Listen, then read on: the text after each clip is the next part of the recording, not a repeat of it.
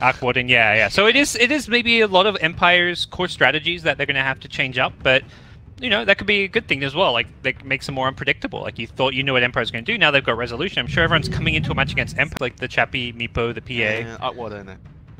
Aquaden, yeah. So it is maybe a lot of Empire's core strategies that they're going to have to change up, but that could be a good thing as well. Like, that makes them more unpredictable. Like, you thought you knew what Empire's going to do, now they've got resolution. I'm sure everyone's coming into a match against Empire like, who are we versing? Like, what is this team going to do? LGD, on the other hand, full 5-man roster, as with every other 17 teams here at the International. And they are going to be doing some LGD things. Kunkka, Ancient Apparition, pretty staple support duo for them. Yep. No big surprises. So many games run this duo. Kunkka, a very good in fights. Like, LGD has always been, like, both the LGD teams, they are pretty much picking a lot of the same thing. They pick a lot of team fights. Kunkka is really good against the Faceless Void opening from Empire. Drop the Chrono and then you counteract it. Fights are very good against the fight, and you have a low. Most of the time you're gonna have there. 10 seconds remaining. Oracle as well, another hero that I think rising. The last event since ML. Yep. EG picked it in both of their games earlier today. That was most notable for me, as this series I was following a bit of the mainstream. Yeah, there was one game, it was against the Bear Rider, so that's straightforward. But the other game, I can't remember. Was it also against Bat Rider? Maybe. But I think it was both games. The hero is already, I think, pretty good right now. He does provide a lot in terms. Good in the lane. I would say the talents are pretty. Kind of like the talent. And right now, Void plus Oracle, not something that that has a lot of synergy together, but it's pretty good against the Kunkka AA. They are both magic based. They deal a lot of magic damage. Fate's Edict is going to be able to counter that. Yep. So if someone gets X and they're about to get initiated on, if Oracle's behind them, they can theoretically bail them out a little bit with either the Fate's Edict or the False Promise. And right now, LGD in the second phase, they ban out OD, TP. Two of the heroes that are really good with the Oracle and with the Faceless Void. Very good synergy heroes with the current two picks of Team Empire. Empire, on the other hand, they have removed Ben. Empire is also a team who traditionally, I'm not sure if it changes with Resolution coming in, would run that mid carry. Like, FN in the mid role was more of a carry than Chappie, for example. It seems like that may still apply with Resolution, we'll have to wait and see, but FN definitely is a very greedy mid player. In the game where I watched, they had the Luna. They pretty much have two very heavy farming heroes. They actually had Luna, Queen of Pain, and Faceless Tricol. So I would say they were pretty greedy. Yep. All three of them want a certain amount of farm to be able to. We're gonna make it this big team fight for LGD. They get the Magnus. We're gonna be seeing some Troll. big 5v5 action. Maybe Magnus. Not sure what they're gonna go for. There's a lot of combination Magnus, but it does tell us that team fight is the way. Yep. Fight on top of team fight. How do pretty much a few ways you can respond to heavy team fight. You can go for like wave clear in terms of your overall lineup, so that you constantly push out the waves and you make it very difficult for the enemy team. 5-man, 5-man. They go for the Clockwork. Good hero against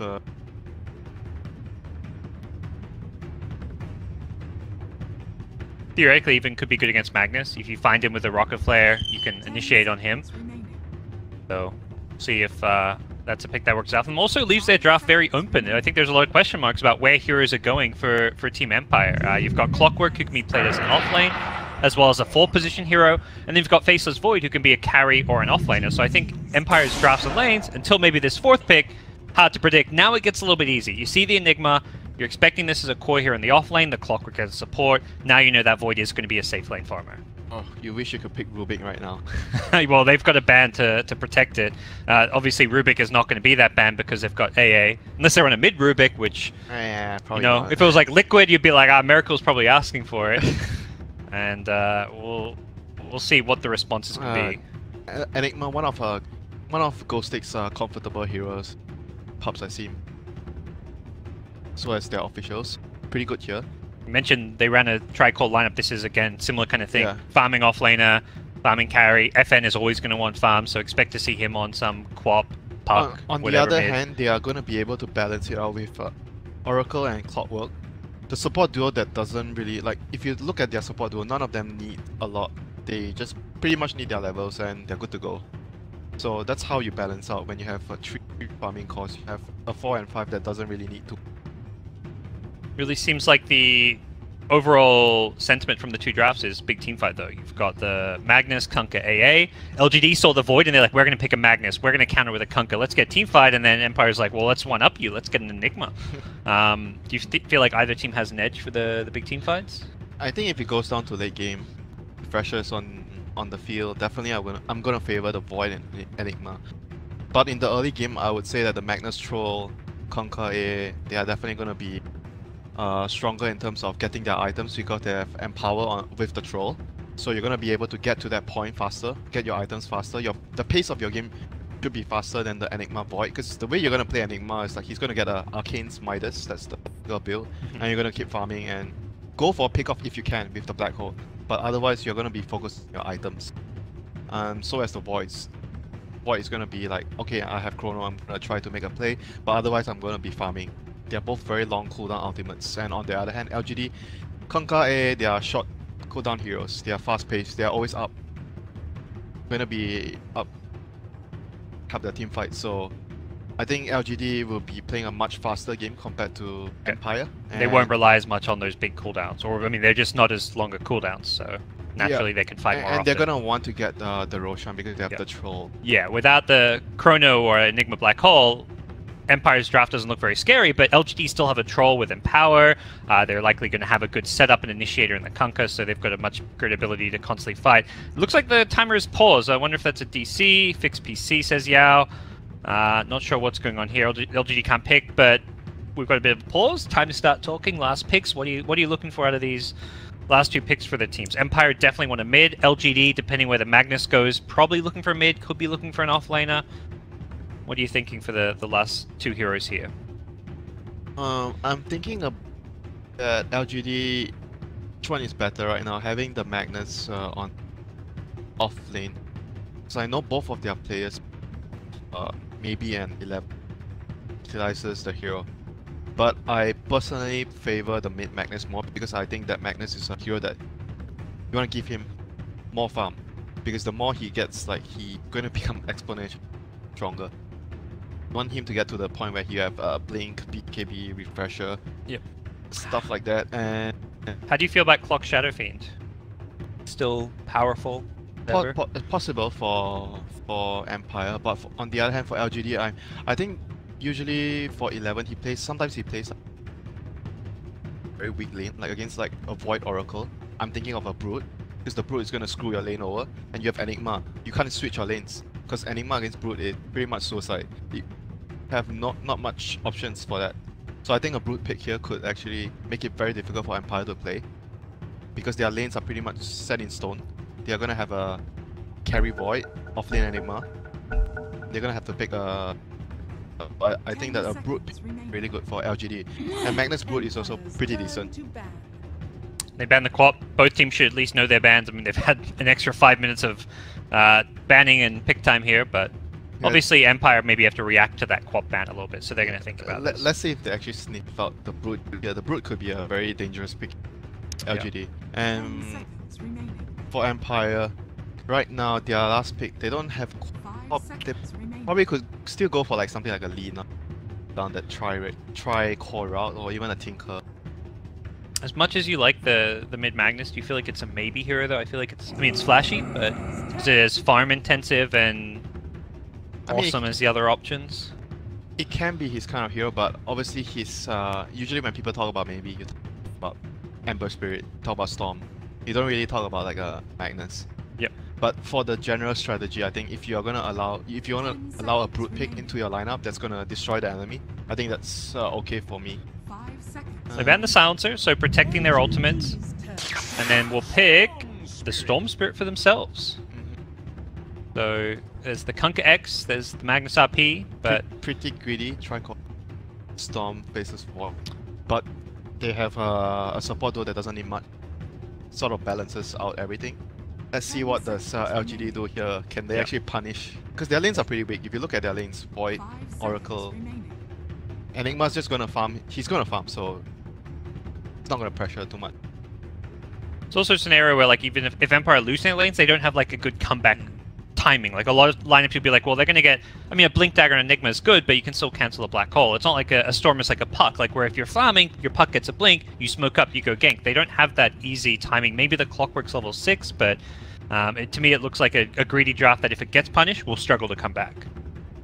Yep, but if it gets to late game, I think that they're gonna be pretty much. You gotta favor them. Yeah, you're gonna be pretty much happy if your Empire if it goes past like 30 minutes. We'll see what the last pick is. That may be something that suggests that LGD could match them in the very late game, or they may, like you say, try and punish the greed. Either they go like maybe an Ember so that they have some sort of lockdown, extra lockdown for the Storm, or they try to go for the Brood, which try and screw their lanes, the enemy's lane. That is, it is the Ember Winter. So the safer, I would say the safer pick. The Brood is a much more high risk, high reward hero because the hero doesn't games easily. He's a hero that you pick the hero, you're gonna destroy the lane, but after that, what happens is another story. Ember Spirit, you know what he's gonna provide for your team. The only worrisome thing about the Ember is like Oracle is kind of that counters the Ember and removes the shield, the Flame Guard. And he has the Fate's Edict to deal with the magic damage that the Ember Spirits dish out in the early stages. So it's a pretty hard hero Ember to deal with, in my opinion. Yeah, we'll see how maybe looks to play and adjust around that. Maybe the plan. I mean, he's kind of the key hero to initiate on the fight. You don't go on something else, you may get saved by the Oracle. So as much as possible, Magnus or whoever is going to likely be trying to jump on him, even potentially the Ember Spirit. So. But I'm wondering whether he goes like a physical build. He's with the magnets. I've seen certain players do it, but not sure how well it is, how well it's gonna work because the physical build on Ember is more pace, and you have a Magnus Troll on your team. Those two heroes are gonna farm a lot. See how early movement's out and see exactly what happens. It is going to be Miposhka playing this Oracle in the game and out of the game with this last pick Ember as predicted. See what LGD have in store. 11 playing the offlane Magnus. It will be maybe, or tagged up as Somnus playing the Ember Spirit. Yao playing the Ancient Apparition. Armate playing the Troll Warlord. Victoria on the Kunkka. On the dire side we'll have Ghostic playing Enigma in the offlane. FN, the mid laner, playing the Storm Spirit. Miposhka on Oracle. Support Clockwork being played by Roger. And that finally leaves the stand-in Resolution on Faceless Void. Clipped by the Magnus, by the way. I thought they removed clipping. What happened, Winter? He got skewered. Yep, he got skewered. Does he have a TP? Void has one, yes. Can he pass it? Yes, he can. He can't use it, though, because he TP'd to lane. So, problems. I'm sure it's fine. It's not like a support Magnus. He can't help his buddy out, though. This Void needs help. Miposhka is here, though, to save the day. 11, is he going to cliff anyone else? Does he want in? He's baiting. Look at him, he's baiting. Yeah, he wants to get the Oracle. I'm going to get this rune. Yeah, I'm coming back in. Wants the rune. We'll get it too. 11. What a great start for him. He's taking a lot of damage. He clips another one. The Void will go back down. He wants the first blood. 11. He may pay for his sins here. He salves up the rocket flare as well. Oh, Roger, you troll. He tries to cancel the TP with the Kunkka Torrent. He's not going to get it, and that will lead to Clock being bottom. I'm not sure if that was good to get the rocket though. That's going to hamper his early laning presence. Okay. Well, it was the first blood, but perhaps not expecting the Void to be able to cancel the salve in time to get that kill. Void did manage to catch up and ultimately secure it. The problem is like he can't do anything now. He has rocket flare at level 1. Oh, so it's gonna affect them in some way in the laning phase. I was trying to try and find a silver lining to having rocket flare, but I'm struggling here, Winter. Oh, Victoria, the smoke courier snipe. Your melee hero, you can still snipe those couriers, gets on top of it, no way to micro the smoke. That was a very good play there by Victoria. It's getting much more common nowadays that there is smoke. Oh, FN here in trouble. Torrent landed, he will have another torrent soon. Victoria may just chase for this one, knowing that if he lands this, he could get a kill. Maybe he's also going to rotate in, and it looks like Victoria should just get the first blood. He has the boots here. Another Remnant coming up. Victoria. Oh, he couldn't chase into that Remnant. It was going to do too much damage. And Roger, you mentioned the Rocket Flare. Well, this is the problem. Nice Rocket Flare, bro. Oh, he's got the movement speed advantage. 360 versus 345. He's going to chase this one down, but the Tango regen going to be a bit too much. A lot of action here early on. These teams just settle down. Guys. I mean, you're Empire and you're not losing right now because early game wise, I think that LGD have a much more aggressive early game with the Kunkka and the A. Both of the supports are really strong in the early game. Empire wants to play a much... It's the bash! Oh! Rezo! 2 bashes and like 3 or 4 hits there. It's a level 1 bash. You wouldn't believe it, but it was. So overall right now, Empire gets another extra kill here. So Rezo's gonna have a very, very fast, smooth early game. Are you concerned about Storm's last hits right now? He's very far behind in the mid lane. Because he got chased around by the Kunkka earlier. Can the clock get the courier back? The courier snipe one way. He's gonna cogs it! Roger says! Nom nom nom! Courier for dinner. Oh, that's something new for me. I've never seen that either. That was something new. FN, uh-oh. Cold Feet Root, he is done for. This is an all-in brawl here in the early game. 2 courier snipes, multiple kills, there's been cliffings, there's been lucky bashes. Like, this game has more entertainment than you'd often find in the first 3 minutes than you will in the first 30 minutes of a lot of games. That's why it's very important to control rune. The only reason Yao was there because he picked up the 2-minute rune and he saw Kunkka around. Like Kunkka was like staying around guarding the Ember. And he's like, maybe we can try and do something here. Comes over with the rune, gets that kill.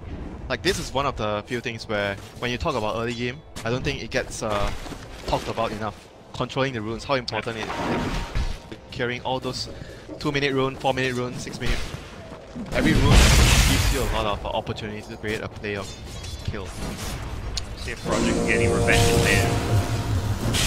Cogs up the Ember, but it didn't look like he wanted to cogs him, it looked like he wanted to push him out. Yeah. Maybe tries to farm some of those cogs. This Ember very far ahead in CS for the mid lane. Magnus at top he's died twice, but he's got some farm to go with it. 13 CS, level 4. This offlane Magnus is doing very well, I would say.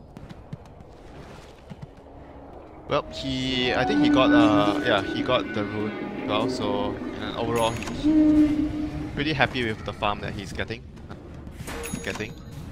And he received any help from his team.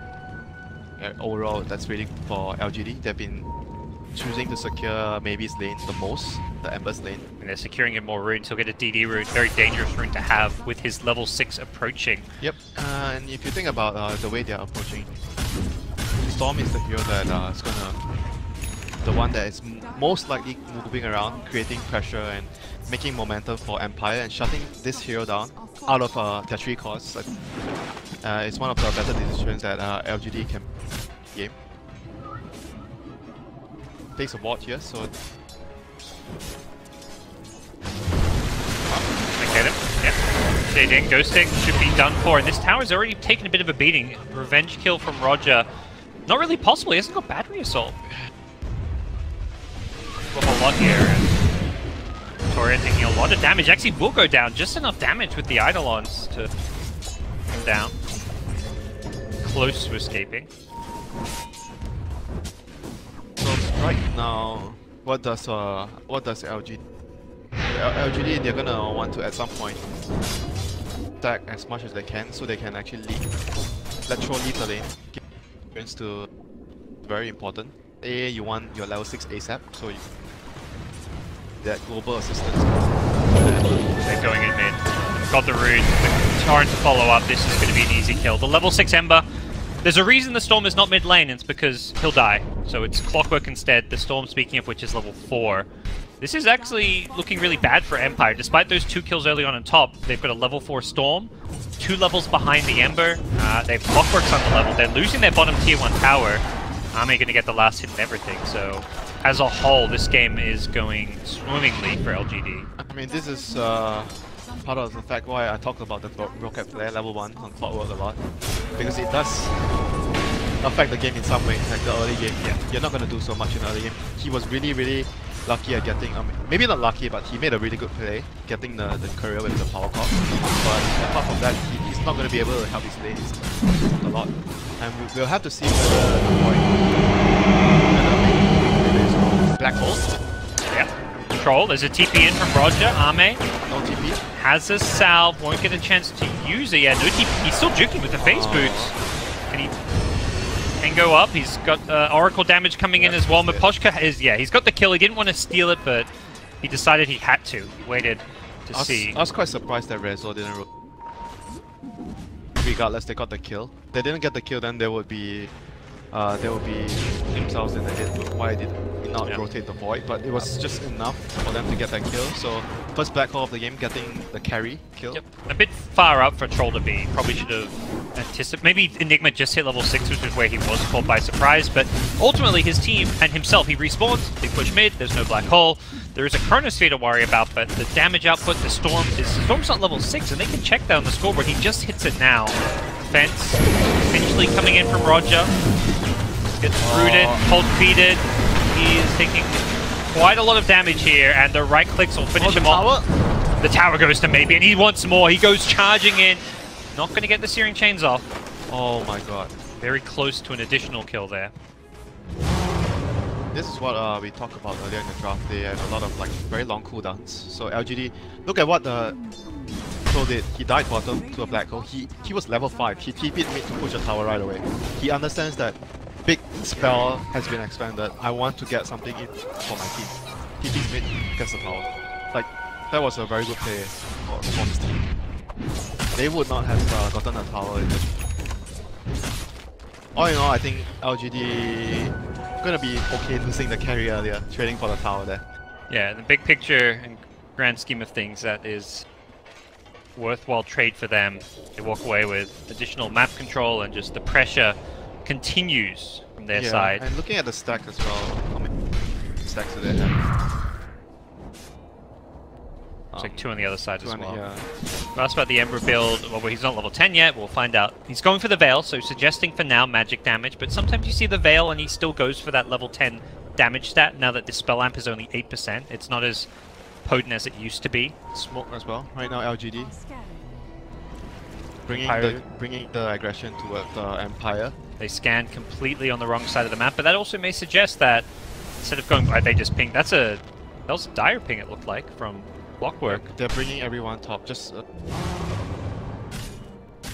the tower. That seems to be something Rezo knows, that they are likely to come top to push.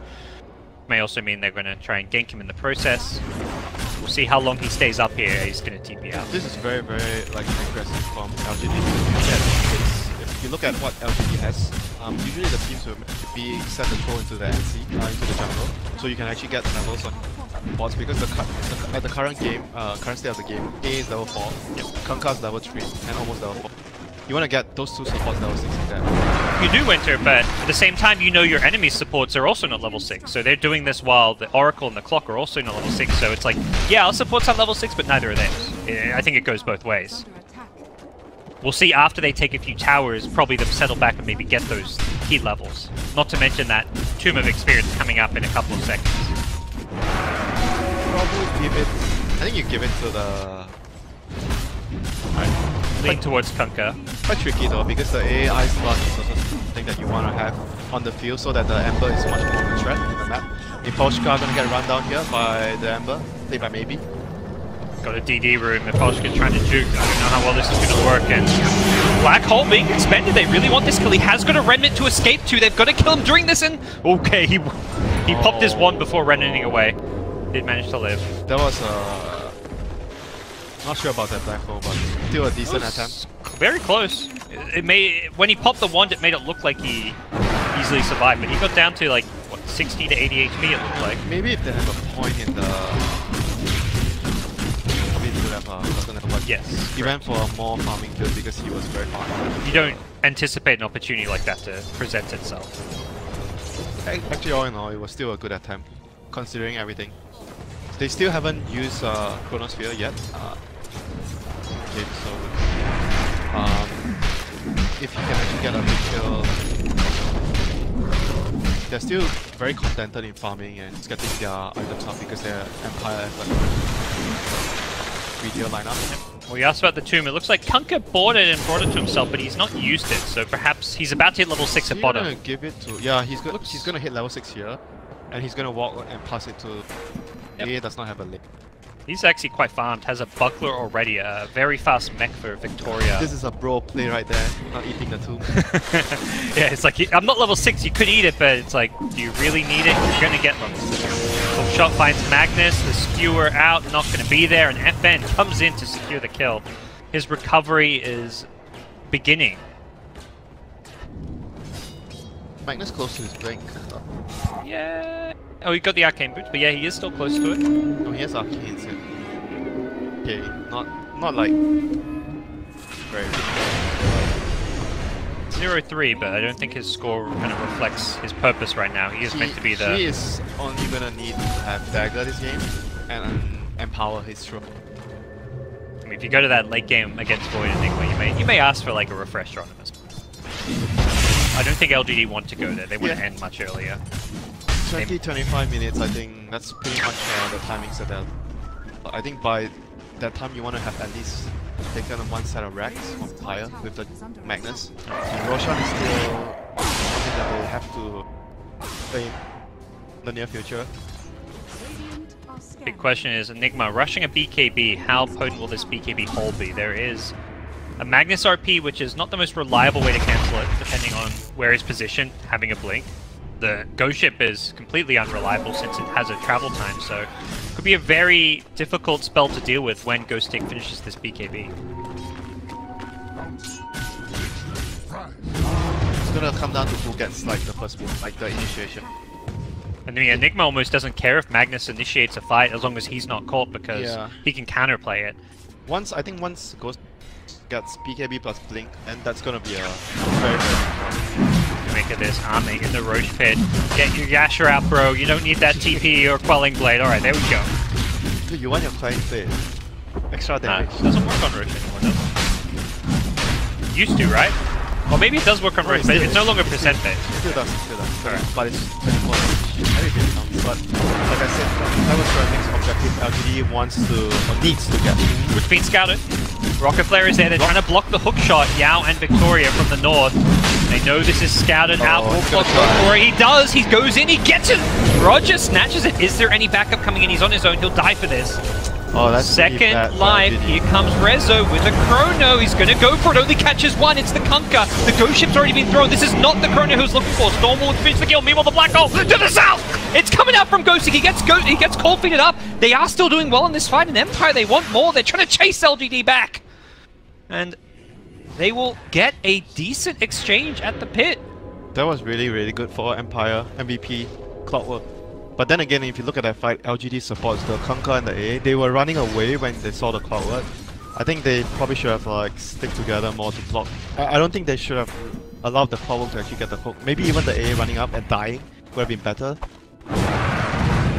FN, he's low on mana. He may have stretched his luck a bit up here. Without a Soul Ring, they know he's low on mana and they will chase him down. But all in all, Empire is still going to be really happy. That was their first chrono. He tried to get like 2 heals, but in the end he was only able to clip the Kunkka, and he wasn't able to get the throw in the chronosphere. But all things considered, it was a good exchange for Empire. Get another catch here. It's on the Void. He should be able to time walk out, but he's stun locked up. He won't get a chance to pick off after pick off. Roger is next on the chopping block as he gets X, pulled back in, brought down. That is... Again, this is what is going to happen. Last fight, even though it was good for Empire, they had to expand their Chrono and Black Hole. And once those 2 spells down, LGD just runs at you. I mean, this is... You can imagine how bad it would be if LGD had taken the Aegis and won that fight. That was such a high-risk play for Empire that somehow panned out. And the result is still multiple towers pickoffs going LGD's way. Sure, maybe the Storm shouldn't have been picked at top and the picks at mid could have been avoided, but ultimately you see how strong LGD are right now when those ultis are down, like you said. And this could be even worse if not for some small but massive plays coming out from individual players like the Clockwork. Yep, so the Ember actually indeed skipped the magic. And he No, he went for the damage talent. Yeah, he's got Empower, I guess, to complement the damage talent. So it's gonna be like some magic and some physical. It's gonna be like the in-between Ember Spirit. Well, the Veil is like, sweet, you get 25% magic resistance removed from your enemies. It's a huge boost in magic damage. 8%, you're like, that's not worth it, you know? Chronosphere was used. He happened? missed the chrono on 11. Not sure if you caught that. No, I did not. We tried. For Rezo's sake, it's probably good we did not catch that one. How can you be so biased, Parker? I know what you're talking about. What Chrono Winter? I didn't miss anything. I've never missed a kill in my life. So, Miss Chrono, LGD, on the other hand, doing the right move again. Yeah. Smoke, running at the enemy. And no, there's no Chrono. 11's ready to initiate. Likely to need any ultis for this kill. Toshka will be done for. 11 staying smoked up on the side. He wants to wait for a bigger kill. And with smoke still active, could use this to scout out Did someone. see the Enigma? Yep, it's been pinged. This is gonna be bad if they catch him out. He's close to his BKB. Tucked himself in the trees though. Looks like, yeah, he'll TP himself out of Empire it. needs time. Empire needs time. They have to buy maybe 5 to 10 minutes at least to farm. This ward, bro. Once it may be down there. There we go. That's a good ward. Yeah. You didn't put on the cliff, the obvious one that can get dewarded, so... That's a really good ward. Radiant's top tower Someone placed his ward in my pub yesterday. It's like, yeah, that's a really good ward. Did you commend him? No. Seriously, commend him. I was on the opposing Storm, pulled back in, brought down. Thought he could TP out after the Searing Chains, but Kunkka was there he as was well. trying to, like I said, buy his team time, creep skip. They're gonna have to do all these kind of shenanigans because right now the game is way too fast for Empire. They have to slow the pace of the game down. And unfortunately for them, the only one that can actually creep skip reliably is the Storm. I mean, you can to a certain extent do it on the Void, but it's not going to be very quick and safe. You say reliably, it's similarly not very safe for the Storm, as we just saw. There's multiple good initiations with Ember having a blink, Kunkka, just being Kunkka with level 4 X max the spot. May even see some kind of blink or Aether Lens on him, and Magnus could theoretically just blink RP, so they've got lots of good catch options. Well worth using. Have we seen an RP this game? Yeah, you know, it's At some point? it's the threat of the RP that's scary. More like the Empower until this stage. Empowering the Troll and the Ember all the time. He's definitely helped them farm faster. You can clear talk about ranges. the RP all you want when you pick a Magnus, but truthfully, the Empower is the thing that big part of the hero. You pick the hero for the Empower in a lot of games, not just talk about the RP. All the more reason I guess you would happily use it for a solo kill on Storm. It's not a key spell for a team fight for them necessarily, or to press their advantage. If you can get a solo pick on a Storm, you'll happily throw an ultimate for it. Yeah, I think right now he's just like really happy and just making sure that he's empowering the Troll. If he gets a pick off, he gets a pick off. If he doesn't, he's just gonna keep farming and keep skillet. You think he's really happy because his job in life is just to empower his teammates? I mean, if you win, as long as you win, I you don't know. know. To me, winning is everything. You can be doing the shittiest job in the game, just like a lich, but as long as your team wins the game, you know, that's all that. I'm surprised that he actually didn't go for a Midas on the Magnus. He goes for a less greedier like build, more to the team, so that he can initiate. It's like a smoke, you know. He wants to Shadow use his Blade. RP, you know? He's hearing you, Winter. He's like, oh, I'll show you RP. You know, I'm thinking of it on another angle. I'm not using my RP, so I'm just getting a Midas to keep farming. He didn't actually skill RP until like level 9 or 10 or something, because he was just bombing very early on. You know, KP would have gotten a Midas.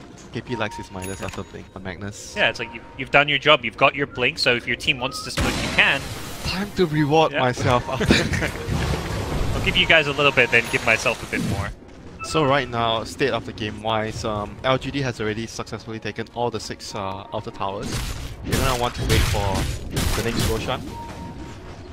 Item wise, I would say that the next big item is the BKB and Throw. I think that's gonna be their like Throw is like spend. When you get the BKB, it's gonna be a huge power spike. Oh no! He's got a BKB, but he won't want to use it for this. Oh, that is Yeah. no good. Like That is not slowing the game down, that is speeding the game. I like the blink on the troll. position. I mean, the BKB's coming next, but this blink just gives him that. Him and Ember could instantly blink and jump someone, and a hero like Enigma who has a BKB doesn't get a chance to use it. Ember just goes charging in. He has got the X to pull it back out. They've caught the clock. He will be bailed out by the Oracle False Promise. False Promise. He's going in again. This X marks the spot, being spammed on the Ember Spirit. It's like no way to clear the creeps. Ame is on the high ground, being disarmed for now. Maybe he's just going to keep getting X, keep just charging in with the Blink Dagger. This X is so effective as an initiation tool. That's good enough. Enigma's already up. There's no point for them to take any risks right now before the Roshan. Roshan and BKB, that's going to be their strong. And I wonder what Ember's going to build next as well. He's going to have to build like a damage item. Some sort, like generally you see either the Maelstrom, those are the items that the Ember next. The Empower and damage build, do you think there's more likely we see like a damage, like an actual damage item, like the old school like Daedalus type pickup? I'm not sure though. I feel like right now he just needs like some cheap damage. Doesn't need to be too expensive. Oh, Empire, they have their ultis up. Immediately Shadow Blades, Clockwork. No, we had it for the dust, but was not on top of it. I mean, the thing is, right now for Empire, you need to be very careful because the second Roshan is spawning. If you use your Black Hole or Chrono to get a kill, which is not a core or not an important hero, then you are going to risk losing it.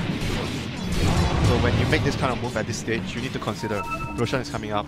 I need to kill a hero significant enough to stop them from getting Roshan. Pochka runs into Ame. Don't know if he'll be too happy about this one. Chop down BKB was used though. Ame blinks forward knowing that he wants to get something out of this BKB. The BKB wearing off to Ghost Ship. Going to Black Hole 2! Great Black Hole from him! The Storm zips in as well. The Ghost Ship's out of build up. The RP! Even bigger! Holy moly! Empire get demolished! 5 dead! And they sing a shanty to celebrate as Kunkka and co march down the middle lane. Oh, where did that RP even come from? He was already in the Black Hole. Oh. He didn't die. Oh no! Thanks to the boat from Victoria there. And that was it. 4-man RP. Fight is over. Rex is down. They're not even going to use their buybacks because they know that, okay, another kill. Well, kill after kill. Rax could potentially get taken. They might actually get another set of Rax here. Can they? Probably not. Not enough damage yet. Yeah, they'll happily back out. Well, in hindsight, Void's probably kicking himself, did not use his Chronosphere, had a chance to Chrono that Magnus. I mean... And paid the price. He thought Magnus was gonna die, but he just barely got it off. With, thanks to the boat from Victoria. Costly team fight there for Empire. So Roshan is gonna be up next for LGD as well, but Empire still has their Chronosphere to contest. I mean, I think they have to go though. If Roshan goes down, I think the game is going to be pretty much over for them. They need to contest this Rosh. If they don't... some of them are smoked, some of them are not. Here they come. Roger, he's going to rocket flare it up. Can he find 11? He's right on top of the Sentry Ward. Uh-oh! He's been caught out. He's going to get jumped on here. They need this Void Chronosphere. They need it soon. The Magnus will go down. He did not have the RP anyways. Marks the spot on Rezo. He's going to throw a Chrono, but I don't think this is a Chrono he can fight under, and I don't think he's could be done for here. He's been caught by the Ice Blast. He may not get a heal off this depending when it ends. It looks like Rezo is just going to die here. Yep, he's dead. That's pretty much their last chance to fight back themselves into the game. They have used their Chrono. Black Hole is going to be up in 50 seconds. Not too optimistic about the chances of holding the next push at all. They need to land a really big Black Hole. That's the only spell they're gonna have. I think LGD is gonna run right down one lane right now because Chronosphere is down. So they're gonna have to deal with only the Black Hole.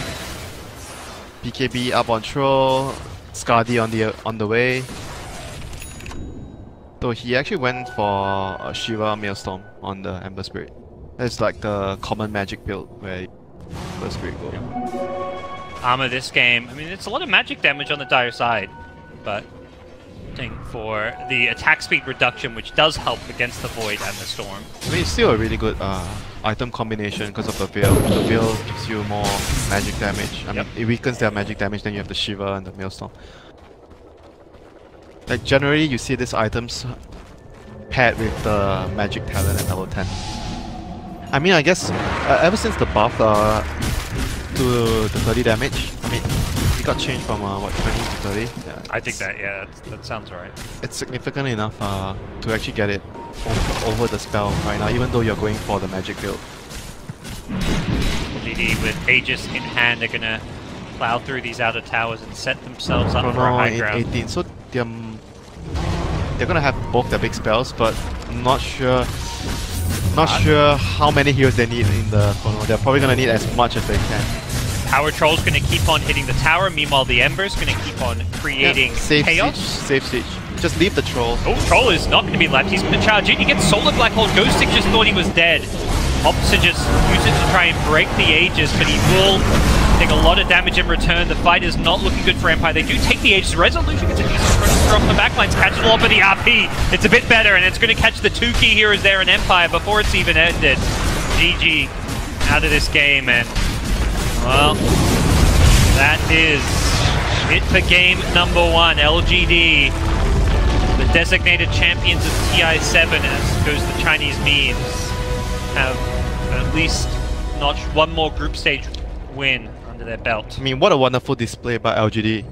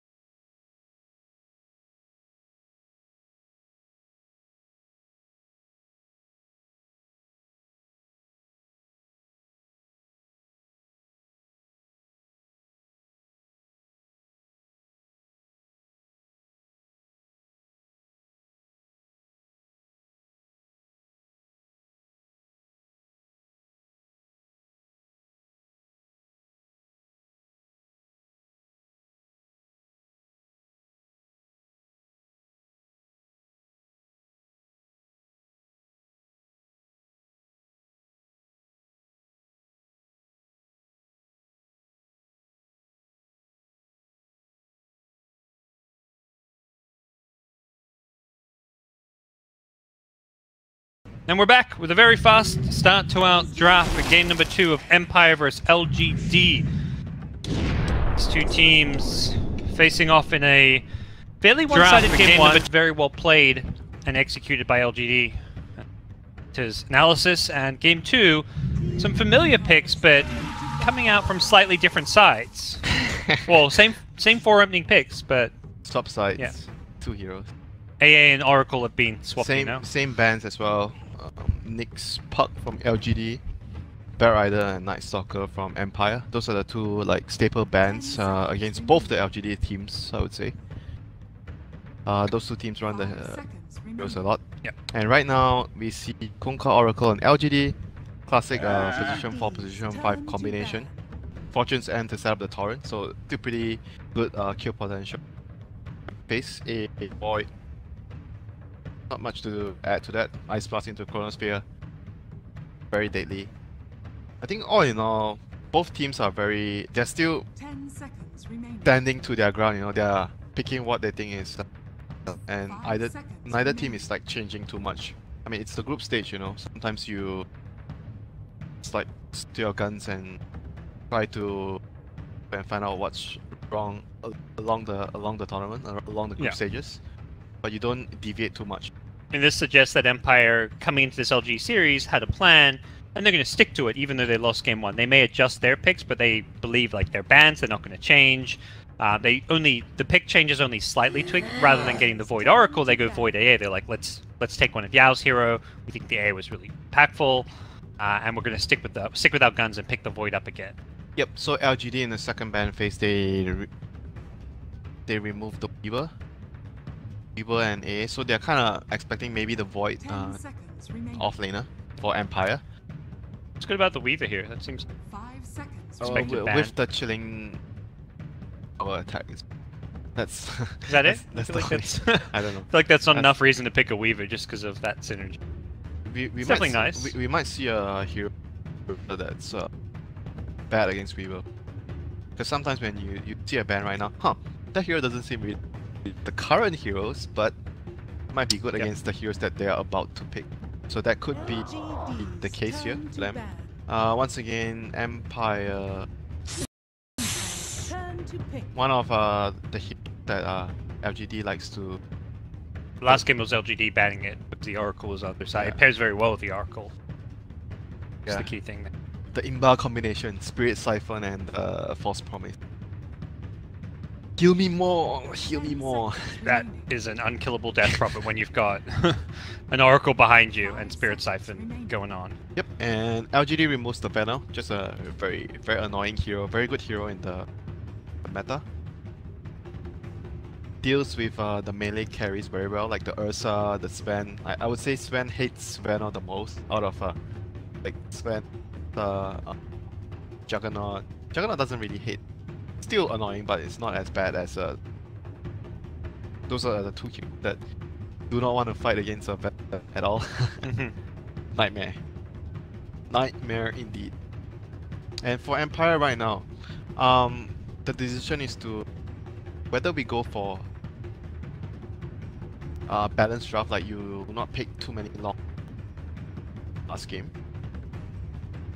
resulted in a loss for them, or like a much.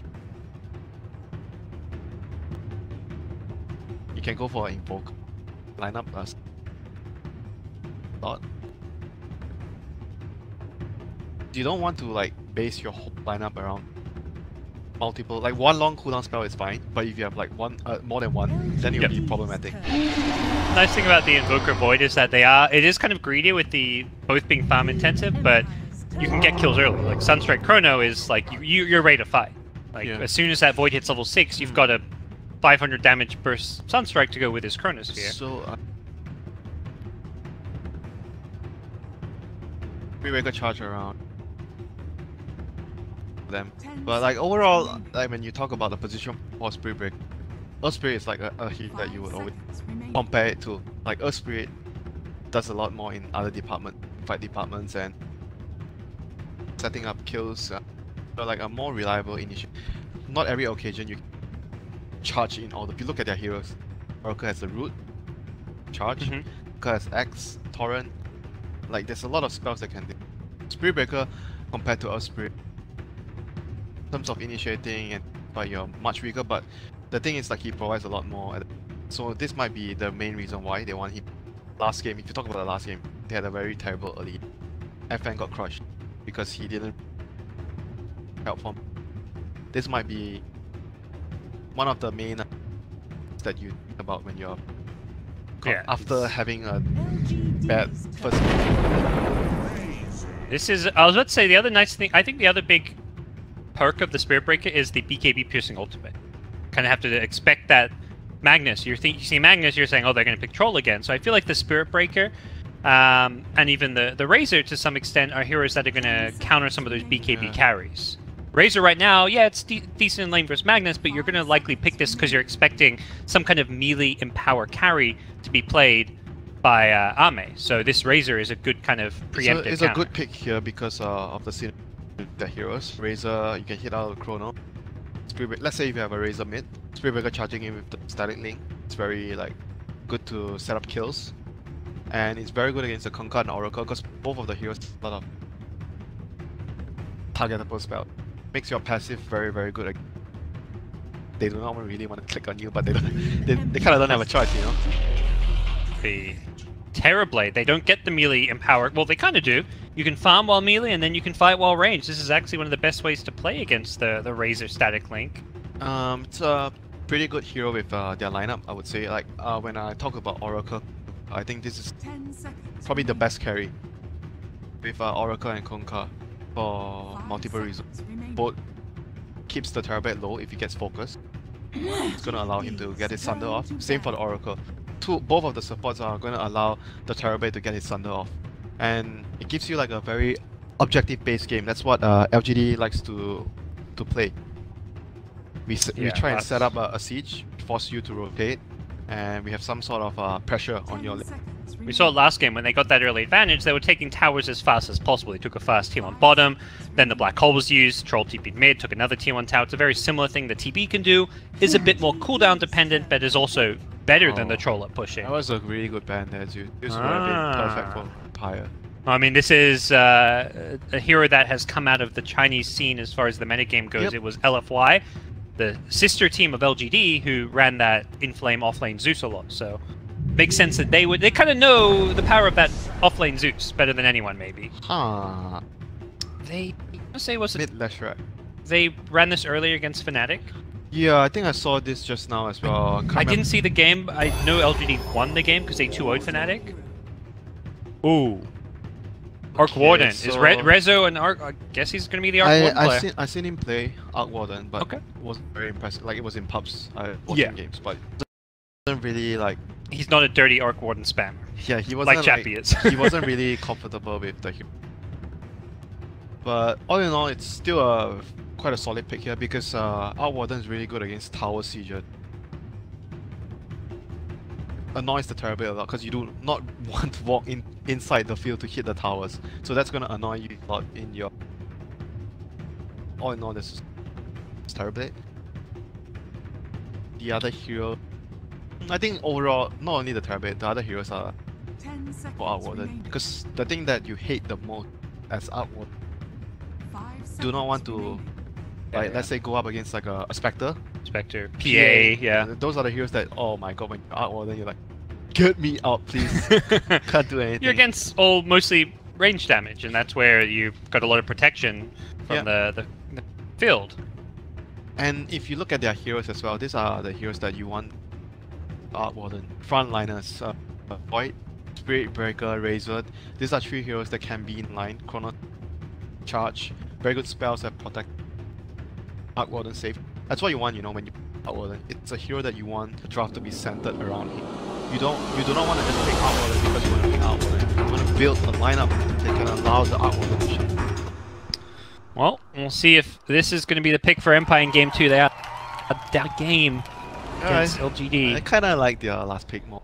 Yeah. I'm going to favor them. I like their draft for sure. I think what we saw in Game 1 is LGD in terms of execution are definitely on point. They've come to TI with plenty, as every team has, with a lot of preparation, and really looked very polished. So I think even with maybe a drafting deficit, as at least we see, this is still going to be a tough game for Empire to win.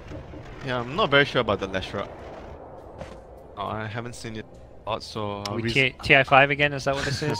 I'll reserve my judgment after the game. It does have a lot of like synergy with Conquer, and they both have spells to set up your split off. That's what you want. Leshra. Want someone else to be able to set up so you can land your spells, do your damage. And so, what does LG? They plan to do some shenanigans at He's gonna bottom. pull the creeps. Yep, this is something we've seen a lot out of LGD. And LFY as well, they love to send their offlaners into the trees, tuck them in, pull a creep wave or two. Some teams started sniffing this one out, like they'll send their, they'll just start scouting out all the trees. You can't do it every game because it's not a reliable way of playing off lane. You want to do it once in a while, once in a blue moon, catch your opponent off guard. But if you're doing it every game, it's not gonna work. And Empire here trying to contest the rune. Will they be successful? Lesh will stand his ground for now. Gets the Kunkka to back him up. Oh, Skewer, can he get him? Oh, top lane, you're watching. Oh, Watching I was like, which rune are you watching? There's a fight at 3 of them. Uh-oh, he could be in some trouble here on the Magnus. Yeah, he's fine. He's fine. He's just trying to waste as much time. So didn't go for the creep wave pull. Instead, went for some rune went for the shenanigans. rune. He saw the. I guess he saw the supports. So he knew he could go for the rune. He's going to now go for the TP out. Oh, Damage. the damage was real there, but he was able to get out. But he does not have a self. Victoria's there. He's like, okay, my Magnus didn't pull the wave. I'll pull the wave for him. Yeah, this is something that LFY do a lot, like Afu for Inflame. If he can't really contest the lane, can't really do much for his offlaner, this is what he does. Pulls the wave, jugs it all the way back to the tier 2. Roger's trying to mess with it. High Pulling, spleen. pulling the Ancients for this wave. He's like, oh yeah, you want to pull this wave to your offlaner? Let's see about that. Let's kill some Ancients together. That was well played by Roger. That was a really good move there. Yep, he can now try and deny some of these. Gets the last hero. Seriously watching here. Overcomes the Magnus perhaps. Still going to be a wave for 11 to farm. The key thing is you can't get two. If you get 2 waves to meet up between the towers, then not only does 11 get these last hits, but he starts denying creeps as well. Yeah, and he's gonna get the next wave back to his tower as well because he last hitting her. He can pull the wave back. So by just pulling it, yeah, he still gets last hits, but you make sure he doesn't pull it to a creep wave. So far right now, both the offlaners somewhat getting decent farm, decent Magnus and Void. Yes, mid lane. Unless you're struggling. Yeah, I think this matchup should Razor. I'm not a mid player, but this matchup should be Razor favorite. Oh, for sure. I mean, it's not the old school Lash where you max Lightning Storm and it does 600 damage per hit, and you kill an entire creep wave with one use. You know, it's very different Leshrac these days. Yep, and you have to worry about like a potential Spirit Breaker charging at you. He's gonna be charging bottom. Not going to cancel. They want this kill. They want this first blood. They get the chilling touch out as well. Rezo taking tower hits, needs to be careful. They're going to take it off, and 11 barely goes down. That was very, very good from Empire. I didn't think they would have gone for the kill. No, I thought it was going to be a cancel charge as well. Roger has another chance to get out of here. He's got the Arcane Room. Because the Spirit Breaker was still level 1. If he was level 2, I could understand. But still, Empire making the right read there, knowing their limits. Gonna award them the first one. The early game they kill both Rezo and the Ancient Apparition, getting very low from the tower hits, but survived. All in all, right now, so laning wise, both the offlaners getting somewhat. But mid lane, here comes the Kunkka. He's got 100 stolen damage. FN doesn't want to turn, knowing those Leshrac spells will be coming up soon. If he gets hit by another stun, could be in some trouble. Yeah, they need to somehow help the Leshrac. Not doing so well in the laning phase. I think at some point they might have to They found 11 trees. He is likely in trouble. Does skewer himself out of the cold feet, but he gets bashed. Roger coming out big. This lane is not going too well right now for Death's info. And comparing him, is actually having quite a okay time. Level 4. Draw last hits. Magnus like 2 last hits more. Killing some bounty runes, getting XP out of it. Yep, and looking at the 2 supports from LGD, so they are focusing on helping the mid lane right now. Yes. Like I said, because Ash is really struggling. Help.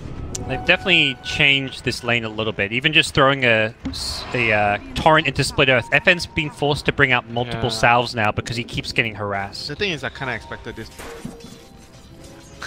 They actually just ran over and there was a ward that stopped. If FN wants to bait this one, or if he will just hug his tower. Can he bait though? That's TP's, well, not really there. AA could TP in from base. The charge is coming out onto Yao. Or will be for FN to charge forward. They are being very patient. They're going to go for the kill now. Here comes the charge. Yao does not get the Fortune's End off. You revealed there was a ward, but yeah, they know now. They know there's a ward. Save his life. Well, the ward actually expired, so they may be even incorrect about that one, as they may look to de-ward it. Yep. So far things are looking good for Empire. 3 kills on their side. Being secured by his supports rotating. And right now, they're gonna try to pressure this Parablade. Charge coming up. Don't think they can get this kill. Looks like just to be some harass, but maybe with some lucky bashes. We'll see how they go. Double bash. Who's gonna get the bash? Neither of them, unfortunately. Ghostic will time walk his way out of there, and Terrorblade will salve up. That's still gonna allow the Spirit Breaker to place the deep walk down. So, all in all, a good move by Roger here.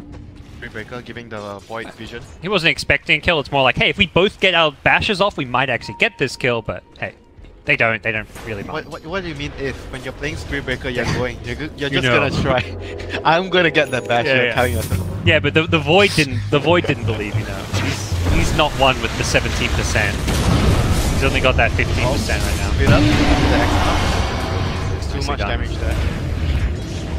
Yep. Pulse Nova level 6. That's right, that's so Getting much very damage. low. Luckily for him, there is no charge as of yet. Gets away. Oh, can he get the Flux off? There is no Shrine to use, and 11 could get chased down here. Resolution does get the Flux off. The courier! Oh. Close. That was Magnus's boots, it looks like. So, when that was happening, LGD, they're able to force down the tier 1 at top. Yep. Can they get more? They've still got Metamorphosis, they've got Edict, but nah, I don't think so. Ending.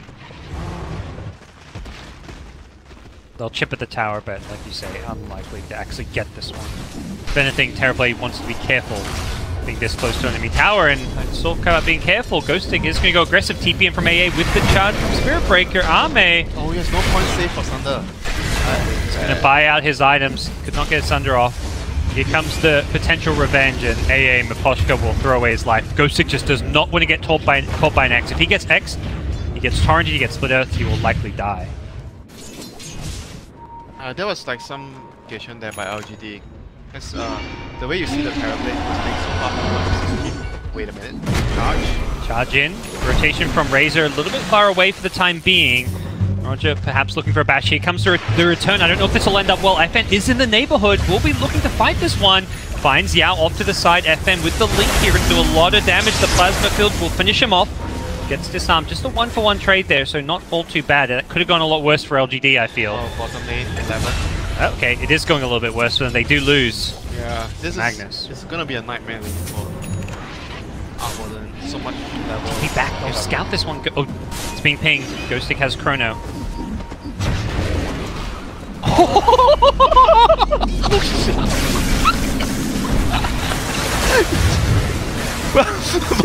He still dies!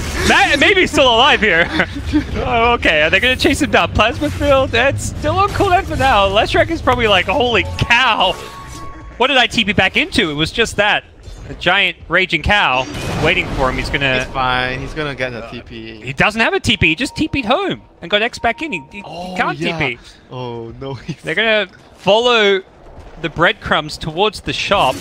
Now the range creep even finds him. Oh god, the plasma will finish him off. Well,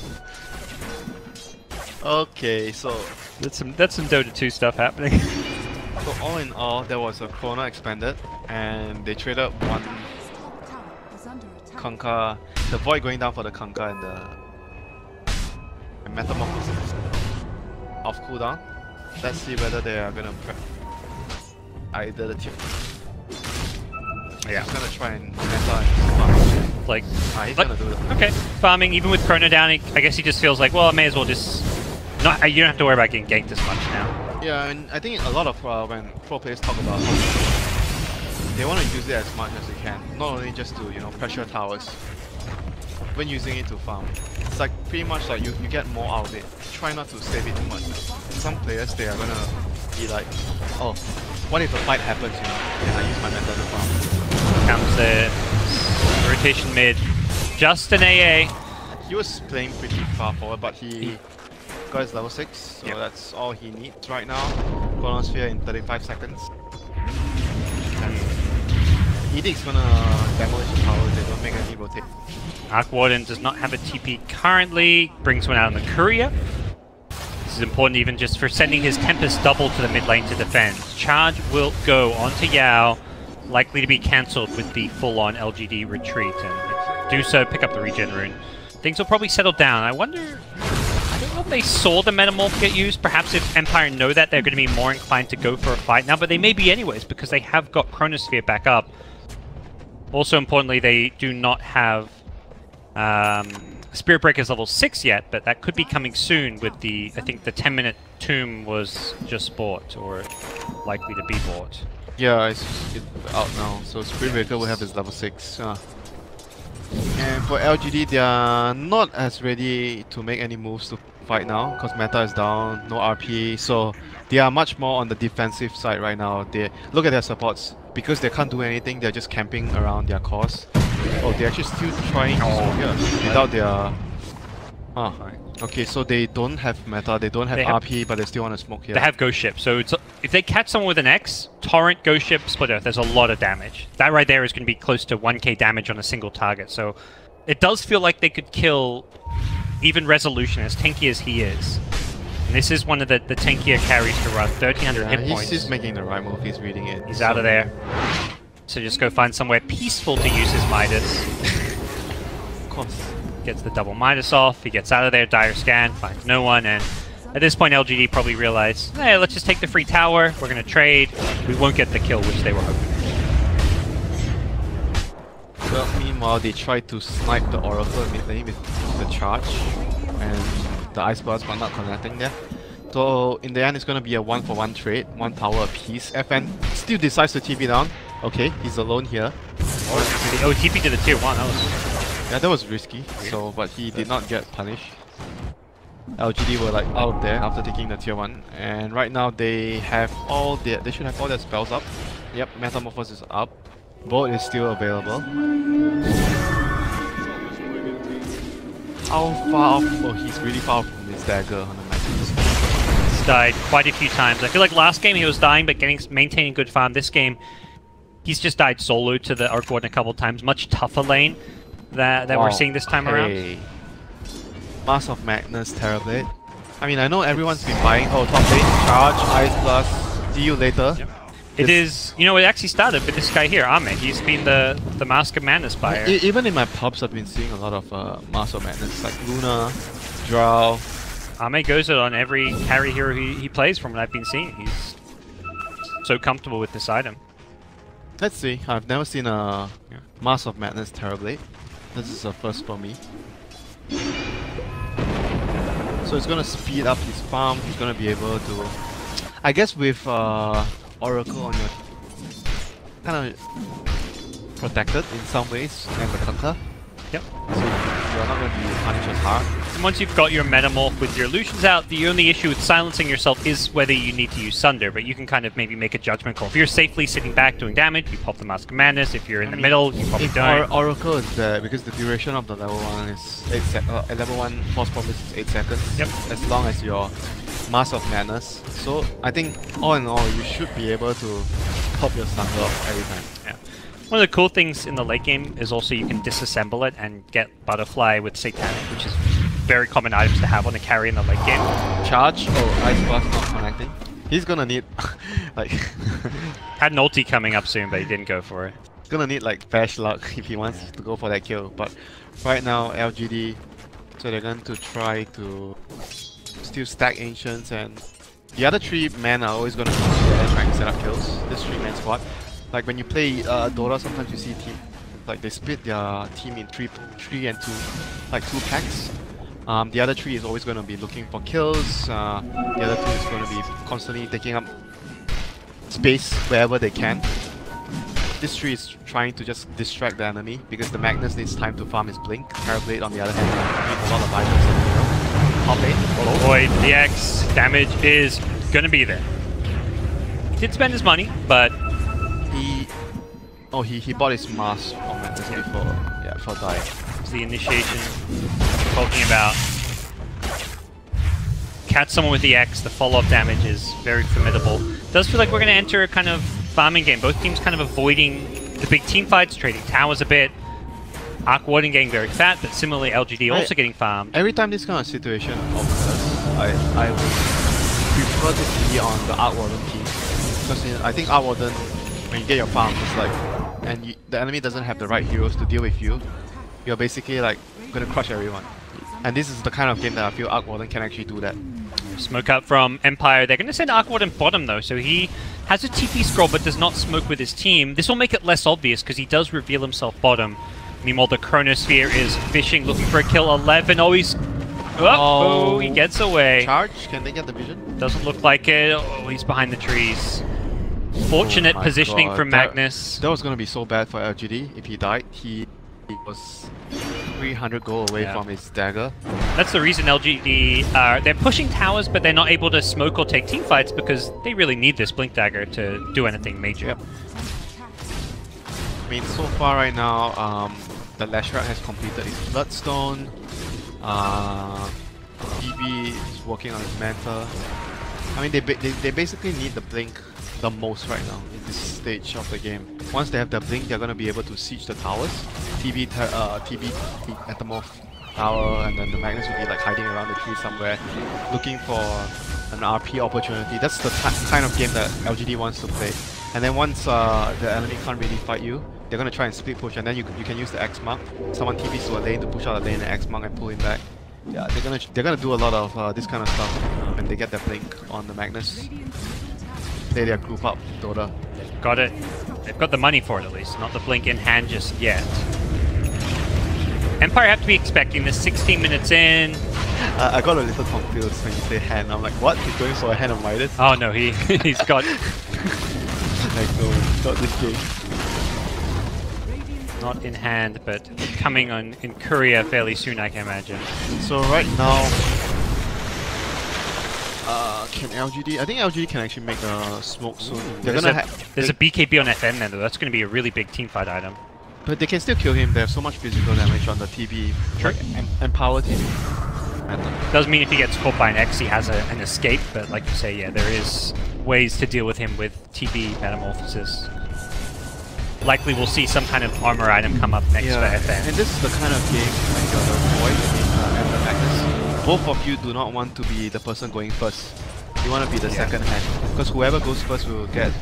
the other person that goes second will get a bigger argument than the first guy. So you want to wait for, like, say, the Spirit Breaker or the Kunkka to start the fight. Yep. And Kunkka is probably the better, more suited of the two to actually do that reliably. So they smoke with the dagger. Oh, is he going to do a random? Oh, he got it! Oh, the Chrono. You talked about the second ulti. It's the bigger of the two. Catches out 3. The save is there from the Oracle. Yao keeps Victoria alive. Has got a ghost ship. Victoria, you may just want to throw this one. He does do so. Applying the aura to some of his team. Spirit Breaker getting bursted down. Maybe his damage output. Gosh, too much to deal with here.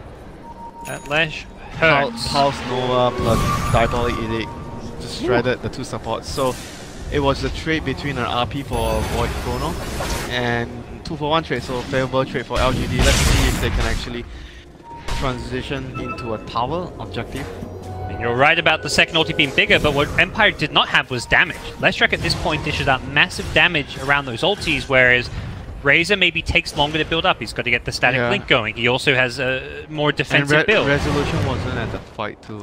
Very true. He's not at a stage where the Arc Warden is able to... I mean, I guess he's actually ready to... He's kind of ready to fight. He can send his illusions in with the Shadow Blade, look for those solo kills on support. He does not have his spot here. That's the item that is going to allow Arc Warden to do. Yes. That's where you get that much shorter cooldown. LGD are pushing with sentries so they won't get caught by surprise by that Shadow Blade. So they still have meta up. They did not have to do that for the tier 2 at bottom. So let's see if they can actually... Because Chrono is still down. Can they actually get more out of this right now? Soon do they consider something like Roshan, or is that still a bit of a ways off probably? Not sure though. Roshan is dangerous this game because of Ice Blast. Ice Very Blast true. can be very problematic in the Rosh pit. So unless they find a clear opportunity where they wipe the enemy team or at least get like 2 to 3 kills, I'm not sure if LGD can be very comfortable going for the Roshan against this game. Because if you look at their heroes, like when they have Chrono and Ice Blast up, you definitely do not want to get do that in the Rosh pit. So with his Shadow Bladed Illusion is going to go look for kills. Won't find a kill off of this. Does some damage, loses his... That's like support nightmare, you know, Parker. Yep. You see an uploaded Shadow 10 plus Blade. double and he runs at you, then you have to buy sentries and he hits you, you're at half HP. This is where, like, look at these LGD support net worth now, 2.3k and 2.5k. They're not going to be going up without, like, taking a lot of towers or Roshan because all their money is going to go into sentries at this point. And they're gonna, like, rely on Team Go at this point. They're not gonna be able to get too much because, like, their tri-cores this time, Magnus, Elish, all 3 of them are gonna take a lot. Chronosphere is back up, so let's see. Charge in mid, looking for Yao on the Oracle. Again, maybe cancel here. They do need to be a little bit careful. They have no vision, Victoria. so they are very hesitant about going in. Yeah.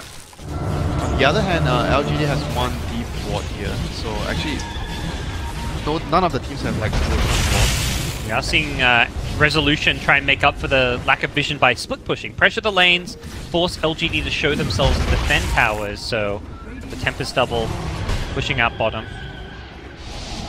Really wants that level 3 ulti as soon as possible to Ice minimize Blast. the downtime. Ice Blast. Should see this one. Oh no. Does get away. Will still get the kill, it looks like, with the Flux, and meanwhile Oracle needs to escape here. Has got 3 to travel, will TP out as soon as possible. Oh, he got stunned. To the north, Spirit Breaker will not be so fortunate. Charge in 2, could be close. No. The root. So that's a Bloodstone charge for the Lash as well. All in all, I think the trade quite even though it was like trading a position for an off lane, but because of the Bloodstone charge, I think it sort of even out. Very much a farming game now with CFN just throwing an ultimate to farm jungle creeps. Everything about this game does suggest we are in it for the long haul, as neither team pulling away. Just less than 1k gold lead. I think the next objective would be Roshan, but neither team would be wanting to commit to the Rosh without like winning a fight, like getting 2 or 3 kills. And right now, talking about item-wise, A lot of Shadow Blades is what I'm seeing. he is getting trinkets. Okay. Against what in particular do you feel this I is? think it's for static link. Static Link? I mean, it's Static link is the most annoying for TB. gonna be high. I mean, it's not normally something Razor can easily get to, but if he does, then No, yeah. the talent, the level 15. Oh, okay. Usually people get the. I mean, I guess this game is warranted because of the heroes. Like usually you get the cast range. Okay, 11 Another again. Another pick. Chrono Ice Blast. I mean, this is very much a game of pickups, farming and pickups. Neither team wants to take the big 5-on-5 fights, and Shadow Blades are being purchased all over the place. Arc Warden has one. Vision is going to Void, be very Spirit key in this kind of game. Getting a gem early, having sentries, observers. Like you want to have sentry. If you're against the Shadow Blades, you want to have like op sentries at very key locations. Victoria's TP'd in. This could be a bad spot to be. Roger behind the Shadow Amulet players there. They don't need Chronosphere. They're going to take this fight. Ame could be in some trouble here. Been caught by the time dilation, slowed down, and Resolution can be there. The Sunder can come out. He's going to die before he gets to use it. Maybe he's just going to charge into everyone, doing massive damage with the ultimate, but he's going to get burst down as well. Cold it up. He's going to respawn incredibly fast here, but he's got very few teammates to play around. Yao does not stand a chance as he gets taken out. That was like so close for. I think LGD should have been able to take the fight if With the Sunder went off.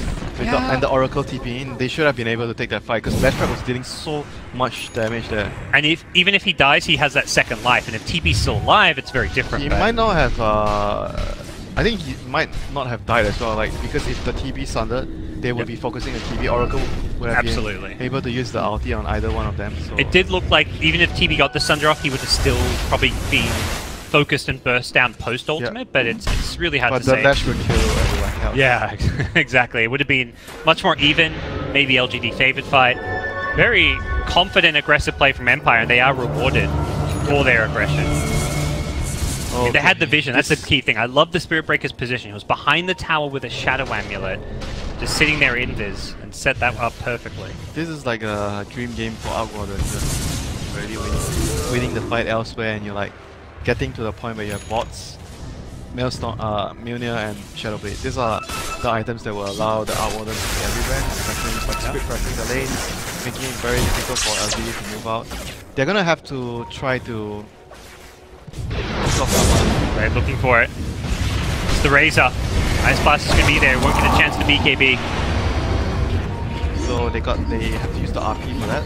They want to get this Magnus kill in return. The blink is up in half a second. He doesn't get it off though. Gets found 11. Will get a chance to blink now thanks to the false promise and will survive as a result.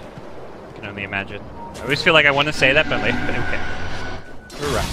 Isn't it like if the thing on top of the hero is green, you're gonna survive because you're taking?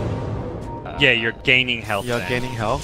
And red, or there's some way where you know you're. I've been told that before, and I'm always like, I'm looking for. I'm like, it's. I don't know. Maybe it's my eyesight. It's not 100% accurate, is it?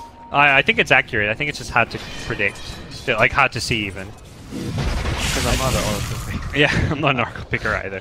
I know that my friend has spoken about it, where you can see the indicator on top of the. I think it shows whether they're gaining health or losing health, not whether they're going to die or not.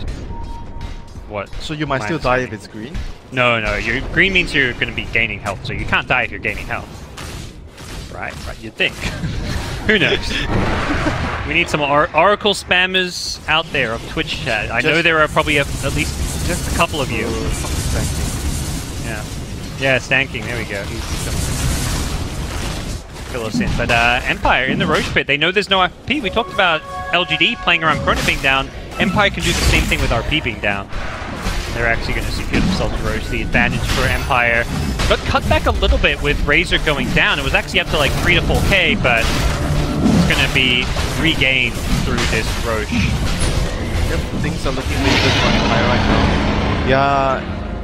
Yeah, Arc Warden is in a stage where, charge. May have been scattered by the creep wave. They put the sentry too late. He's going to try run away from this one. Roger may have thrown away his life. He gets stunned up as well. Roger.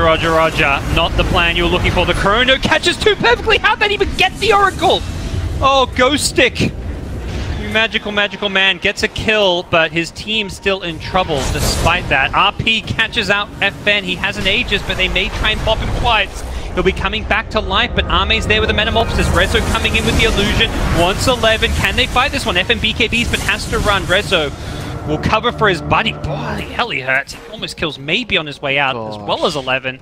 Imagine if his real hero stayed. He may have died, but it looks like he could have gotten a couple kills. This Arc Warden is a huge problem right now, and he has a BKB. Oh dear. On Arc Warden. Yeah. You don't really see this item on Arc Warden a lot, but it tells you that he's really confident that he's already far ahead enough that he can actually get this BKB and join the fights. Because Arc Warden, usually you are trying to stall the game out as long as you can, farming, and you keep snowballing. Well, what we're seeing is this TB versus Arc Warden is the TB isn't killing the Arc Warden in his illusions because he's got the evasion. FN no BKB up. Another personal charge for Lash. He's going to get caught. The return is potentially going to come out nice. Multi-hero charge going to land here. The Kunkka initiate on it. It's Resolution with that BKB. He wants to fight. We'll start by taking down Victoria to the back. It's Ghost Stick getting another kill here. The Chronosphere not up for some time, and it does look like LGD may be okay to fight this one, but it's going to be Resolution constantly plaguing them. It's been scouted out moving forward. 11. The plan here. Resolution just going to find a TB illusion. Still sneaking around. Gosh, he's still farming the jungle. Yeah, he just walked. I can't believe he's still farming. I guess he knows, like, oh, Empire backed off, so it's safe. It's safe. Okay, that's a vision. Okay, that's a bot there. I was like, he didn't see anyone. How did he know? Okay, that's a bot. Bots around the mid lane, the ancient areas. So he saw the boy and the A walking past. Otherwise he wouldn't. That does not make sense at all. Like he was like, how is he farming there? Game will continue on with it very close between these two teams. Like pretty standard stuff. You mentioned the BKB Arc Warden a bit different. The talents all look pretty standard there. Leshrac gets the plus 15 strength. I feel like that's so much.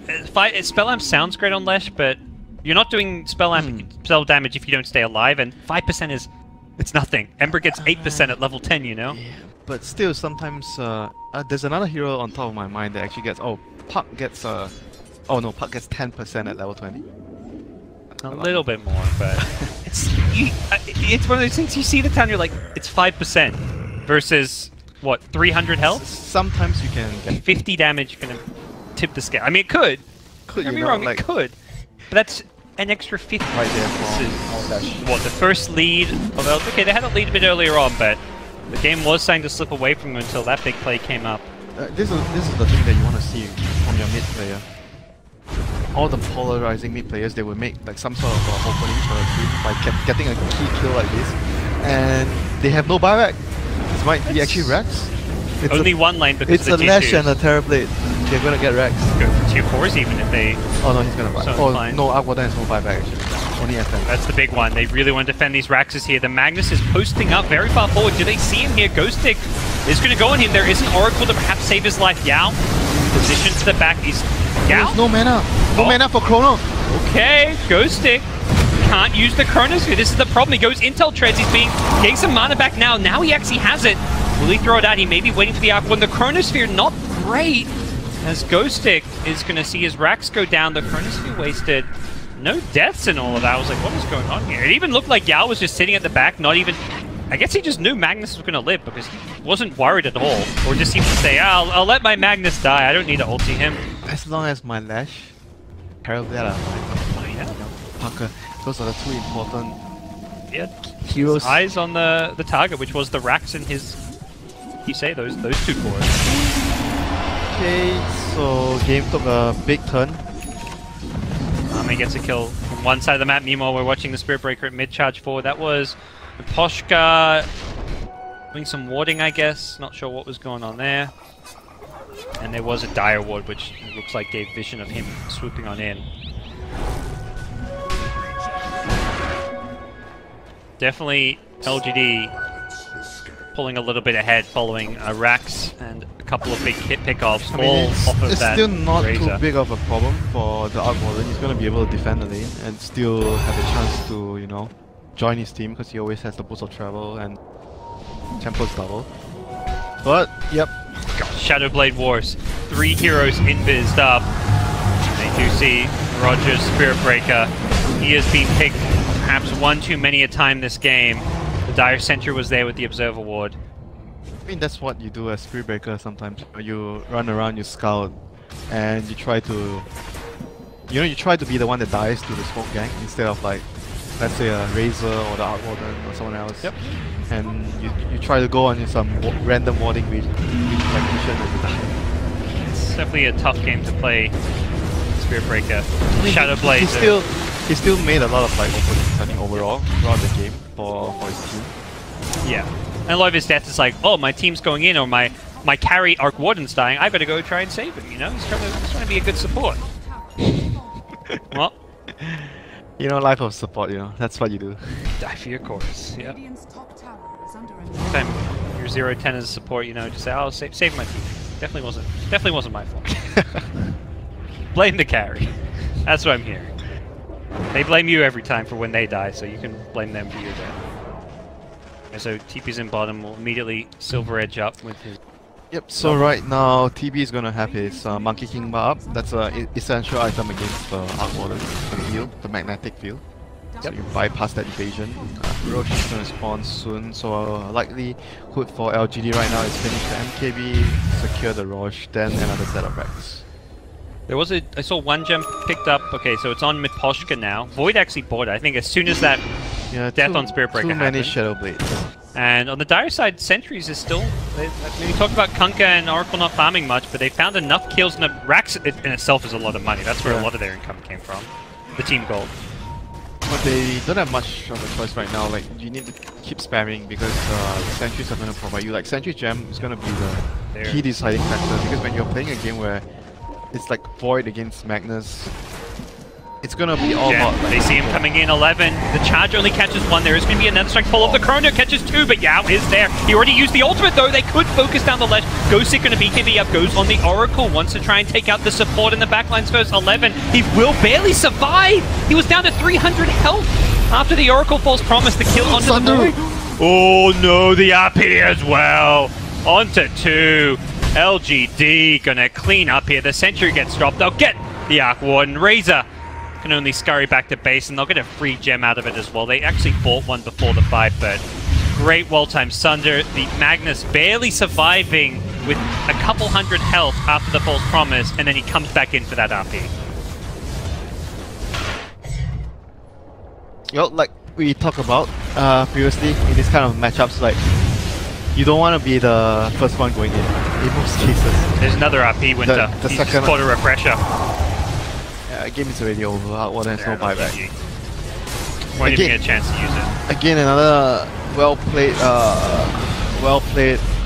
team fight from LGD, allowing them to win the game.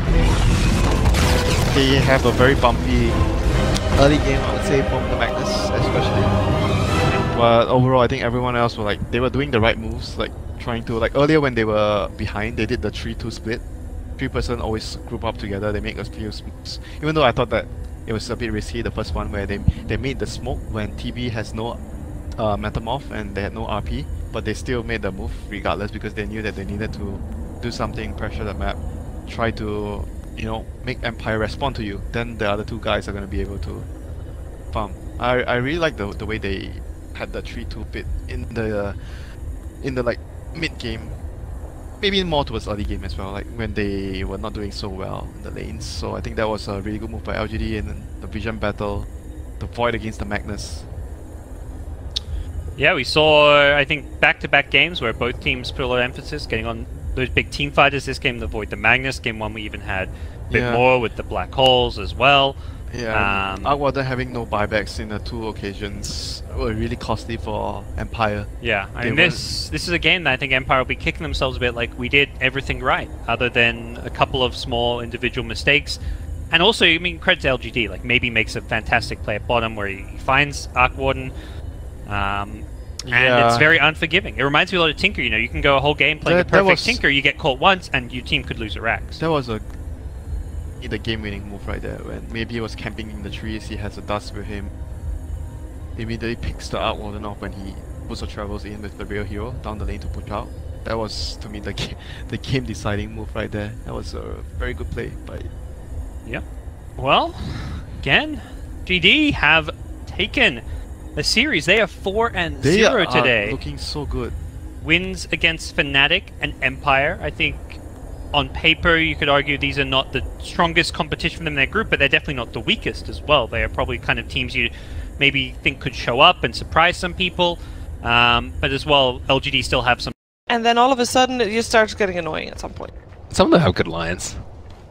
I try to rotate them out. Yeah, maybe I should as well. I do like this tight set, by the way. Let's take a look at who's playing what. We have got Kezu playing the Tide Hunter on the off lane. We got Mate 1 respecting the knee on his Queen of Pain. We got top lane, we've got MP on his Phantom Lancer. Puppy on the Lich, and last but not least, and already very deep inside enemy territory, it is Yapsor on the Earthshaker. Speaking of enemies, well, enemies from Team Secret in this case, but LGD don't consider themselves enemies, of course. It's Ame for Anti-Mage, we have Yao for the Shadow Shaman, and Somnus is going to be playing the Timber Saw. Victoria on the Kunkka, and last but not least, it is... There he is, 11 on the Clockwork. Who's found himself a Phantom Lancer. 11 hasn't skilled anything yet. He could lock them in cogs if he wanted to, but that's just not worth it. He knows that MP is just going to get himself out anyway. There's no kill potential.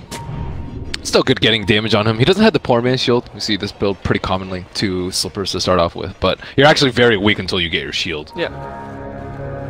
Punched. Okay, AM. Ooh, they're scared to go up that hill. They really are. Rightfully so. They have vision, and I think with that movement there, LGD knows that. So already a sentry on Yao. He might not want to counter it. Now that he knows where it is, they can just avoid it. But that's sweet money and experience. Yeah, I know. the temptation, but it's not gonna happen. So Yapzor gets that block off on the bottom lane, makes things a lot easier for KheZu. I don't actually know if they have enough damage to zone out the Tide. Probably not. Shadow Shaman's right clicks, do not underestimate them. He is hitting like a truck. 74! This is something that carries only dream of. Look at this anti-mage, he's sitting on 57. Yeah, he's like ranged tree. Yeah, it's really it's super high, so perhaps with that, and also no shield on the Tide, and obviously no Kraken yet, so he's okay. At least, as you said, that block made all the difference, making sure that KheZu can get that experience. So looking at the lanes, you already said that that Secret has got slightly stronger lanes, perhaps? Yeah, Quap generally regarded as one of the stronger mid laners, and then Lich in the early game. You should pretty much always be ahead in Golden XP, I would say, in the early game with Lich. If not, you're doing something dreadfully wrong. But yeah, Lich is actually denying up top a lot, just because I don't think that he thinks the Queen of Pain needs help. If it were like Queen of Pain versus Puck, he'd probably head a little bit to the mid lane, but versus Timbersaw, not as important. And especially when you have a Kunkka sitting in the mid lane, Kunkka isn't really going to be able to zone anyone out. Just throw out a lot of torrents and be super annoying. I mean, look at this. This is a lot of damage coming out to mid 1 already, and he does not have the Earthshaker. He's been landing all his torrents, so that's actually pretty good for them, because he doesn't have a Salve coming out yet, and that's a free way for maybe. And that's a very low mana cost spell as well, so you can just keep spamming those out. In the meantime, 11 is having a bit of a tricky time here against Puppey, but he's still getting a lot of experience, so still doing quite okay, I would imagine. Tidehunter's out of mana, poor guy. But level 3, actually, right now with Kraken Shell level 2, the Shadow Shaman is not gonna have as good of a time harassing him out. Yeah. He did get the early Obra Venom on the anti-mage. I do like it a lot when you, because versus Kraken you don't. Yeah, plus 15. Woo. It seems to be the new thing today. Yeah. Every core Orb of Venom. You can actually do something in the early game, because generally you do anti-mage as a hero that doesn't do anything before Battle Fury. But with the Orb of Venom build, I think your kill potential up in the lane goes a lot, especially when you have a ranged tree like Shadow Shaman. It just blast the Tidehunter. Actually, oh, Poppy in a bit of trouble there. Gets stuck in the cogs with the clockwork. With the battery sold on, and 11 gets a first blood. Don't think he's gonna get away from this one though. He's a bit locked in between Yapzor and MP, just trying to find himself a way out. Doesn't have a tango to eat. He did actually, but he didn't eat it, and he didn't get out. Basically, 1-for-1 trade, but worth it for the first blood, and also forcing Yapzor to be top for a little while longer. Has to be so satisfying for 11 killing the Lich. He's like, you ate like 4 of my range creeps. I will get my revenge. I just sense the hate coming up. Yeah. The annoyance of it's awful. Yeah. The thing is, there's no counterplay to it. You can't like do anything about it. It's just gone. You just have to rely on the fact that you can generally kill Lich easy late game, but then again, it's not a priority. I mean, he's just gonna be annoying. No one wants to wait for sweet revenge though, Shiver. You want immediate, swift revenge. All right. Well, 11 got it. Let's see if he got it again. And normally, you should not get caught by Clockwork like that, by the way. I feel like that's Lich is slow. Lich is just very slow. And Clockwork, he didn't even have booted. He's on 315. Yeah. But Lich is on 315 as well. When did he get 315? Was he always 315? I don't think he was always 315. No, I mean, he's probably get buffed. Everybody gets movement speed. Why not Lich? Maybe I just associated him with Crystal Maiden. He's icy hero. Okay, they just Oh, Victoria. That's a very costly double damage rune. He's not even going to be able to use it. He's just hunted down. Puppey one more right click, but mid one's dagger ticked over. That was a crazy fissure. The fissure like pulled him to the other side of it. There was like no chance of him escaping after that. Even without that, it would have blocked him. Oh, man, steal. Yeah, and he had vision there too. There was a ward up the high ground. A bit of a risky double damage rune grab. He's still... It takes away pressure from Maybe, because now Maybe doesn't have to worry about getting harassed by Quap with DD. That's even worse. Mid one actually went for a 1-1-3. No 2 points. Prioritizing farming a little bit more. Realizing level 3 reactive with Cloak and Poor Man's Shield, probably not the best play top lane. Nope. Top lane has a dead Phantom Lancer. Uh-oh. Victoria rotated around, and that's all it took. He got 1 X mark, 1 torrent. All of a sudden, that's a very costly one, and they get. They should be able to get this ward. I think the creep's gonna see the range creep and the siege creep. Yeah, before the C3 disappears, and P still gets the gold as well. That's nice. That's very satisfying. Is that like revenge? No, but I will get your ward. You know that that's a fresh ward, and Yeah. at the start of the game, these wards are so important. You're very limited as a support, and they're very expensive as well. And especially if you're a Kunkka that's just roaming around, you're not going to get that much gold out. So, it's a costly. Look at that scan! How did they know? I wonder if they know that he placed a ward there. There's a soul ring headed up. They probably did, because they scanned that he was there. I don't know how they realized that it's nighttime. They shouldn't know, right? Yeah, just That is very aware. yeah, definitely know where Kunkka's gonna be. He's the one that's doing the majority of the roaming, so he's either in between mid or top after killing top lane. But now it's just Puppey sitting in the middle lane, and Quap is making a move towards bottom with that level 6 Yapzor. This is such a tough game. You look at Yao. Yao's like sitting right behind. So if Quap blinks in, it's already strange that Quap's left her lane because she's not level 7. She doesn't even have boots, so you know something funky is happening. So we got an Invis rune on the Kunkka in the meantime, trying to wrap around behind the mid tower. So if that gank happens on bot lane, they'll probably rotate around here or make a move here too. They already are going. Puppey taking a lot of damage already. Kezu can't really do anything about this, and Puppey will drop. Maybe just getting an easy kill right there. Kezu obviously tanky enough to survive, but he can't really do anything either. And in the meantime, Quap almost dies on bottom. She got shackled from the fog by Shadow Shaman, and now they already had a shrine. So this is they need something to happen pretty soon. Tidehunter is level 6. He just did skill Ravage. I actually see Tidehunter's not skill Ravage because they can farm the Ancients a little bit faster without it, but they need space for the PL. PLs might die again here.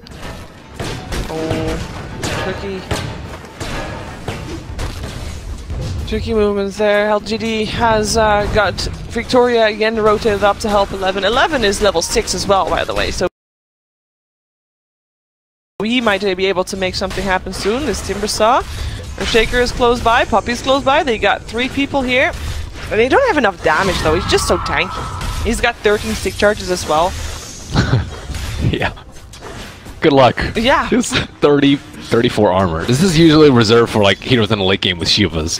That's that high tier of armor.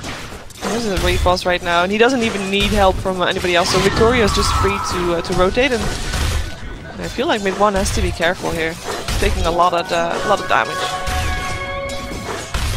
He's fine though, for now. How fun would it be just being a Timbersaw in this situation where no one can touch you? And the amount of lockdown that's there is just Earthshaker. Yeah. And he doesn't want to stand too close, because as you said earlier, he's just going to be a support. He's going to be very squishy, and he's also going to be in a lot of trouble right now. And he's also going to be very dead.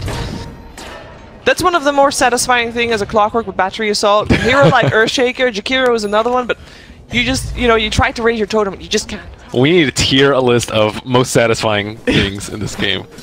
Killing Lich after he's denied you a bunch of range creeps. Battery Assault. Battery Assault. Especially knowing that he's one of the heroes that has one of the only disables. If Clockwork can get a jump on Earthshaker, it's just a free range for the Timbersaw to do whatever he wants. Yep, especially a support Earthshaker who's not likely to get Force Staff anytime soon. Puppey's doing his best to prevent this mid tower from falling, does constantly Frost Armor it. However, doesn't really look like he's going to be able to save it from its imminent demise. And at the same time, Ame's just sitting on bottom. He has a Zuv, he went to work on those heroes, but now he's going to work on those towers. Yep, well, his anti-mage is not pressured at all. Or is that, how satisfying is that? Just being able to free farm as anti-mage with no one in your lane. I can't imagine how, that must be very boring for him. Like, here he is. Carry players love hitting creeps. I know, but I can't relate to that. That's just not, I would want to fight. Yeah. But yeah, I mean, he's having a great game so far. He's not being pressured. Kezu, I thought Kezu was doing quite well at the start, but he wasn't able, obviously, to pressure an anti-mage at the same time.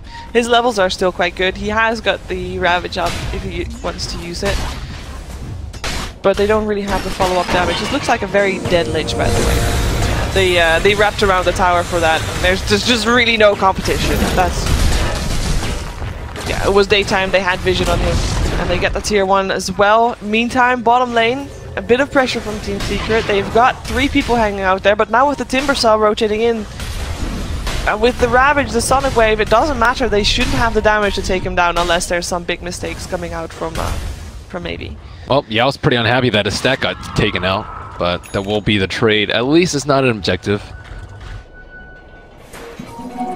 And actually with the Timber Saw rotating, at least Phantom Lancer was alone for a little bit. I say a little bit because they're still Victoria, they're still 11, and they should still be able to get that kill. He's going to try to dodge that. A lot of damage taken. He's actually able to get away. Nope, never mind. Anti-Mage coming in. Mana Void doesn't do it, but it doesn't matter. There's no mana on the Phantom Lancer. Sonic Wave, actually! Ame, gotta be careful, and MP just turns around and punches him and gets the kill! That Queen of Pain, I don't think that Ame was aware that was a Queen of Pain coming out to help. Yeah, he just got bursted down. Bursted down. He could have blinked out. I think he thought that one more kill would kill the Phantom Lancer, but Phantom Lancer, I'm not sure if he like sticked right before the Mana Void, but regardless, not enough damage. Level 1 Mana Void.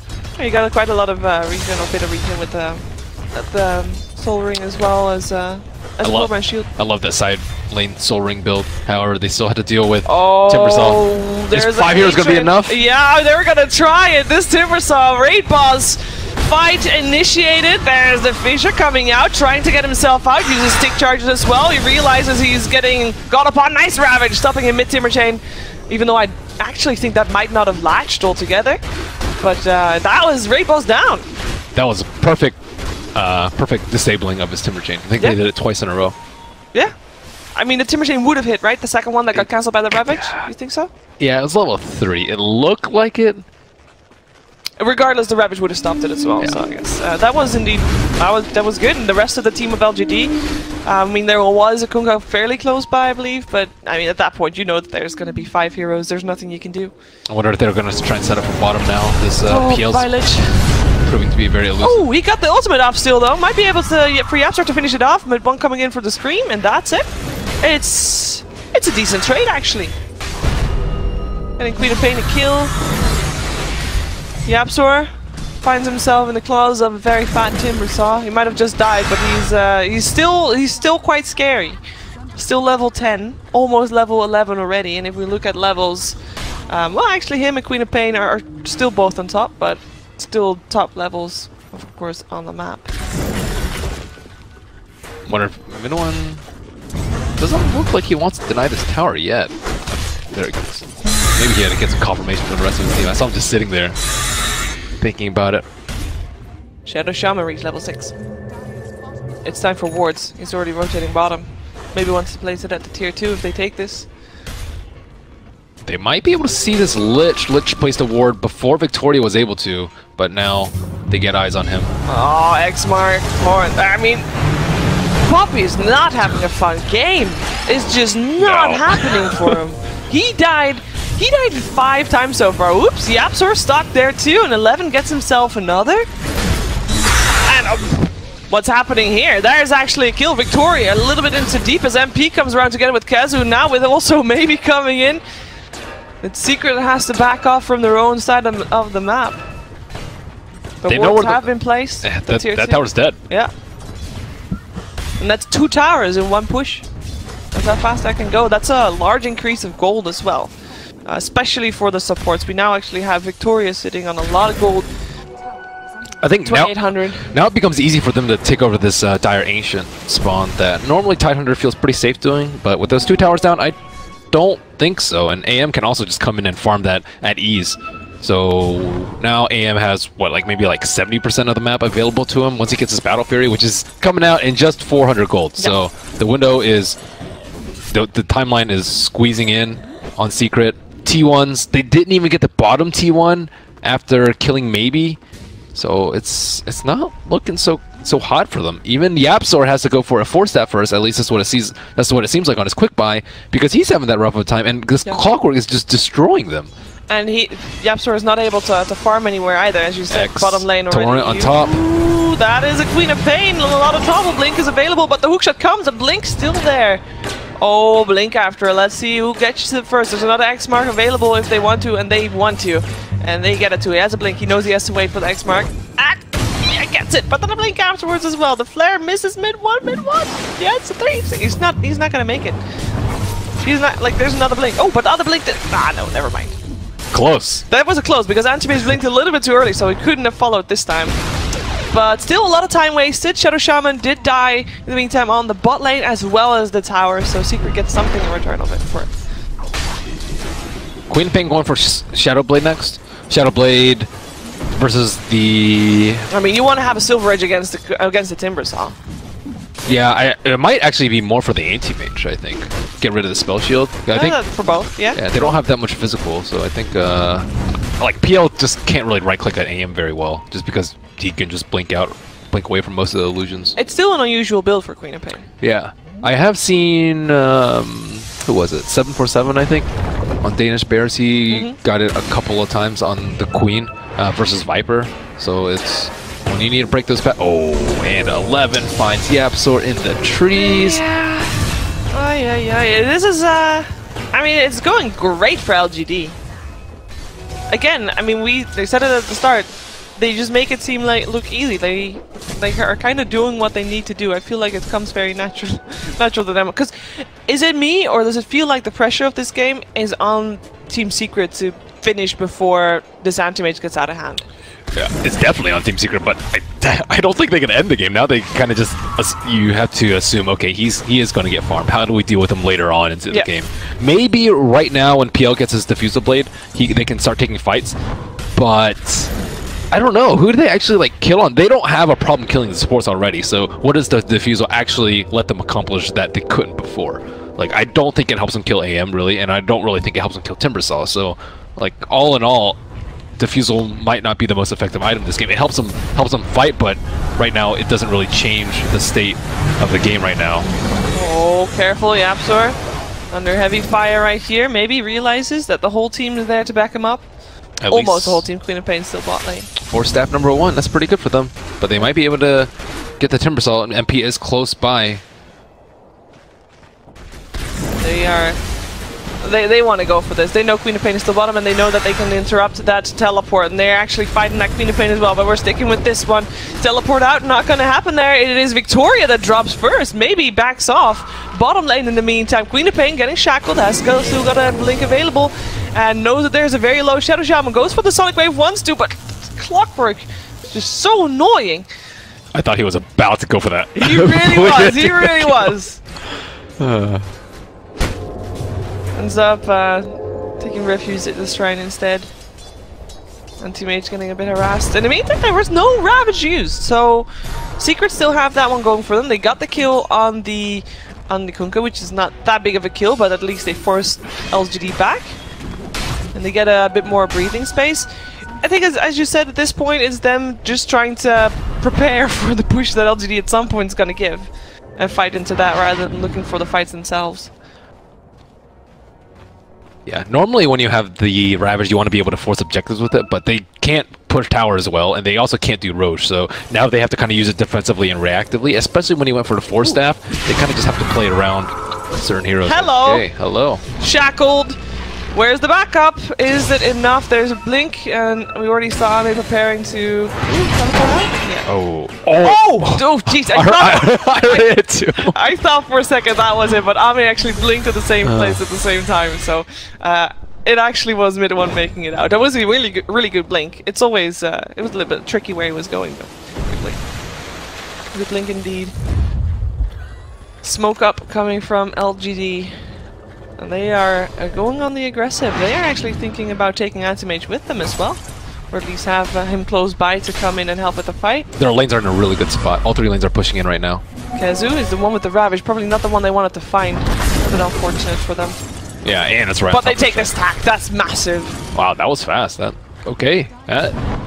Probably worth. Mid one. Yeah, with I mean, look at what they need to do right now. They're resorting to just creep skipping the mid wave at this point. Yeah. And with the lack of farming space for Team Secret on the bot lane already, even though they are trying to take the bottom jungle as well, it feels like their farm distribution they have to really carefully consider who needs what item first, which priorities they need to have. They already prioritized Japster's Blink Dagger. He has got that now, so that's great. Maybe they can make something happen with that. PL is going to be pushing bottom in the meantime. Oh, Puppy. There's a double damage rune there. They know it's an anti-match. Oh, they still get him though. That's a very greedy anti. Okay, he died. Calm down. Calm down. Woo! This is the second time that there was a double damage rune that LGD just you know, shiny gem. Gotta have it. Not worth, not worth. They do pressure top lane in the meantime with the wards down. It should be a tier 2, but tier 1 in return for Team Secret's not bad, especially in combination with an anti-mage. Oh, hello. MP, you okay, buddy? Oh, okay for the moment. Actually goes for Victoria. Has to be careful. X-Mark, the Torrent coming out as well. And still double walk away. Oh, nice force staff from Puppy helping out. Is not enough though. Maybe manages to get himself the kill, and Puppy just teleports out, but X-Mark is gonna stop that, and he will drop just the same. Rather than helping his teammate, he just gives another kill.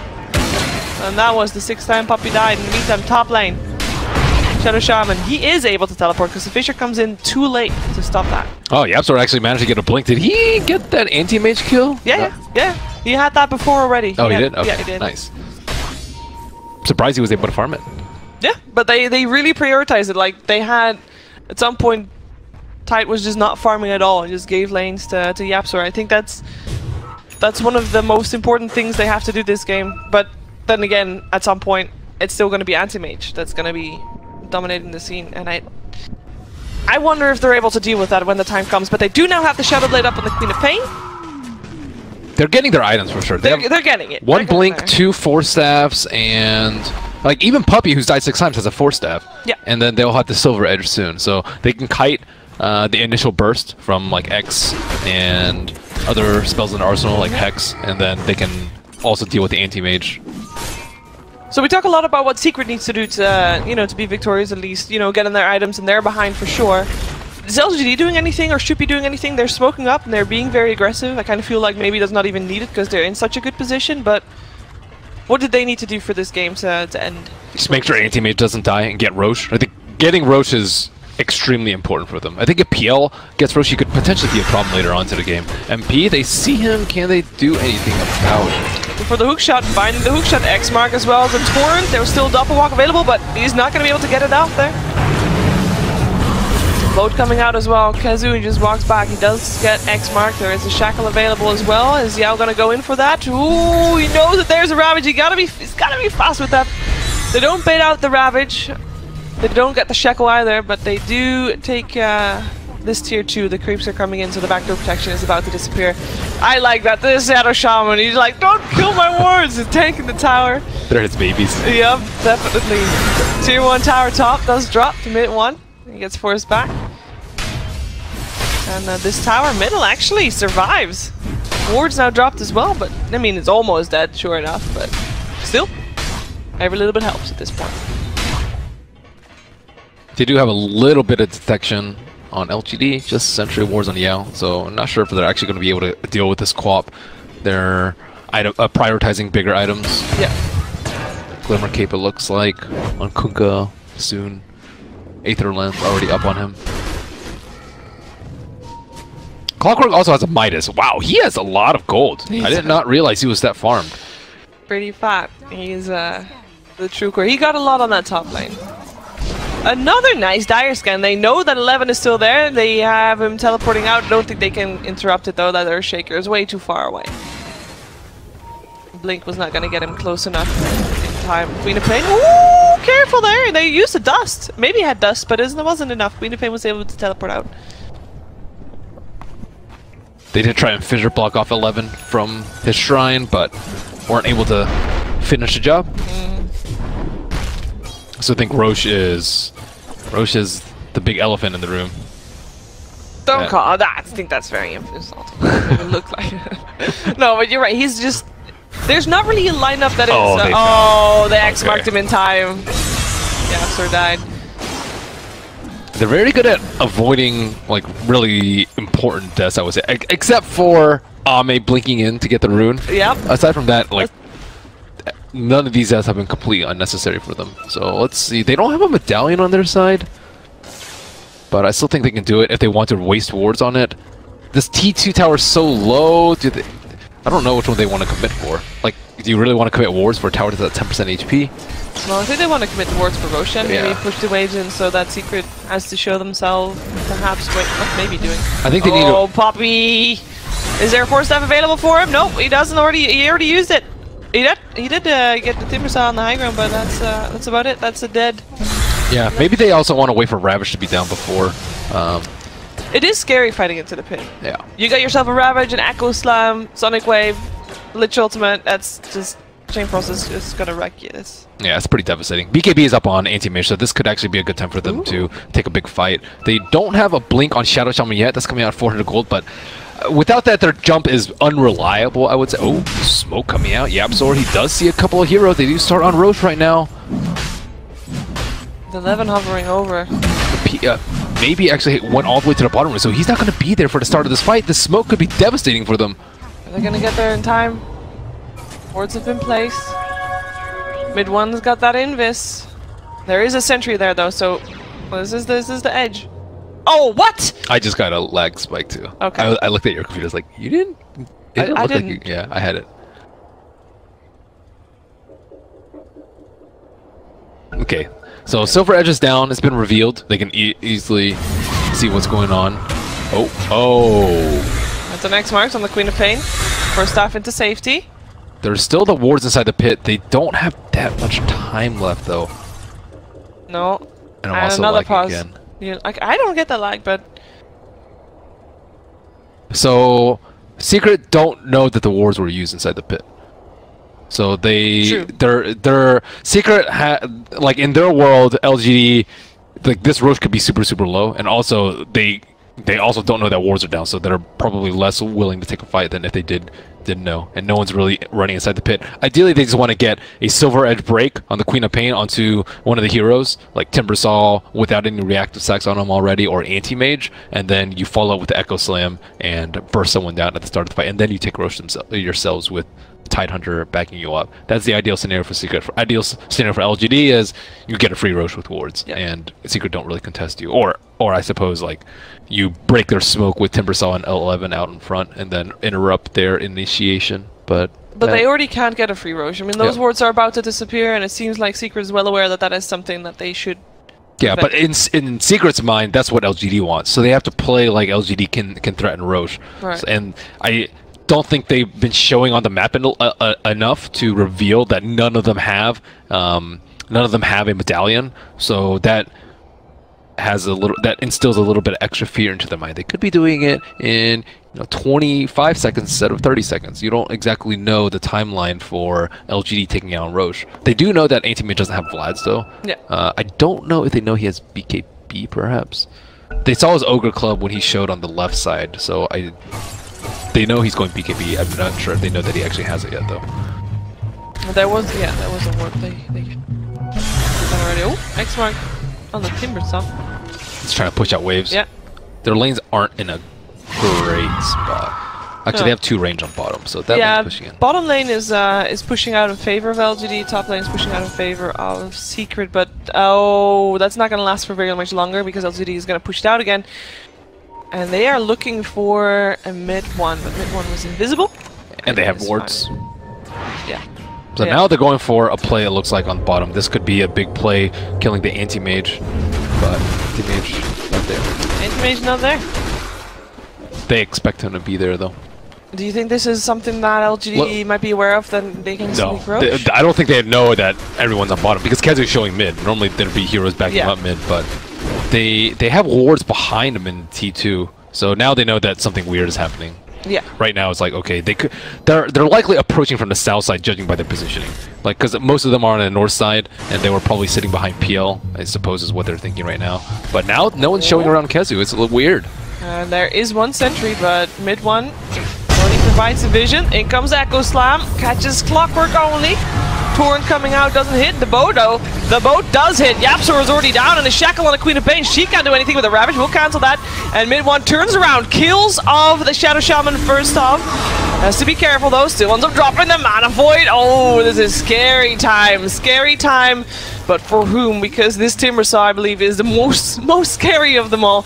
Looking very healthy and can't find any target anymore as the rest teleports out. 2 for 2. Very even. Still, I would say LGD slightly in favor there because this Timbersaw, there's not even a dent. Yeah.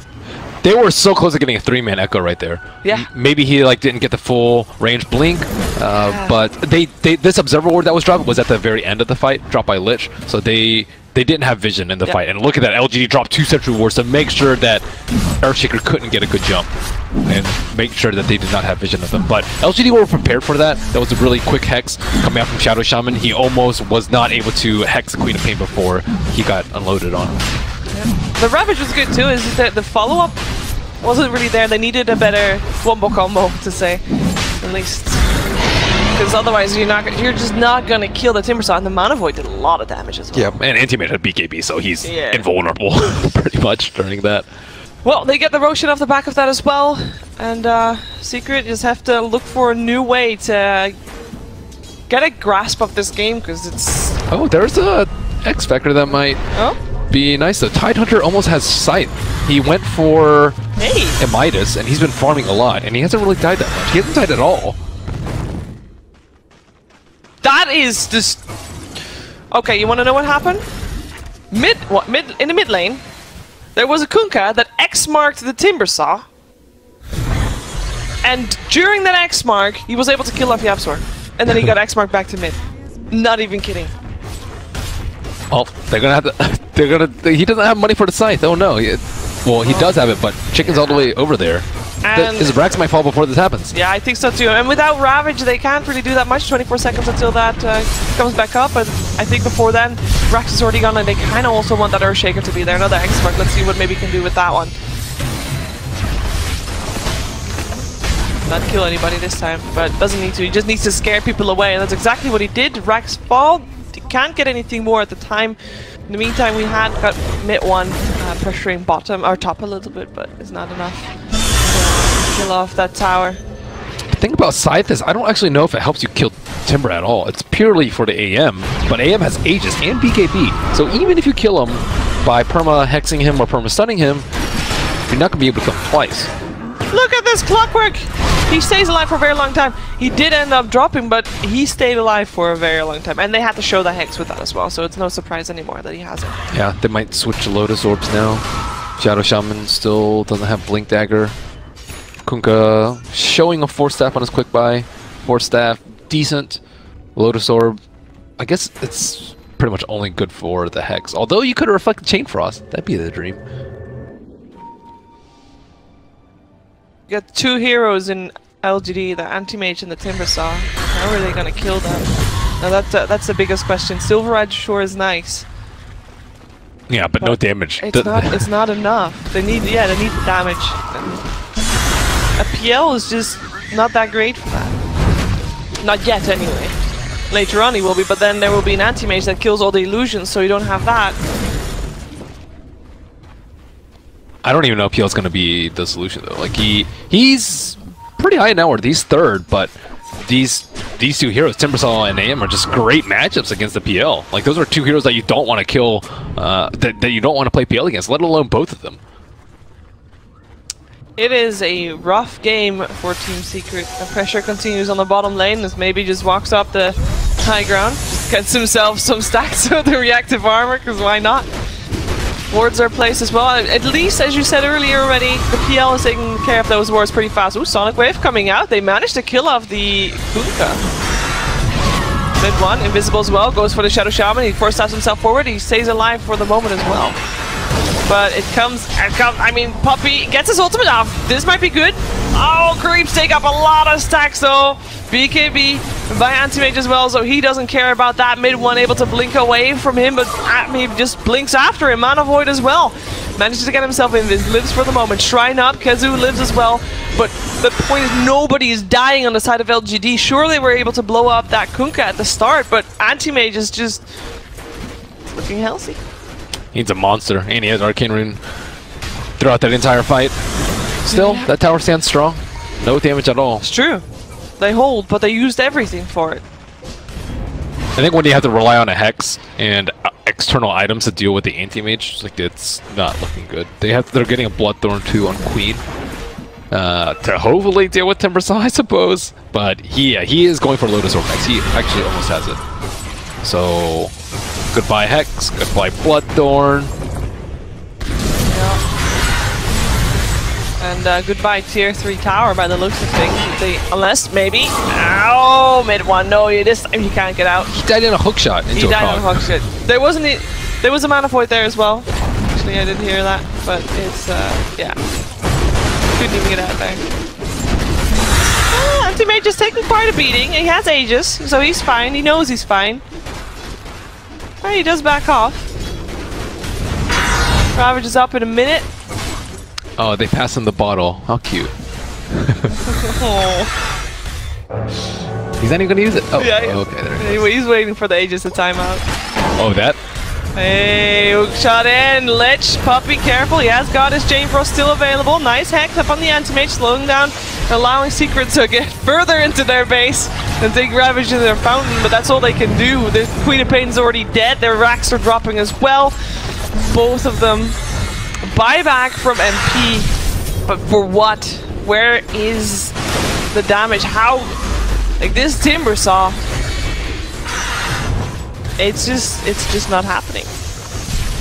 There is no damage, Shiver. I mean, I'm looking for spots of light for Team Secret here because MP had heart in his quick buy, and I thought he was gonna get it, and then he switched to butterfly because they like damage. But I mean, look at Maybe getting everything thrown at him. He doesn't even care. Nice Ravage though. Maybe they can kill off the Clockwork. Yep, they can.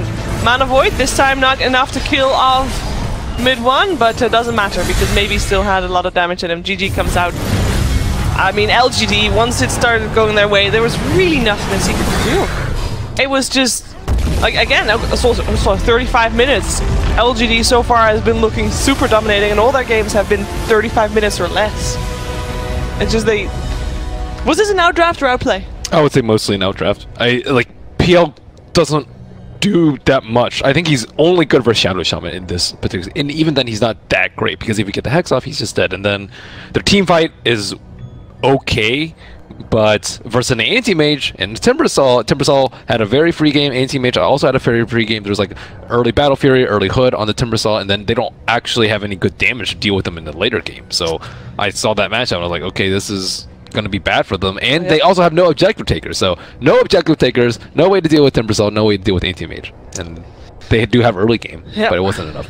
At least they're gonna get a do-over or another try. LGD versus Team Secret, Game 2 coming up in just a minute, so stay tuned.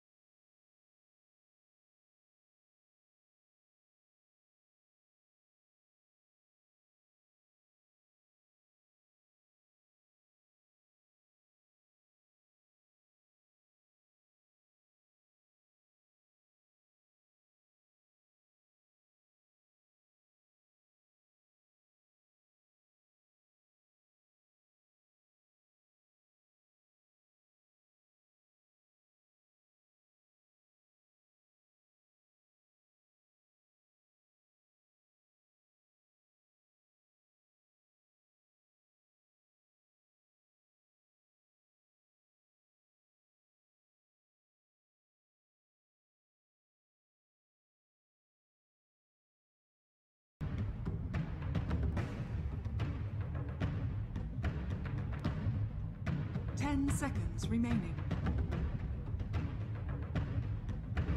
5 seconds remaining.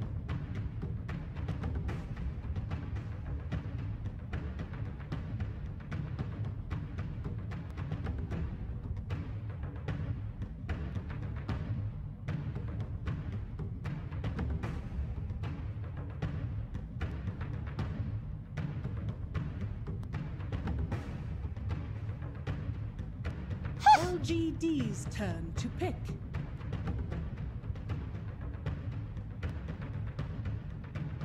Team Secret's turn to pick. Admiral Conker.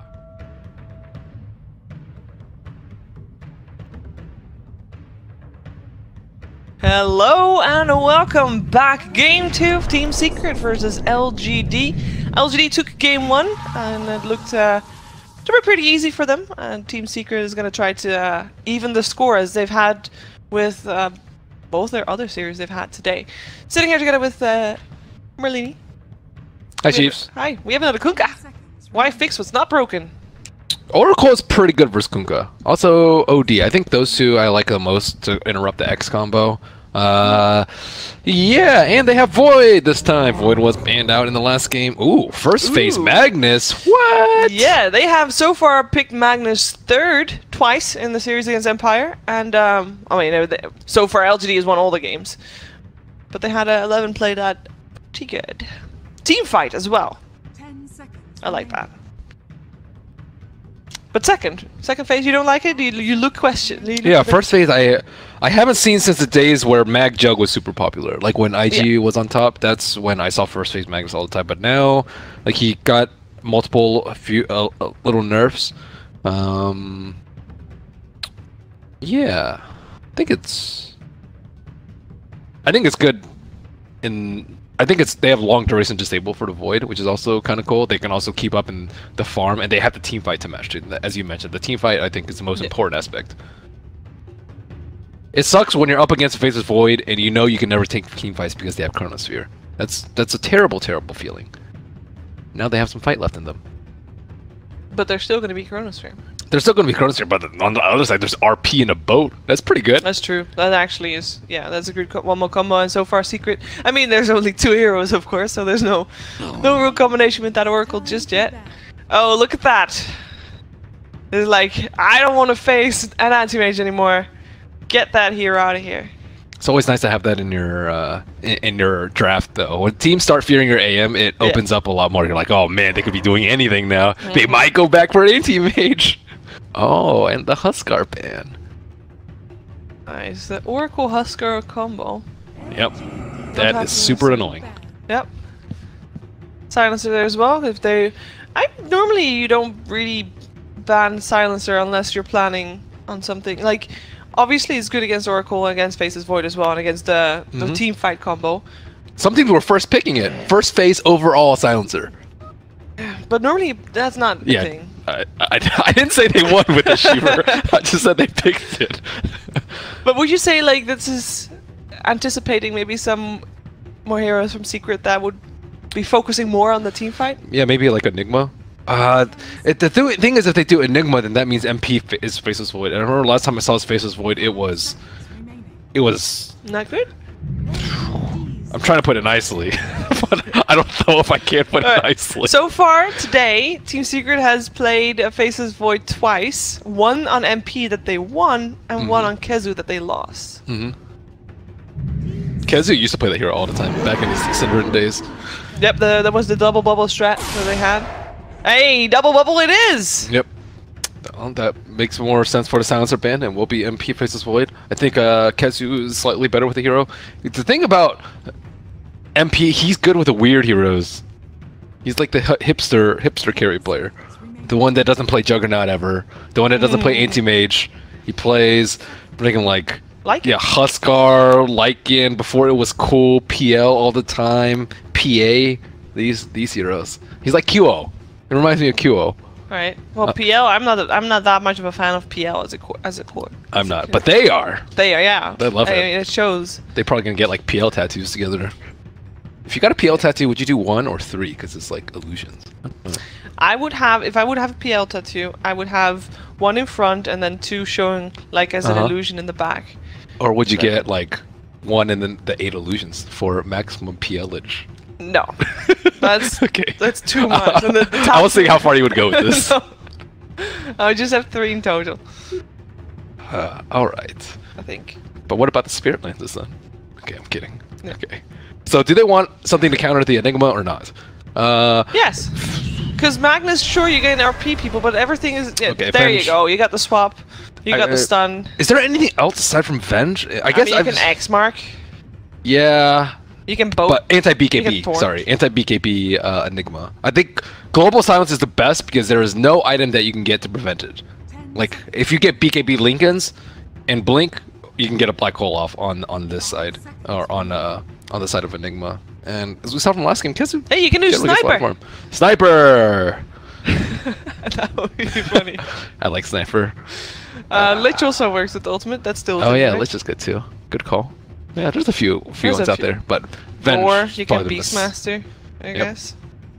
But I mean, Venge is good, and I am gonna expect that Vengeful Spirit to have like real good positioning, so it will always be available. I think what's good about Venge this game is also good against the Faceless Void, in case your like Magnus gets RP'd or something, or gets Chronosphered. So Or your Ursa. yeah, or your Ursa, pretty much anyone. So yeah. that's I think why Venge is way better than the other Yeah. ones that we mentioned earlier. I mean, I wasn't expecting a sniper to pop up. To be honest. Sniper. Does the Axe ult still do a mini stun? I don't actually know. I've never seen anyone get it in competitive because the item is terrible. Wait, but for which hero? For Sniper. He's an Axe where you can ground target assassinate. Oh, Alchemist. No, you do a mini stun regardless with the ultimate. Yeah, but it makes it like into an area. I don't actually know if it guaranteed No, I crit think it's just it does ultimates to everybody Okay. in vision, right? and a guaranteed crit. It does the damage done is different than the normal one. I'm not sure who gets the item anyways. Okay, Alchemist has been picked. Oh no, I put predictions 999 max GPM, and every time I see an Alchemist, I'm slightly scared that it might be broken.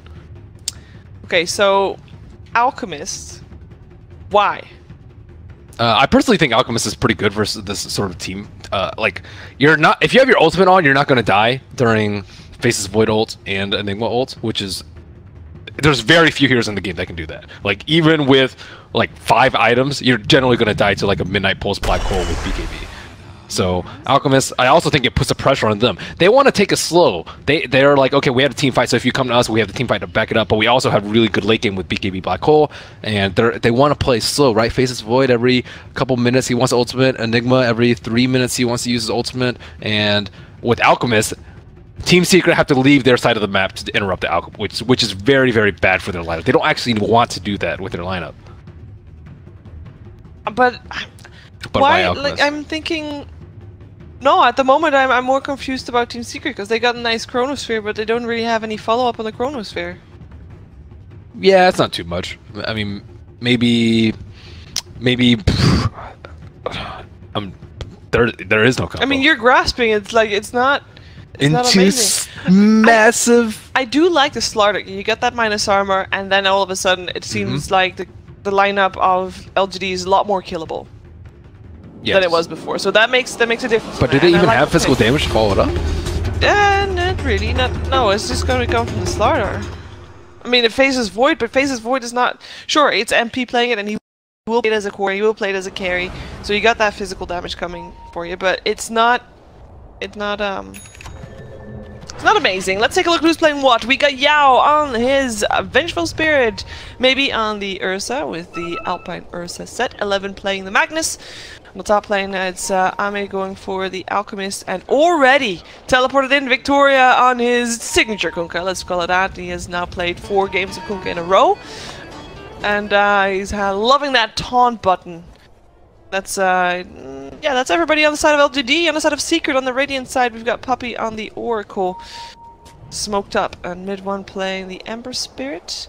We have got MP on his Faces Void, and on the top lane it was the Epsor that was already moving about, playing in that ward. Last but not least, Kezu on the Enigma.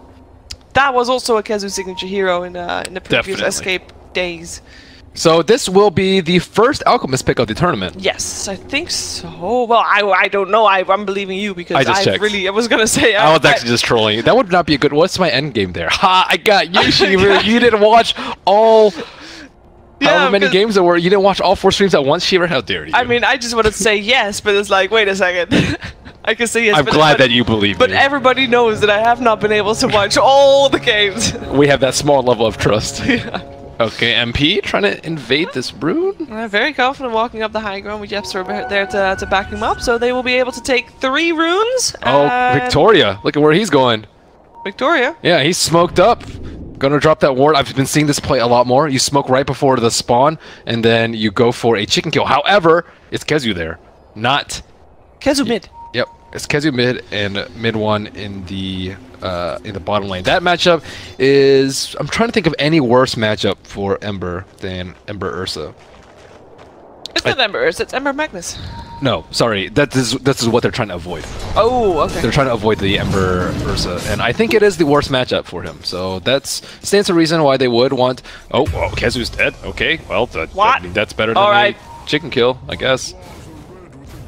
That was a very nice kill that I missed there. We did try and we did see this once from, I believe it was Liquid. Liquid moved my control into the mid lane because he was up against a Viper, and looks like.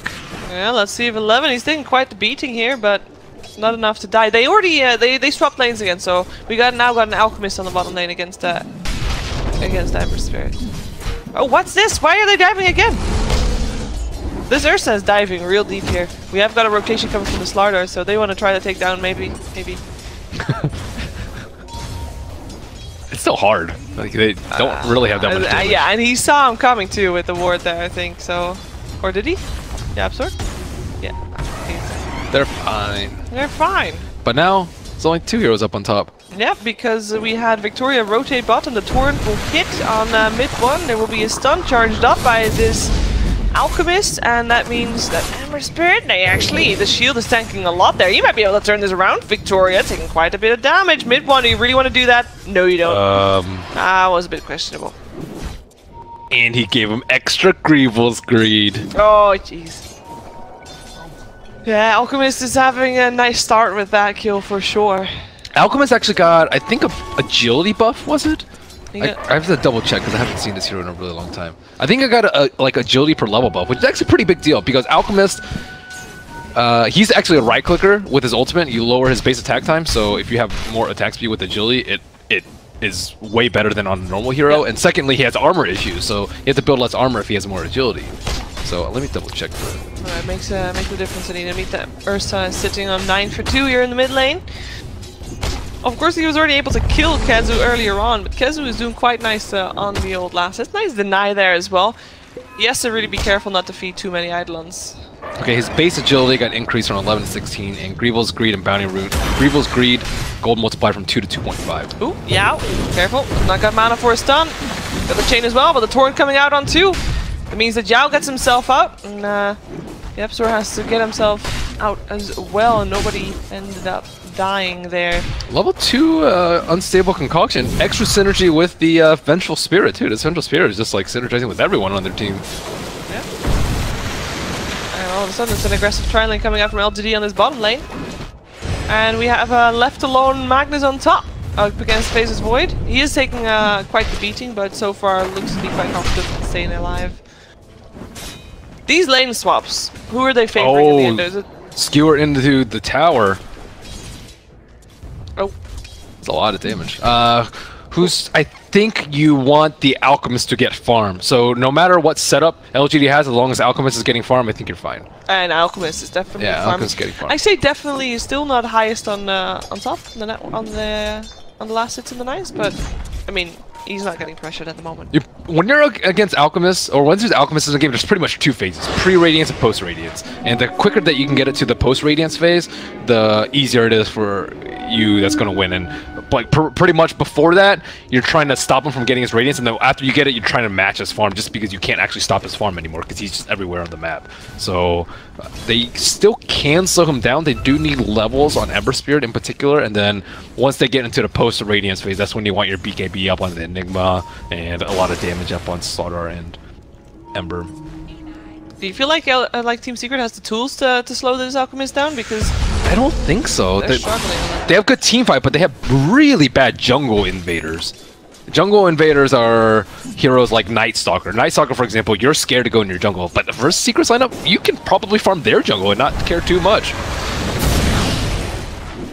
Victoria's so good hitting his torrents all the time. Nice crush though by Yapzor, hitting a 3-man crush, meaning that mid 1 is staying alive. Yep, but mid 1 doesn't have bottle, doesn't have salve, doesn't have TP scroll. Like, he has to do a walk home, most likely. Someone who doesn't have to walk home is Magnus. That's the benefits of dying. Yeah, that was a good kill for Team Secret. They need some kind of advantage coming out from their lanes, and it's not middle, it's not bottom, has to be top. Oh, mid 1 used his shrine without Kezu. Oh no.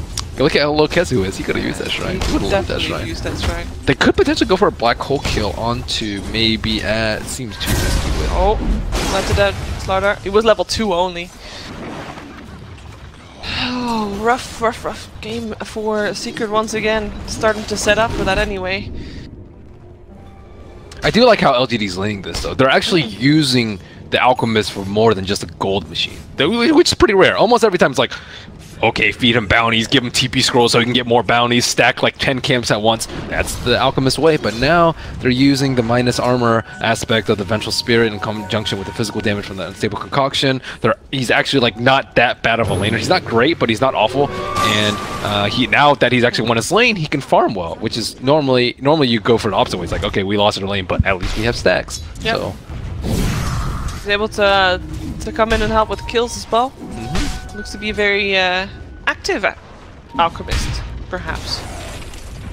11 is level 5. Once he's got his RP, you imagine him rotating, or is LGD gonna just sit and wait and like in laning stage last as long as possible? I think they don't need to move around. I think if Secret like tower dives, I think he can TP in, but they don't have to because again they have Alchemist. They can just play on their side of the map, stack up, take out Roche, and be happy with the way the game is going. So mid 1 still not level 6. He is in a little bit of danger. There is the Unstable Concoction being charged up.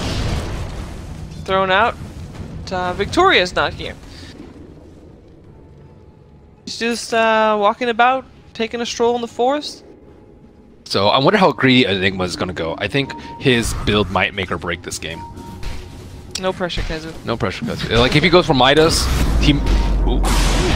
That's a Magnus. I could even use the black hole for this. Sure, why not? I actually really like that when teams do that. Oh, Puppy in trouble. I like his positioning too. He TP like he casted a black hole like on top of the tower, so there's no like Vengeful Spirit can't TP in the stun, for example, with that. But it's just a kill secure. At this point, you're not expecting to go out, be able to get a big team fight. So getting a kill with a black hole is really nice. 11 did make it to level 6, and there's a lot of pressure coming out in that mid lane after killing off that Oracle. They have 3 people hanging about. They could perhaps try to pressure the tower a bit. As you said, though, it's not necessary for them to do it. Alchemist is in farm mode right now. He's level 6, so he can start jungling. Ember Spirit's also level 6, so he can start killing around the map. There is a regen rune on bottom. Is Alchemist going to be able to get it before... Looks like it.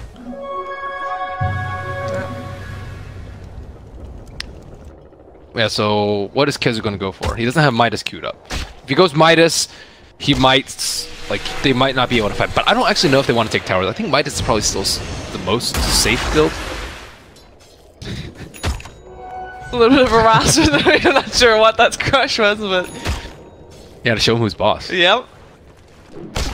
Looks like it. I mean, you're talking about fighting the Ember Spirit, but this Ursa probably wants at some point fight as well. Going for the Blink Dagger next, sitting on 1k gold, so shouldn't take too long as he has got free farm this mid lane. Okay, so it will be Midas on Enigma. It will be. Yep. But you don't like it? No, I think it's fine. I was thinking about anything else that would be good, but because his team's not good at hitting towers, he shouldn't go for a team fight idol. I think they have to play for the late game now because Alchemist is kind of in impenetrable territory. Yeah. He's just up his high ground, just stacking and taking out tons and tons of creeps and hitting that bounty rune. It's not like if they were ancient farming, then maybe they can invade, but they're not, so that's just not a possibility. So that means that we're in for a long one. It's not a long one. It's just you're gonna expect Alchemist to get his minutes of Octane Radiance. Sometimes you'll have those games where like he gets it at like 20 minutes, which is pretty rare. But yeah, I don't think it's gonna be one of those games. I think we'll see a 6-slotted Alchemist this game.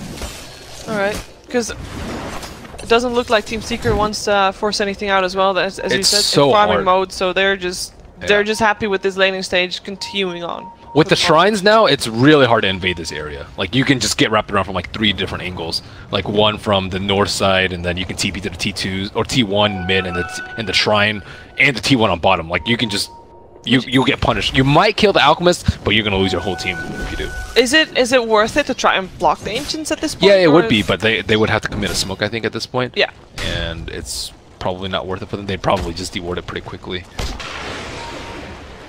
And they might need to play around Roche too, because not only do they have to worry about the Alchemist, they have to worry about the Ursa being able to stake Roche in any time. He actually has an Arcane Rune. Arcane Rune is very good for taking out Roche, but he doesn't have his blink yet, so he'd have to commit a smoke, and it is pretty close to where Secret is. But I do think they do want to do something now before Enigma starts ramping up. But it's very obvious when Ursa is now missing from the mid lane. I mean, that's like Ursa is going for Roshan as soon as he's not there. It's, you know, what else is he gonna do?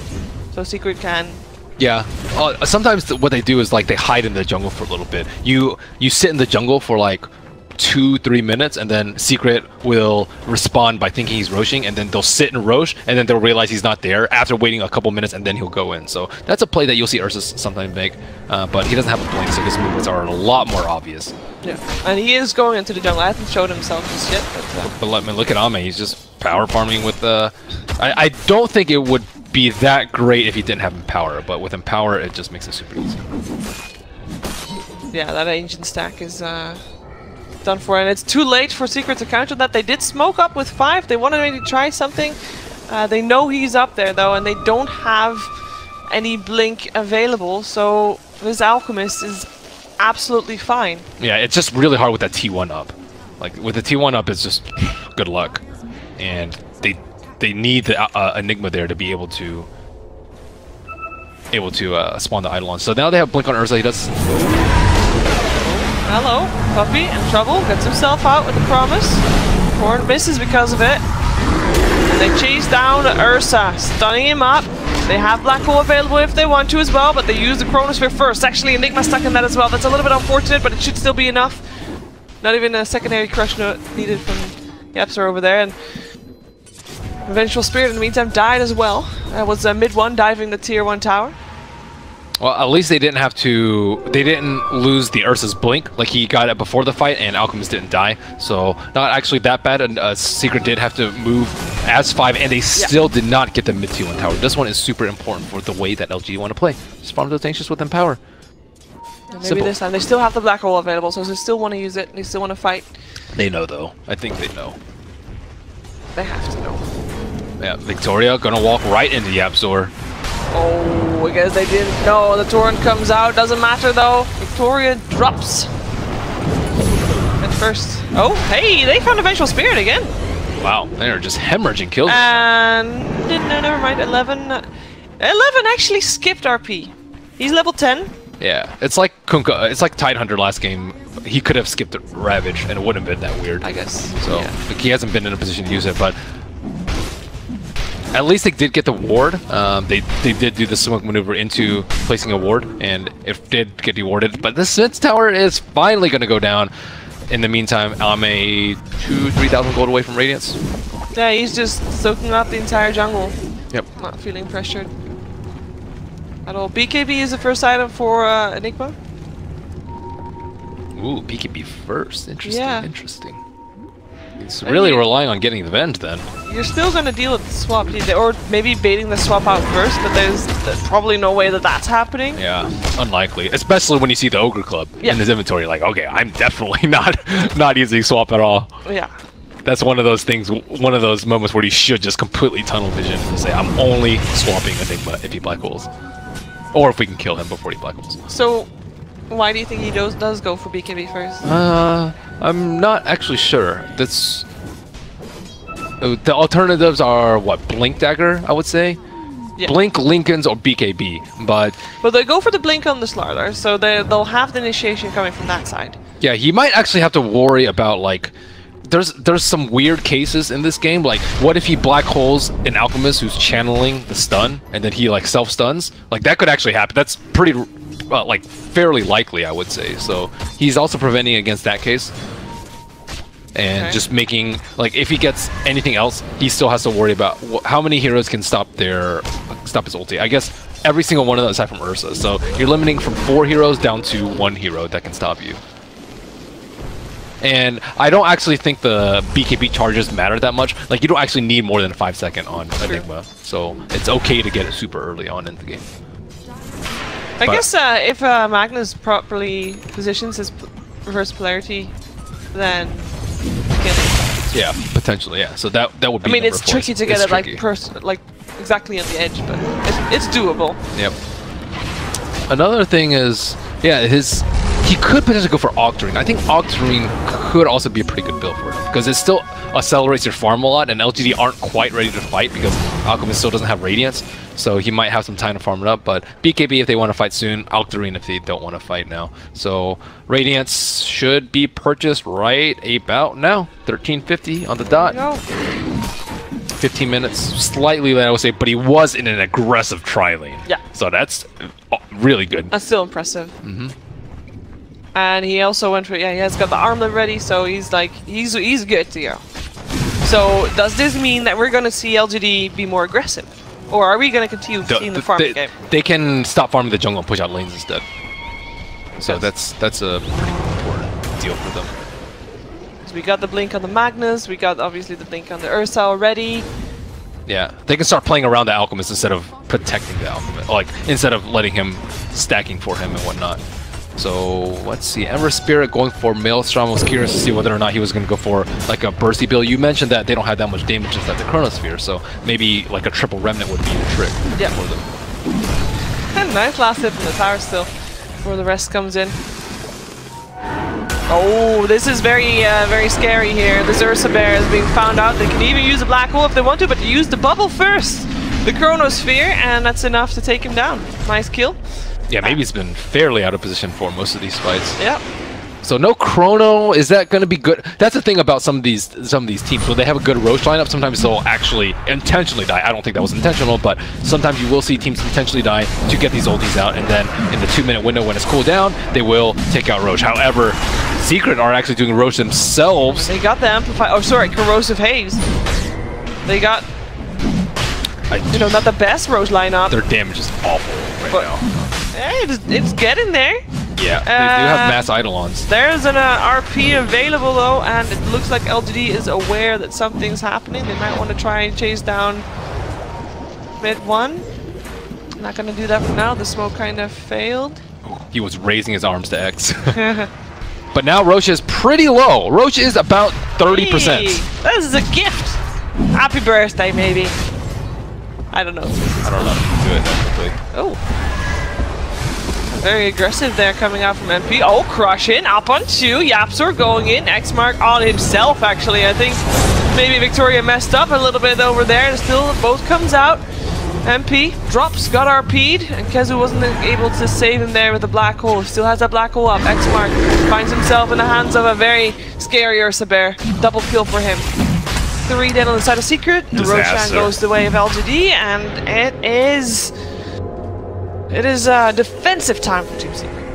Time to... I think it goes back to that Chronosphere death. Like, they didn't have Chronosphere that fight. Yeah. And yeah, you got an Ursa kill, which is important, but is it worth it? Is it worth losing a big team fight into Roshan? And that's the thing about these teams. Like, they are going to capitalize on it. You can't just cast Chrono and get a solo kill, even on an important hero, and expect to get away with it if you aren't playing perfectly. I also thought it was a little bit awkward how Secret engaged that fight. They had Slaughter and Ember come in from the bottom right. You generally want to, I think, kind of make the opponents clump up. Yeah. But they actually made them spread out. Like, a couple of them were in the river, a couple of them were uphill, a couple of them were in the mid lane, and there was no room for the black hole. Enigma, we talked about it earlier, he went for the BKB instead of a Blink Dagger, so he has to stroll up, cast black hole.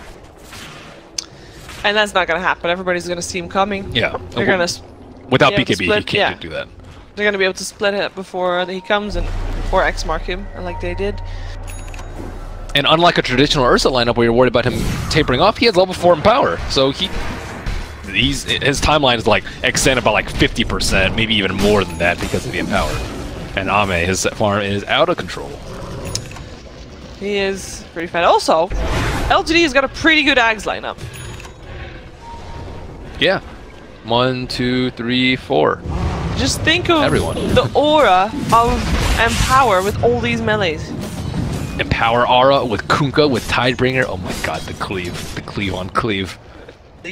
I like it. Yeah. And then Vengeful Spirit having 2 lives. I mean, he's probably not that high of the priority list for the Aghanim Scepter, but No. I have high hopes. Yeah. Yeah, Ursa, yeah, he also has the Ags available to him too, so Yeah. like that's even more amazing. They've been playing around the Ancients really efficiently though. I would say there's been what, 20 minutes in the game, so there's been like almost 40 spawns probably, and I don't know how many of those are utilized, but it has to be way higher than in a normal game. I'm sure that there's somewhere a very nice stat about that. Yeah.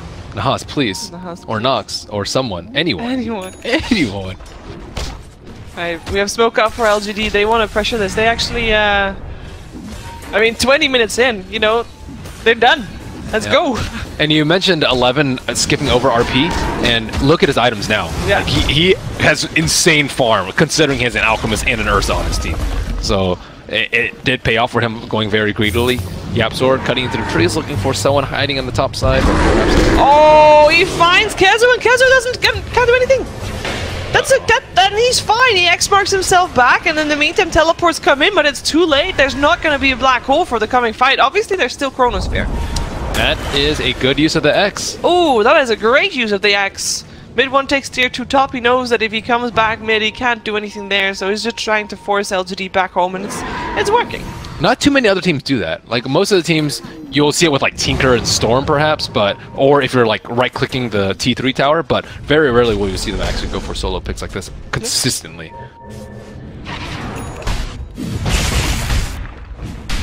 He successfully forces 11 back. That means that the push is off for LGD in mid lane, but I mean that was very scary. They were able to just walk up, take a tower, and then walk up also take down an Enigma who, like, what are you gonna do? You're gonna Mana Fist and then try to walk, like glide away, but you're very small and slow. You don't have a blink dagger. You can't force that. You can't do anything. Ghost Scepter might actually be pretty good for him this game. He's up against a lot of physical. I don't think they can actually burst him down through Ghost Scepter. He's going for a blink dagger first. Yeah.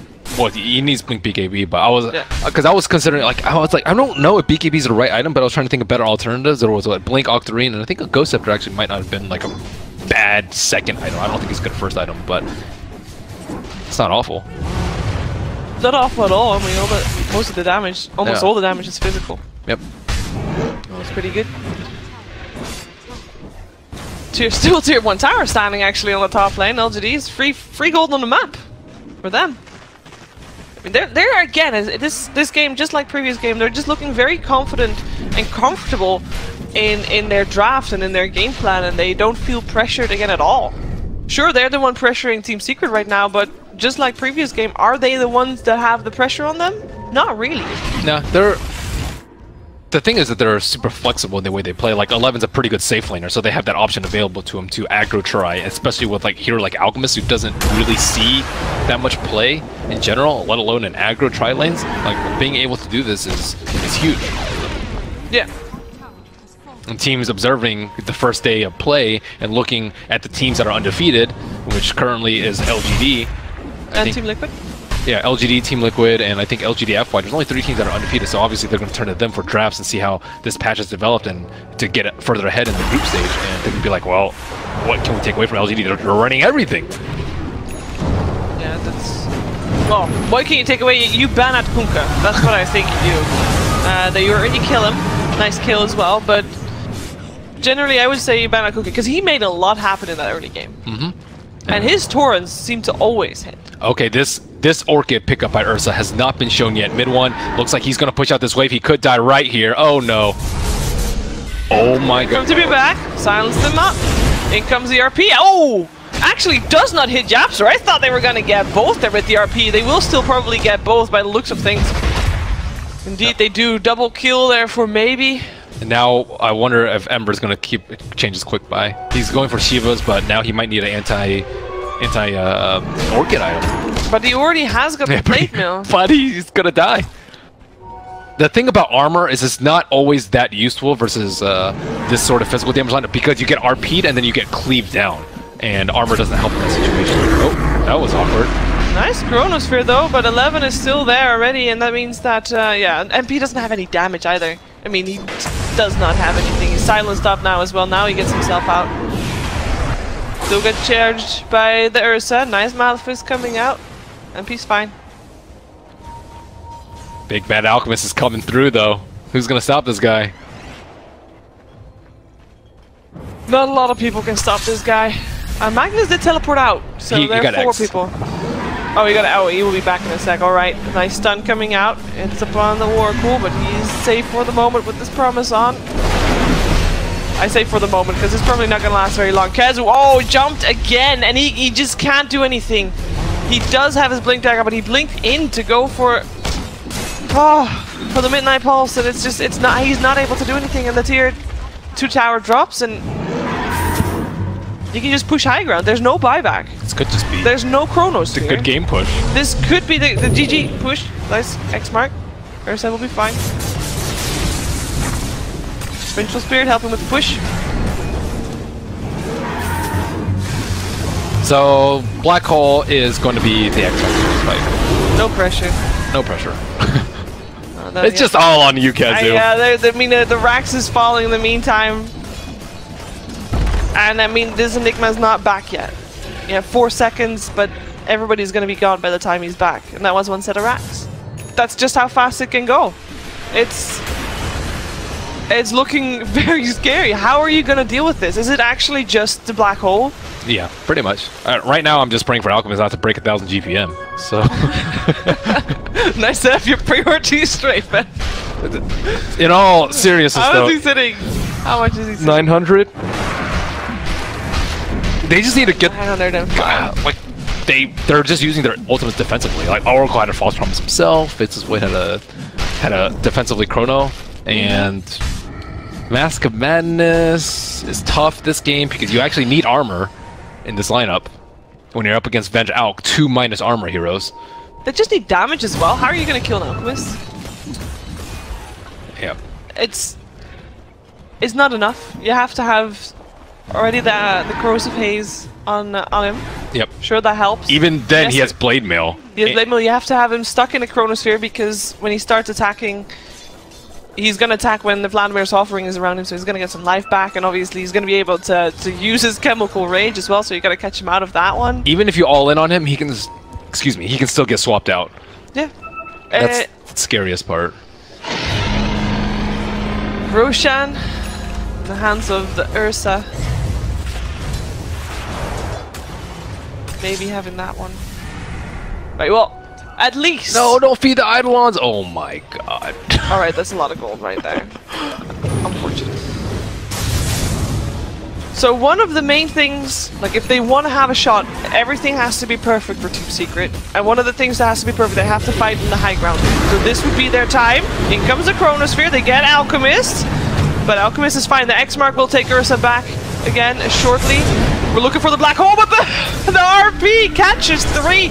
Kazu, he walks in, he gets 1, but the swap is instant. There's no hope for him. He gets chased down. 1 more hit. Kill there for the Ursa again. In the meantime, though, that's Secret able to take down the Alchemist. Still, they take down the Kunkka as well. The buyback comes from the Alchemist. He wants to help out, but it's going to be too late for the Ursa. He has got the Aegis. We'll be back in a second. 11 coming back into this. In comes the Crush. It's on time. 11. He's not going to be able to do anything, or is he? He is. He is indeed. Monster kill. As Somnus is fine. Maybe. Takes it back. 3 buybacks from Team Secret. They want to try and save these Rex. Crush coming out, but this Alchemist, he is fat. And he is so difficult to kill. They did it once. Can they do it again? This is, of course, a bot back Alchemist. Ursa eating the cheese, staying alive, but not for long. By the looks of things, he will still drop. Indeed, he does. Jumping forward, Japster, looking for a Crush. Can't find it on the Alchemist, and it is going to be a made to just walk away. Or is he going to walk away? Walk away for the moment. Got himself the Echo Shell on him. Might be able to turn around. He's got a lot of Chemical Rage coming. X Mark. That's going to be on MP. Got the walk away. Swap back in though. Taking a lot of damage, and he is not saved by that Oracle. Not at all. They're just running forward. They know that there's no black hole, they know that there's no chronosphere, and they kill off the Oracle, they take the racks, and this is looking very grim for Team Secret. Oh, I was looking bad for just a second there. Huh? That Alchemist, yeah, way earlier. Yeah, that Alchemist dying. Yep, he had the boat buff on him, and then they killed him as the boat buff were off. Yeah, the boat buff were off. I was actually following the Ursa at that point. Great discretion by Yao, just sitting on the side, waiting for the black hole, just doing his job. Yeah. You have one job, and he did it. And he did it indeed. The black hole is down for another minute. Looks like perhaps Secret can still fend this off. X-Mark into boat for Yapsor. He's force-staffing himself away. He's alive for the moment. Gets a crush off. Manages to move a little bit forward, and he runs out another X-Mark, another Torrent. The blink doesn't work out. There's the RP on 2 remaining heroes of Team Secret, and they both drop, and that should be it. The tier 4s are dropping. The GG is cold, and it's another 2-0 for LGD. So they remain undefeated. What a sick Alchemist game.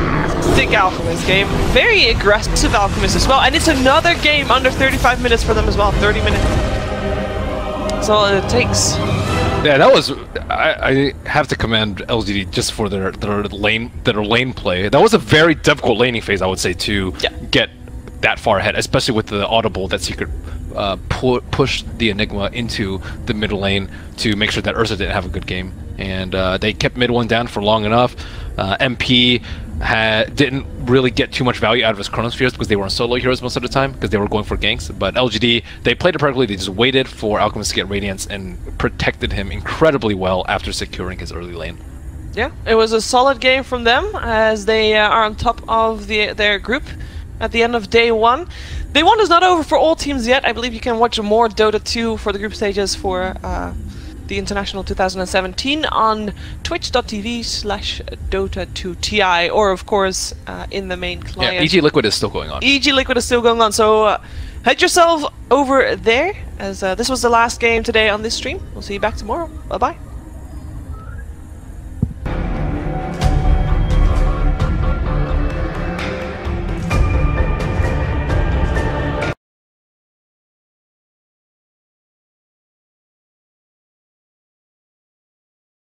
Of the draft. Yeah, I've often felt that way too. Like I just see that Lich, but the Liches have been really powerful lately. So no matter how the lineups look on paper in the mid game, we do have to always keep in mind just how much the lanes can be thrown in for a loop by this Lit. Newbie still not really showing their overall strategy here. These picks, we just know they have a very annoying potential offlaner or support hero for the Nyx, and then you have strong lanes from. But strategy, bigger game plan, still very much unclear. Cloud9 starting to emerge. You know, they've got tons of nuke damage at this point through these first 3 picks. Veil is a value item for them. Obviously, they don't have a building hitter. They don't really have big pushing or late game hero yet, but you have to imagine be grabbing something like that for. Jackie Mao has been playing a lot of Juggernauts for the first 2 games. Was paired with Lich, I believe, both games. And Terrorblade obviously is an NV special. I also think, like, you know, taking the Zeus is maybe in part protecting a potential TB pick. Zeus is probably the single best. Another one of his very common pick is the Bristleback. Maybe that's the reason why we are seeing so many Lich. Like, he's just kind of good against some of the more common picks nowadays. Bristleback in particular, a lot of his damage output will be limited by the Frost armor. 10 seconds. Snagged up by Newbie. This has also been a very popular pick. Obviously, 5 seconds remaining. Frosty prize on top. Chronospheres. Got things covered there. Team fight is certainly secure for Newbie. Cloud9 obviously great own right. But still, the laning setup is open for discussion here. Is this a Void? Is it an off Nyx? Is it a safe lane Void? We've certainly seen a fair amount of that. It's still, to me, unclear how they want to set this up. And most importantly, perhaps, life is the Lich. So many lives to ruin, but only one lane to go to at a time. Many people will be put into, what's the bottomless pit? Is that the how the lore goes?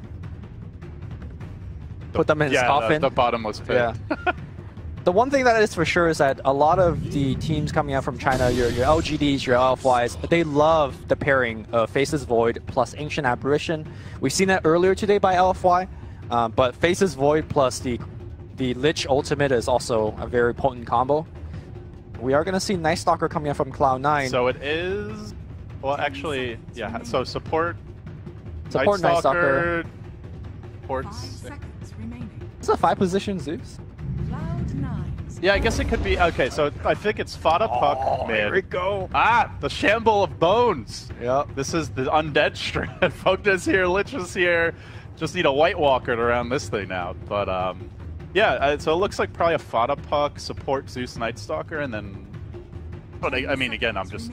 Yeah, I'm spitballing here, Libby. They could certainly put, you know, other heroes in the off lane. A lot of flex picks for Cloud9. So right before this game, I was checking on some of the hero statistics, and Night Stalker coming into this tournament is one of the highest picked heroes. You pick him kind of first phase always, or first phase ban rather. And he's currently like 1 in 5 or 1 in 4 in this tournament. So that to me reflect how teams are kind of evaluating this hero, and moving forward, maybe this hero you're not going to first phase him anymore. Cloud9 definitely is kind of delaying their picks. Yeah, I love the Pugna as far as shoring up a lot of newbies' issues this game. They do not have much push. The Pugna helps with that. The ward is amazing against many of these heroes. However, it's squishy, and Cloud9 have a lot of good heroes at jumping him. Lots of good burst damage from the Zeus, good initiation from all 3 of the other supporting casts. So, like on paper, the Pugna feels like it could either be amazing or a complete feeding train wreck, and I'm curious to see. I think Pugna as a hero. Pugna as a hero always feels like that, right? Like he could have the Superman game that we just casted. Super went like 13-2 by the end of the game, or you could just be like 0-7 by 10 minutes because he is so squishy. So laning will be a telling tale of how the game will go. All right, so make the final selection. It is the Bristle boss, so now you've got the Pugna sending green goodness that keeps him healthy. And by the way, how the hell is Pug? He's got them horns, dude. I guess it's the pop collars. I think they're like supposed to be in like a V formation here, like Bristleback's actually behind. Okay, but I'm not sure. I'm not but even sure so, I mean, the guy's like 2 feet tall. Surely he's not bigger than a giant porcupine mutant. Is Pug considered also very tall, or is he just cheating? He's definitely floating. Final pick here for Cloud9. Oh, we are gonna be in for a long one. Oh boy. But here's the thing, Pugna is well equipped dealing with Naga illusions. You get the Ags on him, he's got no problem. So the real question is, did Newbie grab some caffeine before this match? Because they might need it. Of course, I feel like Newbie could potentially be well prepared to deal with this type of strategy, Lumi, because they've got heavy push here. Bristleback, a great frontline sieger. Pugna, good at bringing those towers down quickly.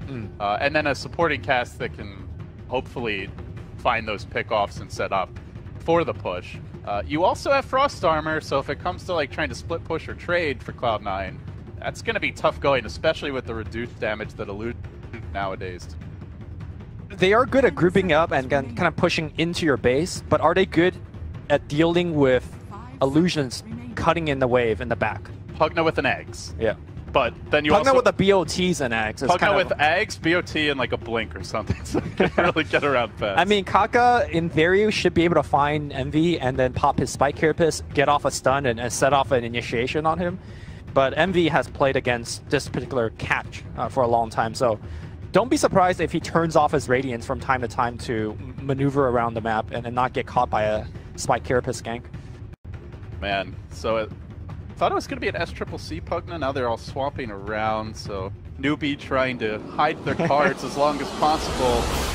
But here we go, Cloud9 certainly looking for a win. They had a tough opponent to start the day off with OG. Overall thoughts, Lumi, on that? I guess first of all, you know, how do you see like the timings and the kind of the game plans for these teams, big picture, and then, you know, perhaps more importantly, who do you think has the edge? I think Newbie definitely has the edge. They have, to me, a more kind of concrete game plan. Just do well in the lane and then just push, put a lot of pressure. And I feel like this Cloud9 lineup takes a long time to come online. It is a Naga lineup to begin with, and also you have a 5-position Zeus support that doesn't offer much of anything. It's not great at laning, it's not great for the early skirmish and fights. The Sand King to me is going to have to do a lot for Aoi. We'll see if he is able to do so. Well, it's Greed with a capital EE to get this game one started. Newbie, meanwhile, looking for a bit of a more stable lineup. They are going to ultimately choose to have XctC take the Bristleback, and it's going mid. At least for now, be showing himself up towards the top lane. 30 seconds. Lane adjustments here. We were seeing a lot of the Bristle mid. The safe Pugna, though, that's something we haven't really seen in a long time. I think TI4 era, the safe lane Pugna was very popular, actually, because you could pull, get the double wave with the catapult, and then push your safe lane tower super hard, but I can't recall having seen a whole lot of it. So. You know, TI4 era, anything that could push is a very popular pick. Yes, because by the end of the tournament, yeah. That's true. Well, this is one of the advantage of having a safe lane, or rather a support Zeus, because he could just start walking around bolting, and he does find one of the wards on the bottom. He will tangle it immediately. And not going to be a 5 position for long. Yeah. He knows that this is also blocked, so he's going to just bolt it. Highlight die. Save that money on... Pops off a very early clarity. Are you trying to put ideas in? We are actually mind-linked. So mind-linked. He's already got the idea. Well, better be mind-linked to Pi, I think, than... Might go a little crazy if I can. Scientists are baffled. He does have a clarity going. I'm not sure exactly for what, but he is bolt away.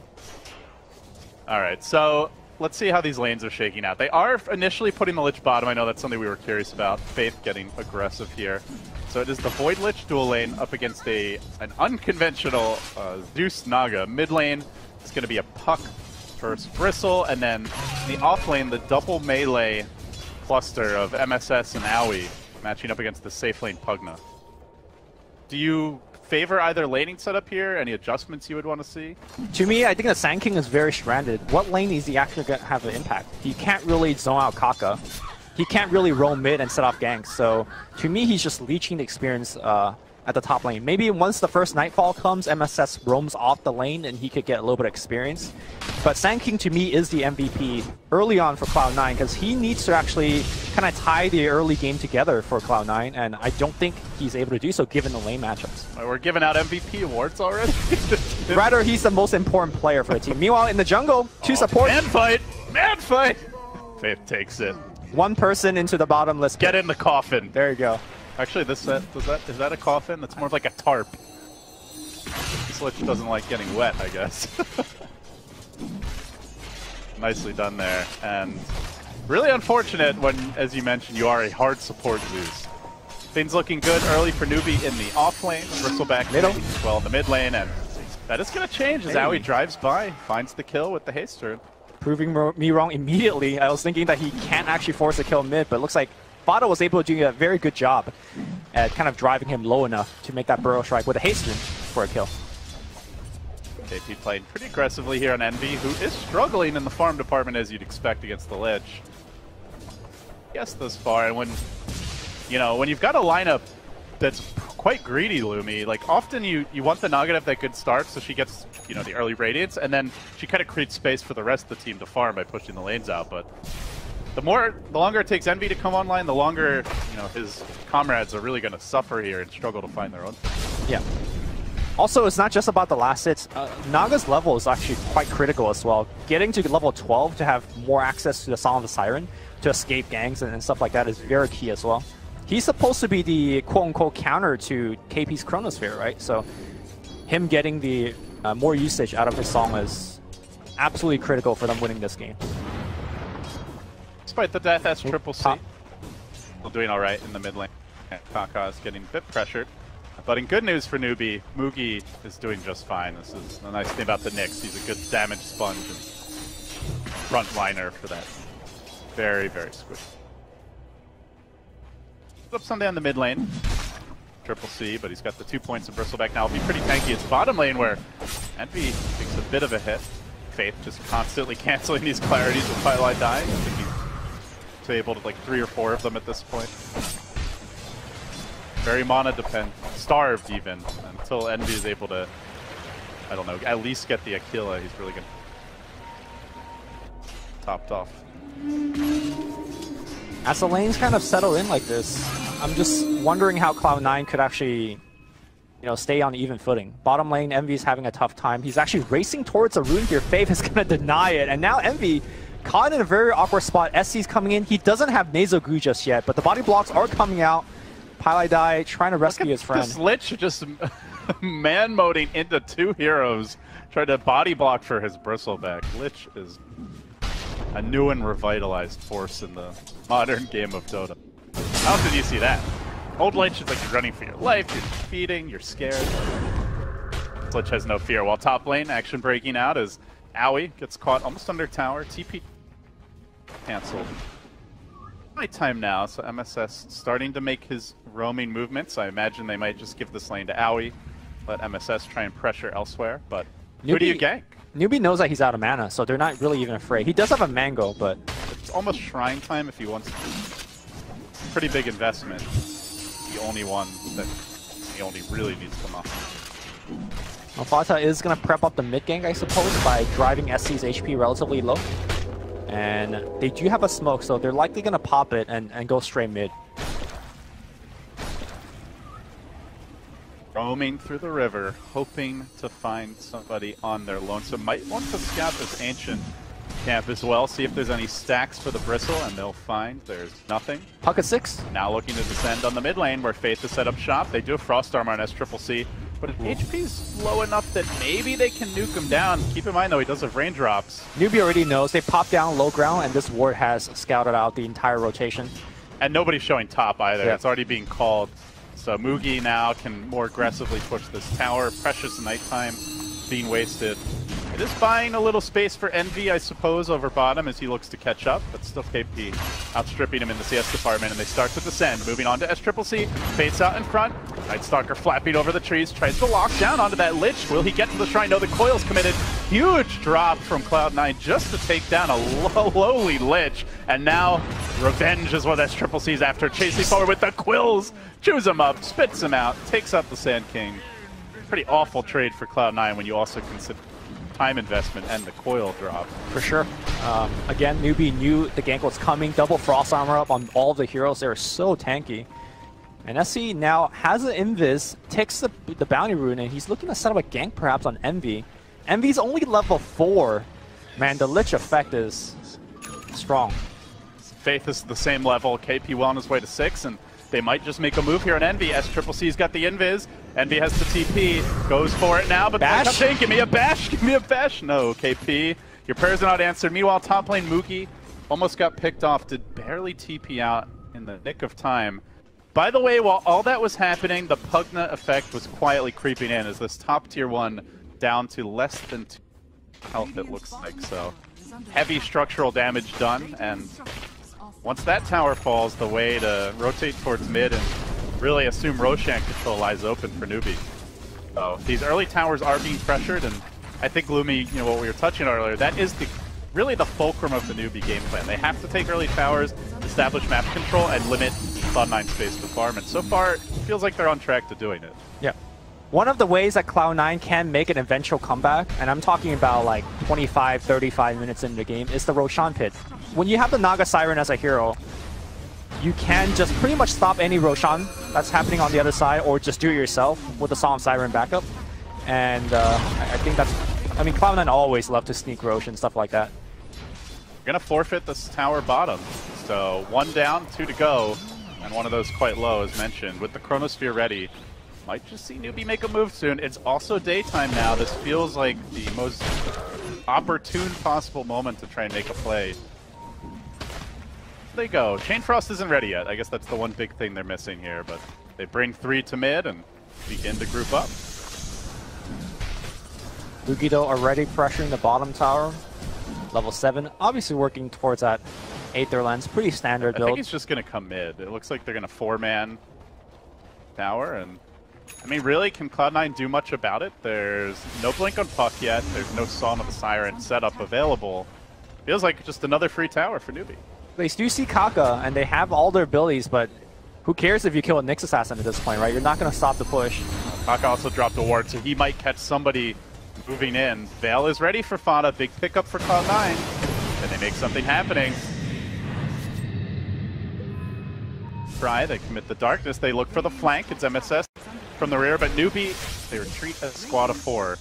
They leave the bristle top, so again, the pressure on structures is consistent that Newbie have either, one of their cores just hitting a tower, the other 4 working together elsewhere on the map, and Cloud9 really can't stop this. Maybe MSS can at least hit some creeps in the meanwhile, get experience, but it's not going to keep the bristle off the tower. Last hit, 2 down, 1 to go as the tier 1s crumble.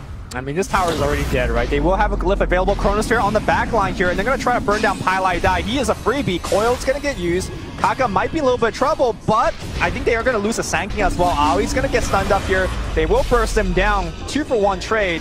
MSS needs to get out there right now. That was without XctN. Now he joins the fray. Fada slightly missing on the orb, not able to bring down the Lich, who continues to stay alive. Now MSS on the run. Pylai Die gets the finish. XctN diving deeper and deeper. He really wants MSS. Does he dare reach high ground for it? No, he's going to back down. The critical hour elsewhere. Envy coming in from behind, wants to deal with KP. Tries to slow him down, nukes him decently, but there's the time walk back to safety. He's going to grab this regen rune, will be almost instantly canceled, but he does end up getting away. So, in the end, not too bad for Cloud9. They hold the tower, and they don't completely fumble the team fight. It looked like they were going to lose, like, maybe 2 more heroes there, but managed to scrape it out. I found it very surprising that Newbie decided to start off the team fight with Chronosphere, because all they had to do is just sit behind the Pugna and blast off that tier 1 tower with Pugna. But instead they choose to take a fight. It was chaotic, and as a result, not only did they not win the fight clearly, they also didn't get the tower. And if you want to... Oh, nice Carapace in the top lane setting up here on AUI 2000. Nice. Oh, just the second. I didn't see if it was the Caustic or the Sandstorm, but yeah, one of them procs. He just instantly Carapace. He spiked the Caustic off a creep kill. That was nicely timed. So, yeah, I mean, that's a great point that you're making about the way they approach that push. Also, if you want to take that fight and dive, you really should have the Bristle there. Like, he's the dream hero in that type of prolonged engagement. Right. I do want to point out items, Lumi. XctN is going straight for a pipe. This is an amazing pipe game. Yeah, he's got a hood already. KP, interestingly, has also got a hood. How many times do you see Faces Void first item hood? But pipe is so good. Like, what physical damage does Cloud9 have? Naga is a magic damage carry. Puck has no drow or anything to really boost up his right click. So this is entirely magic. Getting an armlet and going carry, which doesn't seem like. Pipe is the end. All right, Kaka is going to get caught out. Puck coming in here as well. And this should be a kill. Nice picks. And what do you know? Perfect timing to hit the shrine as well. So, is an opportunity now for Cloud9 to try and make their second round of moves. But whenever it's daytime and once these pipes are complete, Newbie is going to group up and start going for those bigger objectives, the tier 2s. Yep. Maybe the Roshan. Meanwhile, Envy, only 1,200 gold. I mean, sometimes you'll see Nagas like 2/3 or more of the way to their relic, or even having it in a really good game at this point. He still has a lot of catch-up. Puck was able to steal a couple of the creeps from Messi, but not going to slow him down too much. The one, I guess, silver lining here for Cloud9 fans, hold that thought here, is Lich going to get run down. It's the fact that even though Newbie is good at pushing, they're not good at pushing fast, right? Like the Pugna Blast take a while to actually wear down a tower, and every bit of time for a Naga lineup is super, super important. Let me ask you something. Speaking of the Pugna and the pushing, like we saw a very different build from Super. Yes. In last game, you went BOT Rush. Do you like the Aether Lens and the Ags better, or what are your thoughts on like the right way to itemize Pugna? Aether Lens always to start off. Like that's always the right item. I think I like the BOT because they are allowed to push back so many waves. And you know that Naga is going to be splitting you, but at the same time, having Ags available is also good dealing in Naga. I think the order doesn't matter too much. Chrono. Oh, he's going to find Fada. Can't phase shift that for long as the stun comes through. Looking for the follow-up with the blast, the drain. They get the kill. Newbie takes the puck down, and the way to the 2 lies open. This is a crucial objective for establishing Roshan control, and I don't know that Cloud9 can fight it without that puck. They also don't have Blink of Sand King yet. Song is ready, but it seems Cloud9 are more content to just stall for now and try and do a bit of split pushing in their own. Yep. To answer your question, as long as Pugna gets both of those items, he should be fine. I don't think the order matters too much. And actually having the extra stats here for the push is pretty critical, so you get off a couple more blasts. Yeah, you get the plus 225 talent, and nobody is going on this Pugna, especially not with Frost Armor. He's actually very tanky. Yeah. So. Frost Armor and possibly double pipe, eventually. It's kind of like the strategy that we saw from LFY previously, where they picked Lich, and then they just built BKBs, and it's like, well, you know, we already did a Dragon Knight, right? So just Dragon Knight with Frost Armor. You don't really want to get physical damage heroes against him. Your nuke heroes can't do anything against the BKBs. Like, this double pipe is kind of the same idea. Yeah. Newbie are going for the invincible to all damage strategy, but obviously not at that point yet. That's just the mindset with these items. Basically, ensure Cloud9 can't really do it. Have you noticed the way that Pi has been using his ultimate? He's basically been using it every time off cooldown to give Eternal Envy vision. He's doing some next level routing. He's spotted right now. Oh, speaking of which, he used a song and hey, get the hell out. How you doing? They're gonna catch him out here. Blast coming through. He gets up the song, but the ward zapping him. Carapace was attempted there by Kaka, but and they get off a kill top. So that might look like a very curious play. Scientists might have been baffled, but let's look at the result, right? He got 4 people's attention at next to the enemy tier 2. They're able to pick off a kill simultaneously and force out Glyph and damage tier 1 top. That is true space creation for Cloud9. All according to the plan for Chairman Mao. But now Song's on cooldown for 2 minutes, and Pipe is ready. So I imagine if you're newbie, looking for that next big objective. This might be a good time to go into the Roshan pit if they have a Medallion of Courage. It does not seem like they do. And so maybe just get the lanes pushed. But Cloud9 doing a very excellent job keeping the pressure up on all lanes. And this is where you go back to the Pugna and say, you know, maybe having BOTs will be somewhat better for this phase of the game.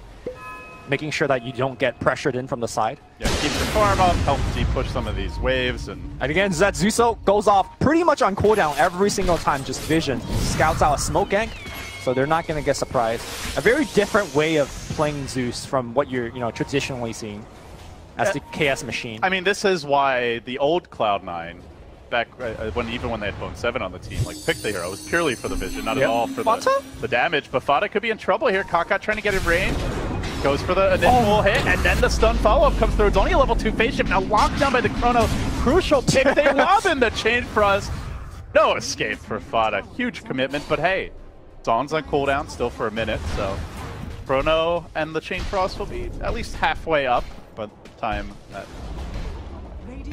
Blowing down Fada, who's the mid-game tempo controller, obviously very nice for newbie, but more importantly, they need to take these towers. They and that is on the menu now. That's tier 2 bottom about to fall. But look at top for Cloud9. They were able to do a little bit of ratting themselves. They're not going to get the tower, but that's a TP back here from newbie, delaying the further push. How are we doing on the Radiance? Oh my god. Jackie Mao is so far away. 2800 on Naga Siren. I was wondering if SCCC might get his Radiance at the same time, but he just bought another Rain of Health, so it looks like he's actually going back for a ban. Okay. It would have been pretty funny if the Bristle goes, pipe first and still manages to meet the timing on the Radiance of the... Alright, so we've got a little room to breathe here for Cloud9, Lumi. Overall thoughts on the way the game's developing? Pretty much as expected. We know that Cloud9 is not going to win the laning phase. We know they're not going to win the mid game. Just depends on how fast Jackie Mao can farm, whether he's going to get caught or not. And Cloud9 is counting on a couple of mistakes here from newbie. They need newbie to be careless. They need the puck as well as the Night Stalker to get 1 or 2 kills, stuff like that. And finally, Aoi has his Blink Dagger. Quite slow, but be expected with the amount of roaming and early help that the team needed, and with the 5 positions so much. It's gonna lay out the Zeus ult, maybe try to lull newbie, false sense of security, and that ult's down, but darkness is about to fall. Yeah, Cloud9 popped the smoke. They want to actually see the positioning of the hero, see if they can actually poke in for a kill. I don't think that's the duo you want to go on, though. If you get Carapace and then the Chrono comes out, you are done for. They think twice about jumping mid, and now Roche is happening. Roche is up. This is where Naga can shine. Has the TP ready, has the Shrine TP too. Definitely could look to contest here, but they're going to go in without the Zeus ult, so some big damage missing. It's a slow Roche, as you mentioned. There is no medallion, but Bristle certainly has the sustain to take it. Might take him a while, but he's going to force out the Pi TP. And now with Pi back at the well, still no Zeus ult for 45. This could be the time to just commit. Newbie smoked up and looking to make their move. They're going to find Fod on the high ground. Gets caught sleeping with his pants down and punished by Newbie. Was not prepared at all for that maneuver. They just came right out of it. I think they just have to give up the Roche. Scan. They then scan and they find MSS. They could get more. Oh, Roche is dropping low. Naga still not making that TP. They're going to concede it. Maybe MSS could steal it with his flying. He flies over. The fly ends. That is going to be it for the Roche. Now you say that, but now he wants to blink into the pit. No! Not the blink he was up before. Chorus of Frogs marks the successful takedown of the Roche. Pretty. Newbie, you're going to have some time here. What are the next steps for Newbie? They got their Roche, they took the tier 2s, there's only one remaining top Lumi, they've built their core items. Is there any sort of timer in your mind? Is there any urgency? Are there certain things they're waiting on, or are they content just to take this one? I definitely think that there is some urgency. You don't, because once the Radiance comes online, the game starts to get slightly harder. MV is able to cut and farm much, much faster. MSS, no chrono here, so he should be fine. God, that damage is dirty. But I think the objective for Newbie here in the next 5 minutes is to push out the side waves and use that Aegis in some productive manner by pushing high ground. Damage tier 3, start blasting it. But it's hard. Look at what Naga's doing. This is where, again, the Pugna BOT is super, super useful.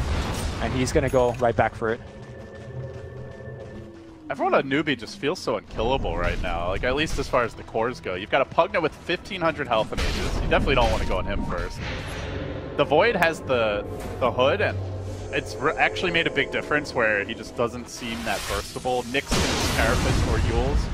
If you jump him in, Bristle obviously is a tank. So, like basically Lich is the only easy kill, relatively speaking. I just wonder where Cloud9 find that jump, and you can see they're hoping for one. They've got 3 descending on KP in the top lane. They get the sounds up, they're going to drop the Void, and now try to commit forward. Owie gets him with the burrow, but he might just time walk it all up. They can't kill him. KP survives, and meanwhile the team is storming down mid. No epicenter for the high ground defense, no Zeus ult available either. It might be slow, but it's certainly steady, and with those Pugna Aetherlens blasts laid into this tower, it begins to melt. Cloud9, this may have been a huge error. Newbie are just going to take this tower down, almost finish it for free, and they'll still have time potentially to, after the glyph ends, go for the racks. They can't focus on Mugi either because he's got the Aegis. So this is tough. That's the thing is, you know, Newbie are... Oh, Envy's going to get caught. Spike him. Be disastrous for Envy. They're just waiting for the setup. The team's marching into position. They've got Mugi ready for the damage. They just need the Void to come in for the lockdown. Carapace comes through. They're going to stun him, control him, taser him down. The damage is out of this world. They get the kill again. So Envy's dealt with. The tier 3 is now been laid waste to in the middle lane. Newbie are up 9,000 gold at 23 minutes. Yep. Against the lineup that you called greedy, a lineup that needs to spend a lot of time farming, a lineup that needs a lot of items. They have nothing right now. I mean, this game looks so Newbie favored, but at the same time, the sense of urgency is there. They know that they need to finish the game fast, because you drag the game out long against a Naga, things could be ugly. Fata, nice face dodge, blink out. Yeah. Decent escape by Fata, but that's Triple C moving into position. He's almost got his relic. MSS flapping up to the high ground. All stalling tactics like Cloud9, just trying to be cute, trying to be very annoying and just prevent Newbie from grouping up, but courtesy of this Aghanim Scepter of Mugi, he can just instantly deal with those illusions that come near his team. Now giving the Zeus the pain train, the Mana Burn to Krebs combo. Spells doom for the little man. And wait, why is backdoor protection not up? The creep, there's no creeps, right? They were there. They're songing. Are they trying to song to kill the ward? They have epicenter, but now he's not in position here. He's going to try to rev it up a bit too late though. SCCC has the pipe ready, pops it, keeps the team alive. The coil committed. Kaka gets up. The Carapace, another chain frost bouncing. Stun comes through. 3 are dead. Song's been blown. Chrono as well, looking for the Night Stalker. They'll bring him down too. Cloud9 are crumbling, and Newbie surge forward onto the melee, but now backdoor protection is active. But the creep wave's coming back in. Saving the day for now. The creep waves are coming in, so... Is this just game? Yeah, pretty sure this is just checkmate. I mean, that was a questionable engagement. Maybe Cloud9 felt like they had to engage there because, you know, the backdoor protection wasn't up, and they just can't let Mugi just keep blasting like that. I mean, you called it early in the at the end of the draft, Bloomy, at the beginning of the game. It's a pretty greedy lineup, and in fact, Newbie, they recognize that. They lane it properly, they itemize correctly to apply pressure, to poke at the weak points. They lane very well to just limit Envy's farm, and with Envy not being farmed, there's just no ability to stall. It feels like checkmate, and it feels like Newbie and Cloud9 figured out as soon as the draft ended. Yeah. I don't feel like there were any like big individual misplays this game. It's not like, you know, someone played really poorly on Cloud9. I don't think Cloud9 could actually beat Newbie when they played correctly with this draft. I agree. I think they needed Newbie to misjudge in terms of like how quickly Envy's farming, or yeah. Like you can point at a few small things, like they didn't really get the best saw on the epicenter coil combo. Like of course the execution wasn't perfect, but it wasn't, you know, so awful that it's like, oh well, if they fought properly, they could have done something different. So, well, not entirely over yet. They're now down 2 lanes of Rax, and have to imagine with the next stage is Newbie, Jugular, and the Mega Creeps. Fata's gonna try his best to keep this lane shoved in as much as he possibly can, and creep cut once the creep wave makes it past him. It's gonna make it annoying for his enemy, but not sure how much he could do beyond annoyance. Owie on a deep 40 mission here. Could get punished though. Kaka is going to set it up. Now they drop in with KP. They get the Decrepify. They give him the Sucky, and now he's on the run. Kaka looking to hound him, finish him off. KP also on the chase. Space created, dude.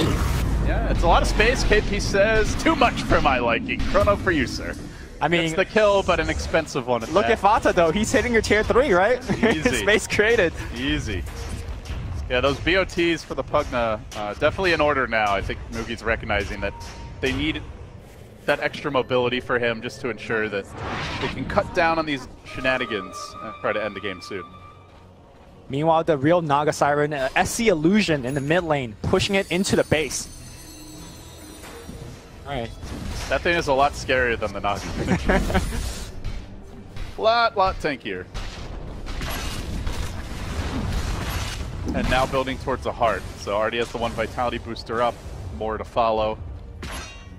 Lacking the creep wave, but you know, honestly, they might want to just start escorting the waves out to the tower just to ensure there's no cutting.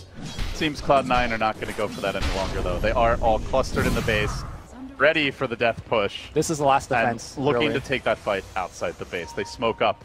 They have the vision. They have an idea, an inkling of where Newbie is. Some vision on Mugi. They could set up here with the song. Is that how they want to start the fight? Fata's revealed. He tries to bait around the wave, orbing back the team there. But now Newbie reveal and see most, if not all. They move in with the bristle quickly, coating him in sticky, nasty goo. And now MSS dropping low, brought down by the Pugna, finished off before the fight even really begins. Cloud9 hesitate, now they song, but they're all spread. It's not a good opening for Envy. He just uses this time to get back towards the base, protect this team from the angry Bristleback who charges forward, looking for UI 2000, going up Envy. Naga, as well as the Scorpion, all likely to die. Envy, your song ends now. It's just the fat lady who's going to be singing as Cloud9 get absolutely steamrolled in game 1.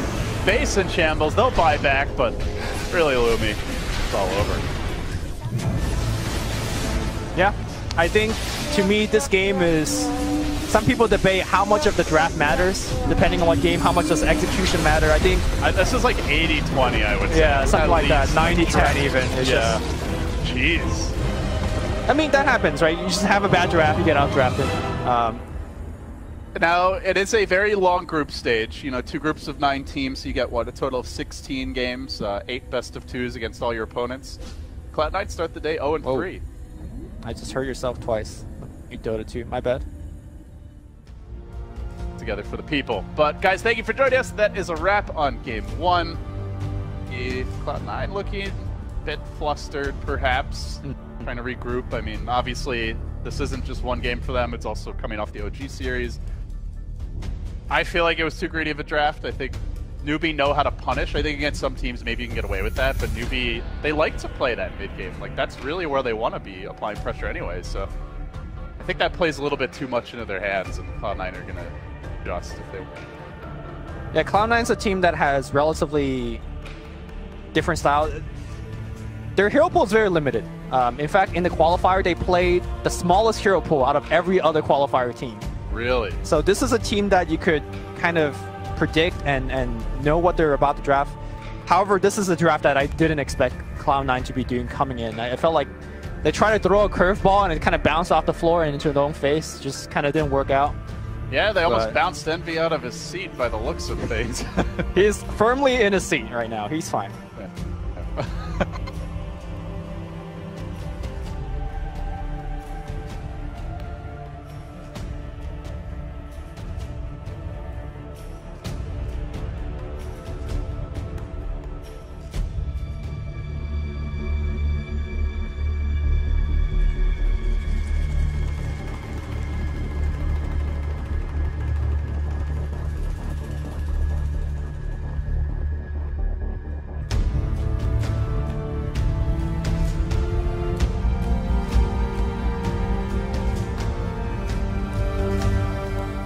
Raging Potato trying to get the kills, trying to go for those supports. Blinks in with his Shiva's guard. It looks like he'll get solo.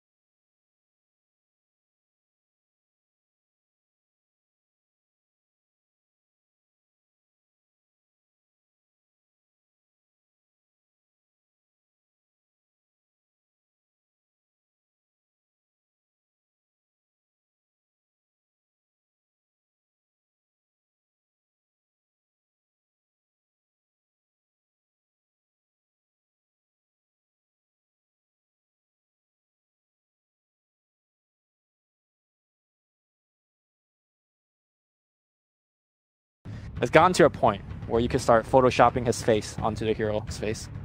Plays Dragon Knight. It feels like Kaka only plays Sand King, so it's just it's gone to a point. Superman Photoshop today. So. There you go. We'll see. Nine grabbing their second pick early. This time a different route though. They go for the Bat Rider, so seems like more emphasis on the laning stage already. A bit more balanced in terms of read factor. Almost no matter how else they round out the draft. I think that's a good start to things for them. Newbie already showing their hand as far as supports go, and no real direct counters to the lasso. Grave is, you know, okay. Yep. It's not a full counter. So I guess the quote-unquote counter that's really left available from the off lane is the press the attack from LC, right? Pick that up.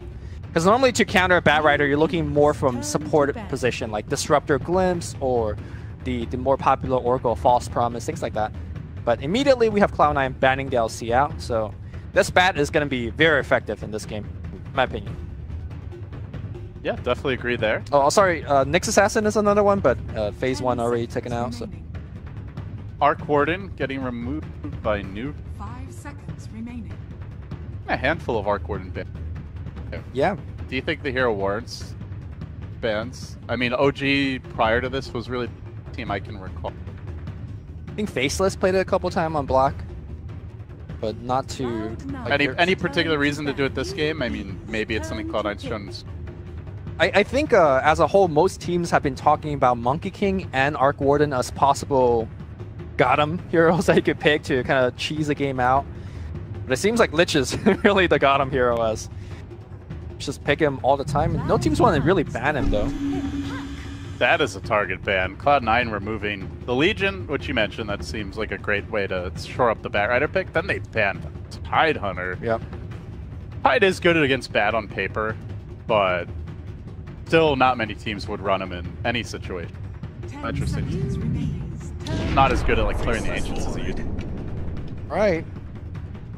Not gonna grab the Void, so they really just directly take what Newbie was doing last time around and try to do it themselves. Well, you want to pick Lich, we're going to pick Drow, so be again looking to pressure the lanes, again looking to push quite hard here.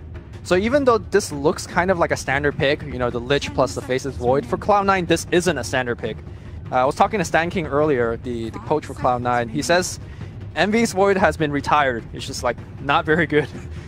The so Chronos are not on point. An MSS. Well, MSS is playing bad, right? So unless it's a mid bad or something, I haven't seen. One I mean, of those I in a guess, while. I guess. I don't think you want to do that against Puck, who is like 20 something more damage than it.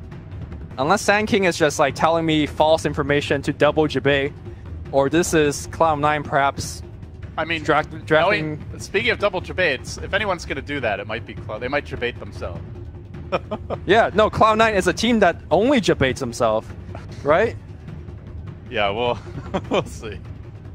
But yeah, I think to your point, Cloud9, it feels like they're being forced to play Newbie's game. They're being forced to kind of play this, you know, this emerging meta here at TI, as opposed to dictating their own style. At least so far. You know, we'll see. There's 2 picks to go. They can still take it a very different direction. Grab the Lina. So this for sure is just the Fada hero, right? And then you just have... So Fada, Lina, and I think it's an Envy Void. Yeah, I think so too. Unretired. Look, let's... For better or worse, it will be entertaining, to say the least. Get your 50-50 threads ready, boys. Oh my goodness, I love the 50-50 threads. And that no one are the... There's no one for whom they are more applicable than Jack. Yeah. So what will be Aui's hero? You know, a hero that has been, like, just first phase ban against Cloud9, or rather MP back in days, was Aui Stream Protector, right? Like, back in Manila Master, it was the first phase ban, and then people start banning it, and then we just don't see it anymore. I wonder why Cloud9 has kind of just dropped the hero. It was honestly, like, Aui was the Just winning, like, yeah, he was winning games. If he had a good start, they almost always had a strong lead, and then unless NB threw, they won the game. I'm being unfair to him, but yeah, unless they threw, they generally would win from there. And almost every game they lost, he had a bad start, and obviously, you know, some of that is correlation, but I do feel like a lot of it was just Aoi was integral to the strategy, and he enabled the greed. Like, they could get away with the greedier hero for Pi because he was the tree or the enchantress. Newbie do ban that enchantress. I mean, if you're up against a tower pushing shred, isn't frost armor and living armor on your building like pretty sick against that kind of scenario? Yes, but it's maybe a little all in on defending your buildings. Sure. You look at it. Newbie needing, I presume, a mid hero. Puck could go in the mid, obviously, but generally you see Puck Drow strats, the Puck being the off lane to actually pressure. That would leave them needing a mid for Queen of Pain, perhaps, one of his best mid ever. Storm Spirit, a very popular combination that a lot of the Chinese teams like to employ alongside a Drow Ranger. I think LGD in particular loves Drow Storm. Cloud9, they waste no time. They are going to grab that lane controller with the bounty, or not lane, like kind of early roamer, I should say, with the bounty hunter. Kind of like a Treant-esque hero, right? Like just roam around, get information. It's like a very weak version of Tree, right? At least early. And Newbie, they go beef.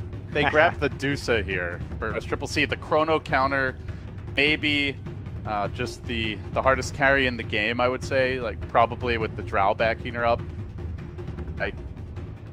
This is a strong team fight lineup from Newbie, and that seemed to be what Cloud9 were really going for with the Void Lina Lich. Also gives you some very strong reassurance against the Chronosphere. If you could pop off your ultimate, your Stone Gaze, as the Chrono flies down, then suddenly Void has a tough job, right? Is he hitting people or is he just running away? It's tough. Void is not necessarily awful against Dusa. If you're ahead and you get like the Manta Diffuse, you can deal with her pretty well. But for sure, yeah. As soon as you start to fall behind, or as soon as your team's not able to burst during Chrono, then everything just crumbles. And it's a Dusa who's going to have a Drow Aura backing her off, so likely the laning stage will be strong. She's probably going to farm really well. I imagine they'll give her some early support with the Dazzle. Maybe the Sand King just mid. I doubt we're going to see the Bounty Hunter really pressure too effectively. So then you're relying on the Lich. Maybe the Lich is the X factor. I look at this Cloud9 draft, I just feel like Lich and Bounty Hunter have to get a lot done for them to have a good mid game. Yep. Whereas I feel like for the side of Newbie, it's ease of execution, and the checkpoints they have to hit to have a good mid game are much lower. So before this game kind of get on the way, I do want to talk about Medusa in terms of his item build, because we're all very familiar with the traditional Medusa going into late game and just outright clicks, out carries your enemy lineup. But recently, from the LGD squad, maybe has been playing some next level Medusa, going for the Lincoln's Manta Ags build into a Hex. Remember that game that would cast an MDL? Yeah, the utility Medusa build. The Ags has been all the rage, I would say, with the Chinese Medusa players, and we've seen a couple different teams do that build, I want to say. Yeah. Maybe probably the most successful of them. But yeah, I think the Ags is super legit. So I wonder if we're going to see something like that, because the Ags in particular makes you very tanky, but also the stone, it turns them into stone briefly, and then allowing your team to actually get off all of them extra right clicks and stuff. There were quite a few cases where, I think it was even a Dusa versus a Void, where the Void would go into Chrono, and then he gets hit by that initial snake, he gets turned to stone. Right as the Chrono gets dropped, they don't quite kill the Dusa, or she gets off the Stone Gaze when they Chrono, then that's wasted, and then you're trying to run, and this obnoxious snake keeps on hitting you, briefly turn you into stone, and you have a Drow, right? So, a lot of those games, in fact, all of them, I don't even think there was a Drow with the Dusa. Just like a casual Dusa. Can Aoi steal the rune? Not a la carte Dusa. No, he will not be able to. Triple bounty rune grab for Newbie. He's going to hit him a couple of times. Medusa, one of the slower moving heroes with the Orb of Venom. That's half his HP. Great start for Aoi. Obviously would love to get a courier snipe, but Newbie seemed disciplined. We saw a lot of courier snipes in that MD. I don't know if teams were just playing a little sloppy. They forgot about how much others like. This is TI, and at least so far, disciplined. Very rare to see bounty hunters not coming out with some sentries of his own. Generally, you see a sentry battle in the mid lane, but SC drops a sentry, and Aoi knows there's nothing to do there anymore, and he'll basically, I think, track the movement of Kaka for this game. He's going to make sure that Kaka does not help mid and give fodder the 1v1 that he wants. So, Newbie are running a safe lane puck now, with KP taking that up. Obviously, this will not be fun for Envy. They are running the off-lane Drow, so KP already hitting for almost 70 a pop. Aoi perhaps could change that, but Kaka's there to back him up, so this feels like a pretty tough Void game if this is the way the lanes are going to be set up. Already see Kaka applying that early pressure. I'm surprised by the fact that Lich isn't on the bottom. Like, I think it's totally fine to run the Void in the off lane, but give him the help, right? So I imagine eventually Lich will make it down here, but I guess you put the Lich down there, then I don't know, the Bat has a bad time maybe, but yeah, I guess that is the real issue, right? One of the lanes is going to have a bad time. I'd probably rather my Void have a good start than the Bat though, right? Because the Bat can catch up in the jungle. Whereas for Void, that's not the easiest thing to do. I think you could make an argument either way, because the Bat, to me, comes online a little bit faster to actually, let's say, kill Drow Ranger a couple times, slow down the push. So it comes down to what you think is more important. So you're going to try to make a move here on XctC momentarily, but he already has the Mana Shield. Harassment for now. Little kill potential here while the Deuce is relatively low. Poke him down to the critical threshold and then make that decisive move. Meanwhile, top Faith caught out. Could be in trouble here. This would be a big opportunity. He goes to the grave, but don't think he's getting out of this one. MSS on the verge of scoring a first blood and will secure it. Might trade his own life, though, with the tower hitting him on the way out. Or might just get a trap kill as well. Mugi with 3 napalm stacks. He will end up falling in the end. I think the touch finishing him off there, maybe a attack. So, well, MSS dies. Faith, I think, respawned this time to get that. Maybe. So low level. Ooh, Burrow Strike. Kaka finds a kill on the courier. Had a salve on it. He is now a sad man. That is his salve, I imagine. I would think. Walk of shame back to the fountain. Correct.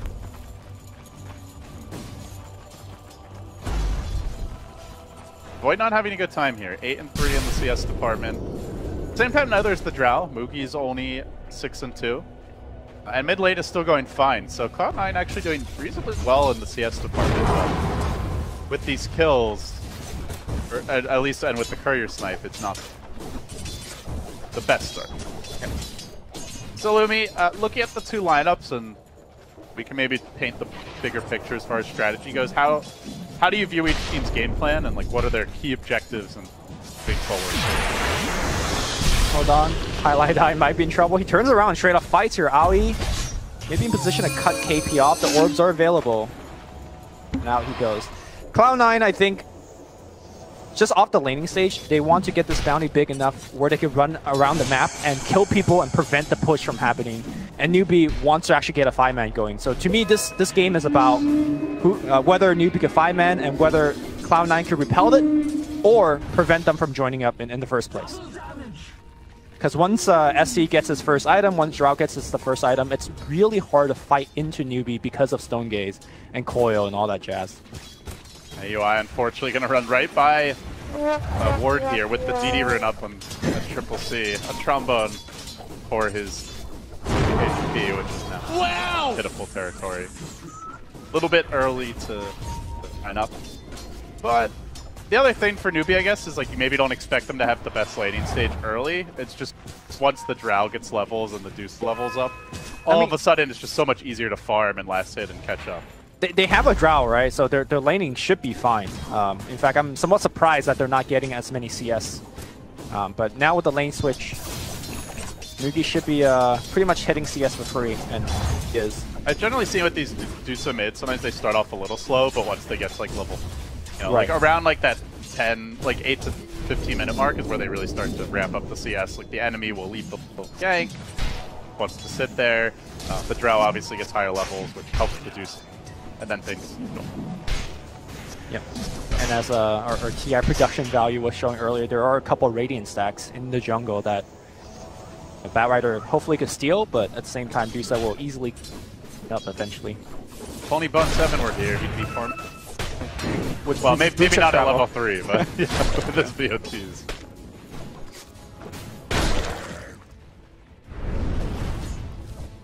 Or Bone 322. So. That's just I'm just saying it like it is, you know. Or ancient stacking here, SC. Yeah, it's just stack Dota for newbie, really, right? I guess the big question is, like, how much will Cloud9 be able to contest these? They have the Bounty Hunter can run around and leave some XP. You know, they have some ability to clear those stacks themselves. Not the best against aim. Will that be a priority for Cloud? Now, one thing I do want to mention about Fada and the way that he plays Lina is fairly different from most other Lina players out there. Really loves taking the 125 cast range talent and going for the Yules first. Generally, he finishes around 12-13 minutes and just go off the mountain. They're going to make the move here. Kaka burrow forward onto Envy. They do not have the level 6 in KP. Yeah. Surprised they tried to that without. I guess just harassment in the end, as Kaka will be scouted out by these pesky creeps, going to be forced to pay for the time being. We'll see, continuing to stack up his Ancient. So, I mean, Lumi, you mentioned at the beginning of the series, Cloud9 is all about economy. Like, that's just their hallmark, their calling card as a Dota team. I feel like Newbie's in better position to play the economy game. I agree. When you have those strong laning stages, have more opportunity to do stuff. MB's going to get silenced up, but he just jumps away. Ironic thing is that Cloud9 has a Lich. Like, you should have the lanes more in your favor when you do have it, but looks like the Drow much more effective in this kind of more passive laning phase. Maybe the Lich will prove kind of added value later on when the push really starts to ramp up with the Frost Armor. Will try to slow things down top, but KP and Kaka have gotten a nice wave going. There's not a whole lot of deep push for Cloud9. In fact, Twilight dies in danger. Envy doesn't have his Chrono yet. He's so damn close. He just needs a couple more creeps to get the level 6, and now level 6 secured. He could drop the bubble. He will. In comes the Lina. This could be a two-hero takedown. Oh. Nicely played by Fada. They will get both. Envy getting level 6 at exactly the right moment, and a noble sacrifice as Pilot Die throws himself into the bottomless pit. Greater good. You know that's when Pilot, that's how he plays. He doesn't throw other into the pit, just himself. If he could, he would have just cast Sacrifice on himself to give.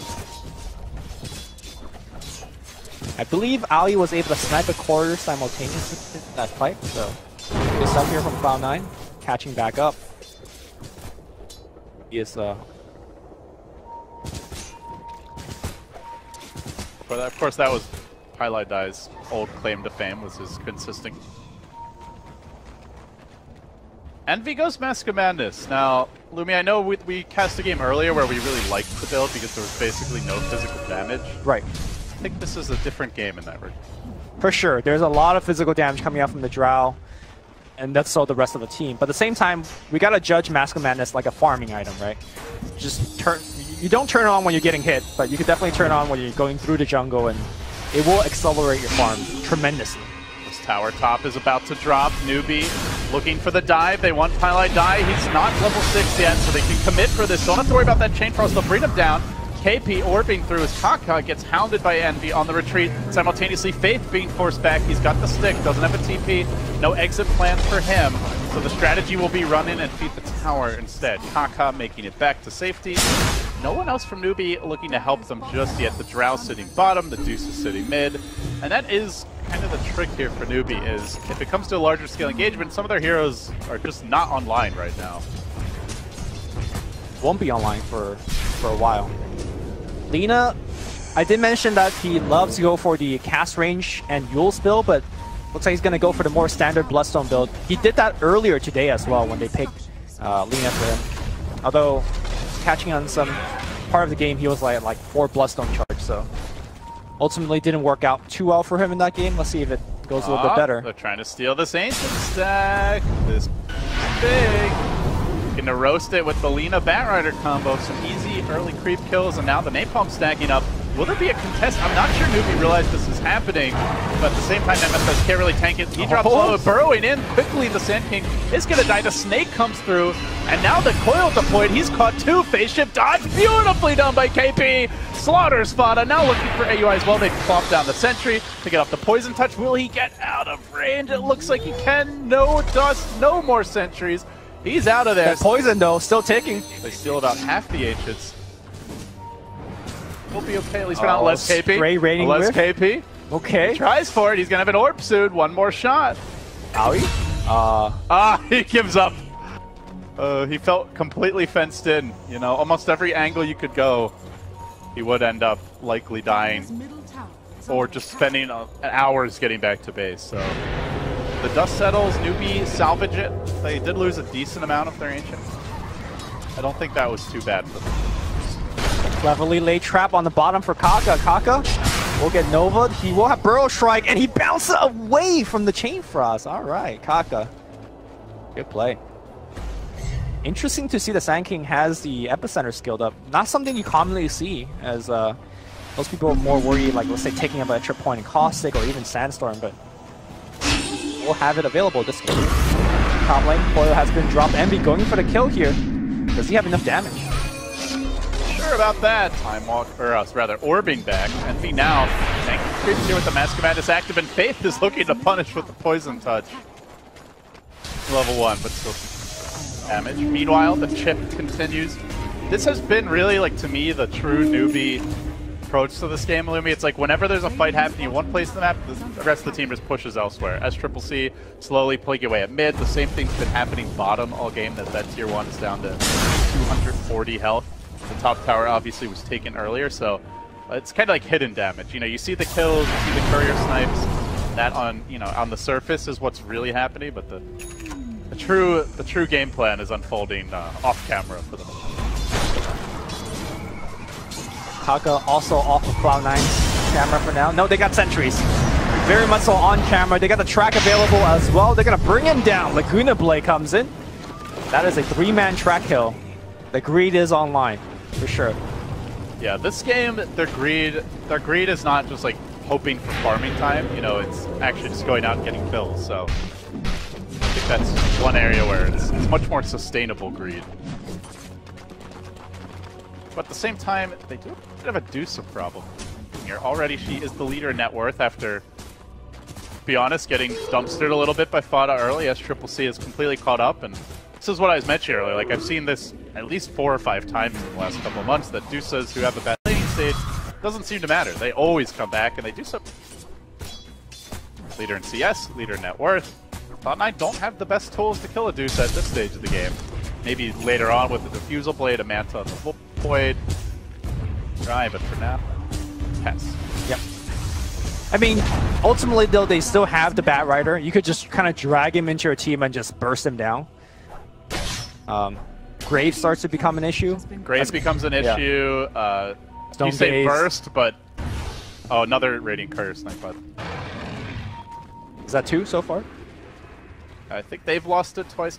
Cloud9's lost it. Tanking over. Yeah. 3 Courier snipes this. Always effective, stealing runes, sniping couriers. This is kind of pretty much what you want from your bounty, unless you're also just trapping and getting a bunch of kills. Low gank up top. Envy. Does he have the game sense? Be tough. They're moving into position now. 1 Frost Arrow. On the mask and run. Retreat. He might have to drop the control. Oh, Burrow Strike coming through. Envy juking away. Where did he go? I think they know too. They scan. They reveal him. He's in the neighborhood, but Newbie gets scared as they realize more reinforcements could be coming in soon. So they're not going to force the issue further. Remember, some of this is just buying time for the Dusa, who's sitting in the jungle, farming happily away. KP, who doesn't have a blink yet. UI moves. Vinviz tucks himself out of vision of that ward nearby. Yeah, he's already clicked on 2 of the heroes. There is no detections. Kaka does have Dust, though, so he's got to be super careful. Dusty's dead. Cancel the TP. Okay, he does cancel the TP. Here comes a Chrono, and he is gonna go for the kill. Envy does have enough damage this time. Could have been a track kill, so small missed opportunity there. But still, TP canceled. Ralph picks off. That is a big win, and now it will be a track kill on Kaka as he gets scouted out, running towards the shrine and punished. Did not expect them to dive him that far. Vision, Kurt. Still, Dusa is farming, you know. Creeps. She'll be here all day. They are about to take their last outer tower, tier 1 down. And they still have all of their own. And I think, Lumi, the more I look at this game, that's my biggest question for Cloud9 is how will they be taking objectives? They are abysmal at pushing. Only Lina, who's any good and has no damage buffs of any kind. I think Void's not bad because simply he will just pick up attack speed and just damage items. I think Cloud9 is going to be the team that pushes after a one team fight. I don't think they could just group up and push into Newbie, whereas Newbie has the ability to do both. So I think Cloud9 is more worried about winning fights rather than pushing out, because if you do win the fights, the push will come. Faith went on a bit of a hoarding journey. Thinking about it. Walking around with this invis room. He builds his own jungle, building some spikes. So they're starting to get these key items. While the top lane, Kaka does get caught out. And yep, Cloud9 will finish the off. This is like the third or fourth time they set up the same gank for Kaka, right? They just wait for him to finish his Sandstorm. Probably the slowest blink I've ever seen from Kaka. Yep. Already. And you know, he doesn't 15 minutes is generally his standard time, which is pretty fast for any 4 position, but he gets it very reliably. Maybe it's been banned so much against him lately that he's forgotten how to play. I think it's more Cloud9 just setting up like super dedicated ganks time and time after again. So we're gonna look for the Mugi pick here. Good silence. TP out. He'll make it away. Bottom of his Bloodstone now. Very good timing for him, and looking to apply the pressure. He'll push through at this bottom tier 1. Zeroing in on the first tower game. Something desperately need a little different gaming. Like anyone's looking to defend this tower for now, as the Dire Scan reveals KP. He jumps into the wave, then he blinks out and right into the waiting arm. So Mojo storms down. The Chrono almost got dragged out of it. Cloud9. But a heart attack the way they're playing, but kill. Cloud9 keeping all their fans on a 50-50, you know. You just don't know. Aoi going for a bounty rune, sees a Drow Ranger and decides against it. I'll take that. I like to pick up here on Aoi with the Medallion Courage. Normally you see pretty common for Greaves, but with the Medallion gives them the ability to actually go for a Roshan sneak. Speaking of Roshan, it's actually Newbie going into it. I mean, you know Chrono's on cooldown, right? True. You even know Lasso's unavailable for a minute, so why not? We're gonna coil here, commit, try to bring down Aoi, force him to TP away, coil snap. It's gonna be enough to finish him off. Meanwhile, Envy just farming up Ancients. This is a pretty quick Roshan. Of course, that double damage rune, XctC doesn't hurt. Crucial moment like this, there's a Chain Frost ready. Twilight Die getting warned back. We close in. Is there sort of steal potential here? MSS has the blink. They do have the track on XctC, and no real opportunity. Mugi gets the Aegis, so now 2 very difficult to do. But Fada was pushing from 0 towers to 10. Even though that Newbie got the Aegis, it's not to me very clear whether that's a good trade for them. Cloud9, as we saw exhibiting in the last game, one thing that they're very good at is just split pushing and making Newbie go back repeatedly to defend. There can be a scenario where Newbie doesn't even get to use that Aegis in a manner that's beneficial to him. What is the timeline here for Newbie, Lumi? Trying to set up on XctC. They're going to make the move, lead us down to start things off, quickly chewing through his Mana Shield. It's not even close. Only getting through the Mana Shield, and that's it. They do not even really scratch the HP, and now Fada's been caught out here. He's been coiled. Kaka moving into position. The stun's a bit early. Fada's in trouble. He's been up more than he can chew, and he's going to pay with some Bloodstone charges. Dropping 4, down to 8. Now he hides in the trees. Did not see out here while that was happening. Mugi rotate top to hold this tower. And I mean, that is, you know, that is the conversation we're going to continue to have, is can they kill XctC? He continues to farm, continues to get beefier. Still a shallow grave to back him up in some of these fights. We'll have bonus armor, additional heals, time to time. Maybe if Envy gets farmed, could be different. But for now, we'll find this KP. Chronosphere just for a puck. I guess for Cloud9, they're happy. Oh, Burrow Strike, allowing SC to TP out. Kaka's going to throw his life away. Can they get off the track? Bounty Hunter a little bit far away here, and that's going to be... for that track, maybe? I think they're literally waiting for the track. Hit him a couple of times, cancel that Blink Dagger. And Kaka smartly runs into the tower. Saves his team about 400 gold there. Yeah. Dire's middle tower is under attack. Only an MV team would be like, don't kill him, wait for the trad. I'm a little worried for Newbie at just how many kills they're giving up. Like, especially on these tempo controllers. You know, Puck, no Yules yet. That's been delayed by some of his deaths. The Sandcade Blink only now finally coming online. 5-6 minutes late. Could be problematic as the game continues. They're going to find an opportunity here. They lasso up Fate. Stone Gaze comes in though, and that's going to force Cloud9 on their heels, but that's a big cooldown to commit. Maybe they still chase further. Wrapping around. Backstab, he's got the stick charges. But on the other side of the fight, 3-man coil. No one to combo with this. KP just buying time, I guess. Team to get in position, and ultimately the game revolves around the tower kills, and Newbie will grab that tier 2 top. So, happy for them. Yeah, MV working on the tier 1 mid. Unfortunately, not enough damage to actually take it down. That's my worry for Cloud9. They're just slow at pushing. Yeah. To me, that was just a very good reaction from Team Newbie. Dust is going to clip Aoi. He's found right now. He doesn't have a teleport score out. He's just dead. Yeah, Burrow Strike coming through at Triple C joining the fray, and Aoi down. Take a freebie. Orb for the Dusa. Manta style en route. Drow with the DD, and that might push. This Aegis, though, is about to reach its expiration date, about a minute and a half remaining. So if Newbie want to go for that next tier 2, best do so now.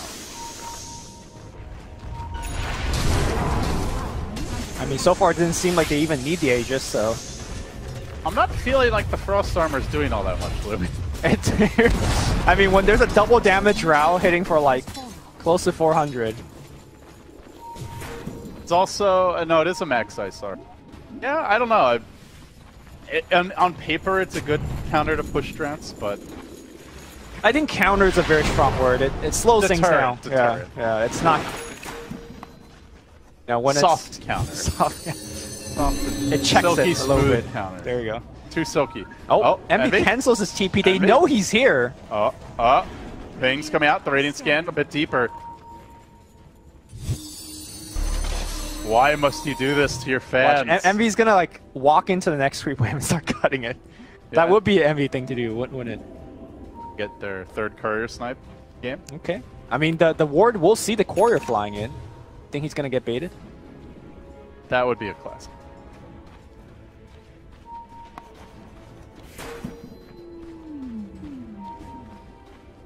Backdoor tier 1. He's up on the high ground now. Pilot died there to break the smoke. I actually saw this now. Kaka jumping in with the Blink Dagger. Actually walks the wrong way, then comes back to find the Burrow Strike angle. As Mookie chasing forward, needs one more set of Frost Arrow auto attacks to get the kill. And meanwhile in the mid lane, Envy going for the tower backdoor. He's going to get clipped by a coil here. Quickly time walking away, but the chase is on now. The Burrow Strike comes through, but it's right as the Yule Scepter is quick. Silence is there. And Envy shenanigans get laid to rest. A death for him. Really, it was a pretty... just didn't seem necessary to commit your one position to backdooring a tower. So you know what happened there? Like, he saw Pi was being gone on, so I was like, okay, you know what? I'll trade Pi for a tower, right? So he went on the tier 1 tower. Fada took down the tier 1 top tower simultaneously, so they glyphed it once, and then they glyphed it again. Envy is like, what the hell? He's getting triggered.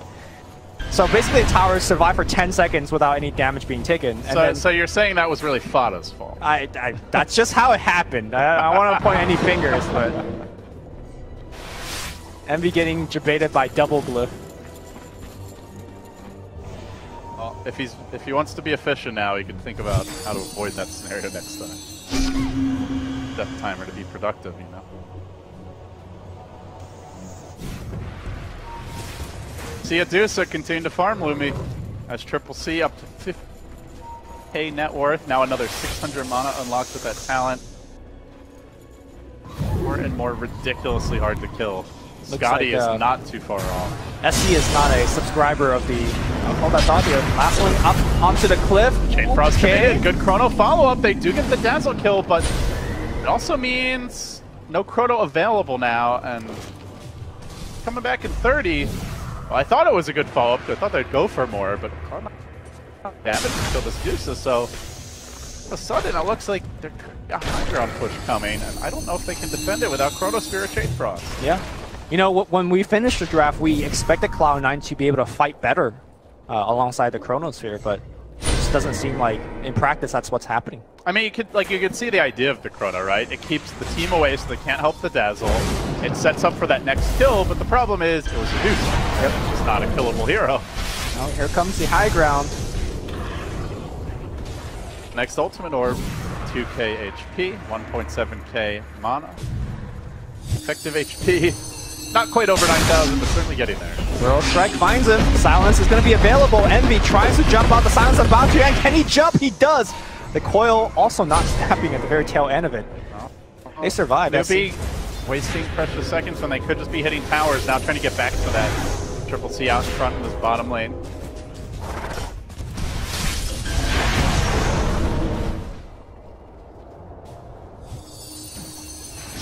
Not ready to break the base yet, but if they had Aegis there, they might have tried. Can we revisit the Bounty Hunter pick real fast? How effective do you think it's been? He sniped the courier a couple times. He's given his team, you know, a little bit of extra gold and vision, but... Okay, so the idea of the Bounty Hunter is twofold, right? It's like the vision game and just kind of that like buying time for your team is probably the main reason why Cloud9 like it. Secondarily, can help shore up your income, crack kills. The issue I see with it is mainly around the... Well, okay, so it's two things. First of all, newbie want a 5-man, like you said, right? So and Bounty's not good against that. How useful is the vision when, like, you know where they are? They're all 5 marching down hitting your buildings. Hitting your buildings. Yeah. And the second thing is, when they're actually, when you're going for those pickoffs, you have a lot of long cooldowns, right? You have Chain Frost, you have Chrono. Those are like 2 of your big pick-off abilities that ideally you want to, especially the Chrono, that you want to use, and then as soon as you use them, you've just opened the door for them to go for that big push. So that's, I think, where I worry a little about the Bounty pick, and I'm not sure it fits that well, but I think also Cloud9 may have been anticipating, like, we've got Lich, we've now picked our Bounty, we're really good in the early game with Bounty, and all these roaming heroes for AoE, like the tree you mentioned earlier, we're going to win the lanes, and then we're going to be able to just constantly keep them down in the mid game. Right. And I just, obviously that part of it never happened. I mean, I don't want to beat a dead horse, but I think Treant being played the exact same way by AUI would just do better. Like, the Living Armor in particular is going to help them out quite a bit. Having an extra AoE ultimate wouldn't hurt, helping out Chain Frost and all that jazz. But this Bounty, to me, looks a little stranded. In fact, he is very stranded, as Roshan is being done by newbie, relatively just for free. Normally you see a lineup with Batrider Void, and it's like, this is a great lineup to take fights at the pit. All the cooldowns are ready, but Kaka? not the case, as they did smoke from the Roche pit and set up shop in the bottom lane. The TP rotation from KP forces out the seppuku from Fada. Bloodstone deny, but now down to only 6 charges. Roshan already claimed, Aegis went to SCCC. Now the death push might come in. Yeah, this time it's going to be Dusa with the Aegis. She sits in the front. And the Scotty, it's almost ready. Yeah. You pretty much have to drag her into the tier 4s and have Lina alive to burst him down. That's just the first life. I have no idea how the hell Cloud9's going to kill my second life. Just feels like the Frost Armor is only delaying the inevitable right now, as CCC laying into this tower mid, confident up in the front lines, the team backing him up. Chrono will be ready. Glyph is now committed. All cooldowns available, and they're going to try to start the party with the big, deep lasso, but a coil ensures that SCCC can't get too much farther. Counters that initiation, then the puck goes in, feeds the track kill away. Really wanted to save SCCC. SCCC probably saying, like, I was fine, man. I'm Medusa with an Aegis. I have to worry so much about me. I got this, but... Incidentally, I think killing the puck there did a lot more than going for the Dusa kill. Because the Dusa just laughed off that initiation. I think even if the puck didn't coil there, he was fine. Maybe he drops to half health. Maybe. Yeah. And there's, remember, there's Grave. Like, they didn't go for the Dazzle. He's going to get that off. And then there's a second life, even if somehow... Yeah, in retrospect, probably KP shouldn't have forced that, but... Still newbie at the Aegis, so they can still group up again and go for another push. you see your carry being jumped on, you know, it's very understandable that he made the play that he did. It's not gonna waste too much time as he's gonna be back alive right now. He's gonna port to the shrine and the bottom push continues.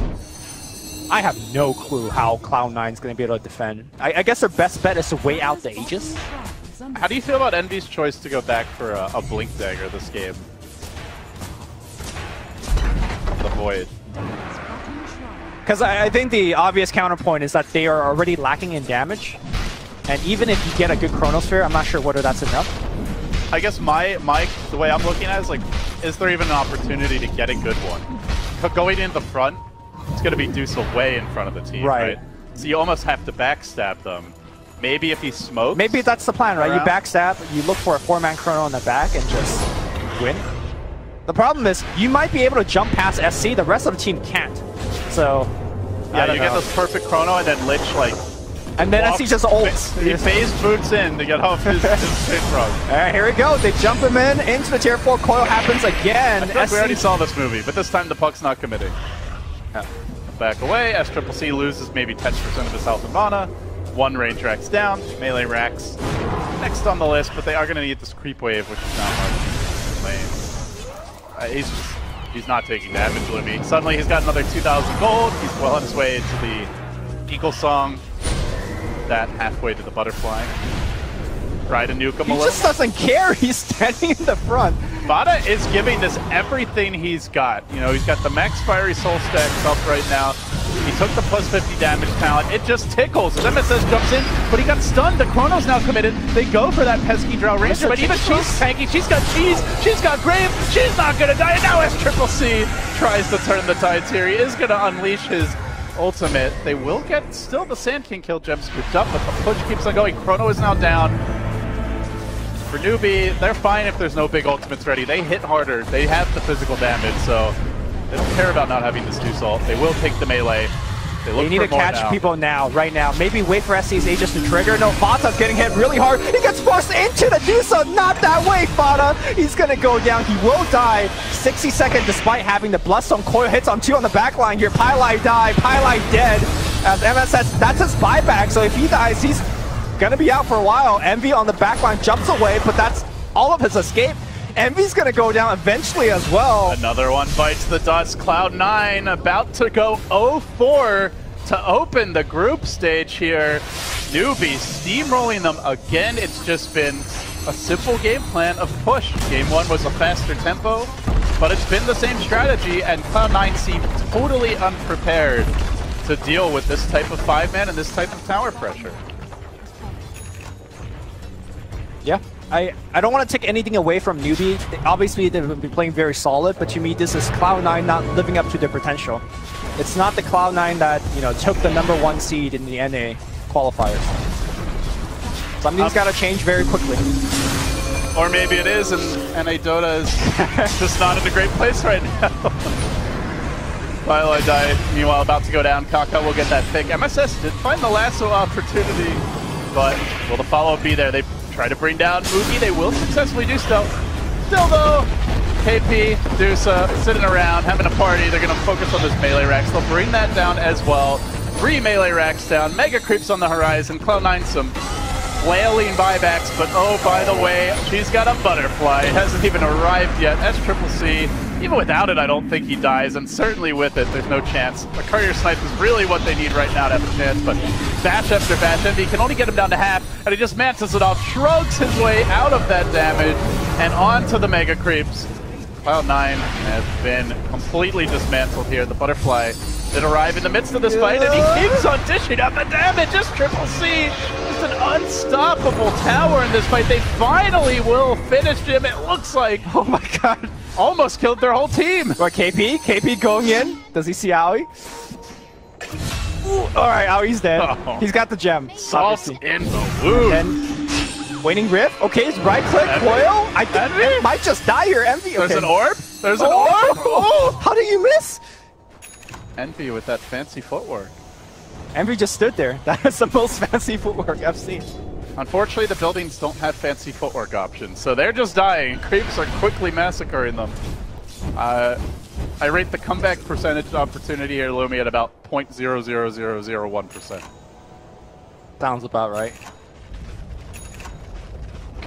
The worst late game.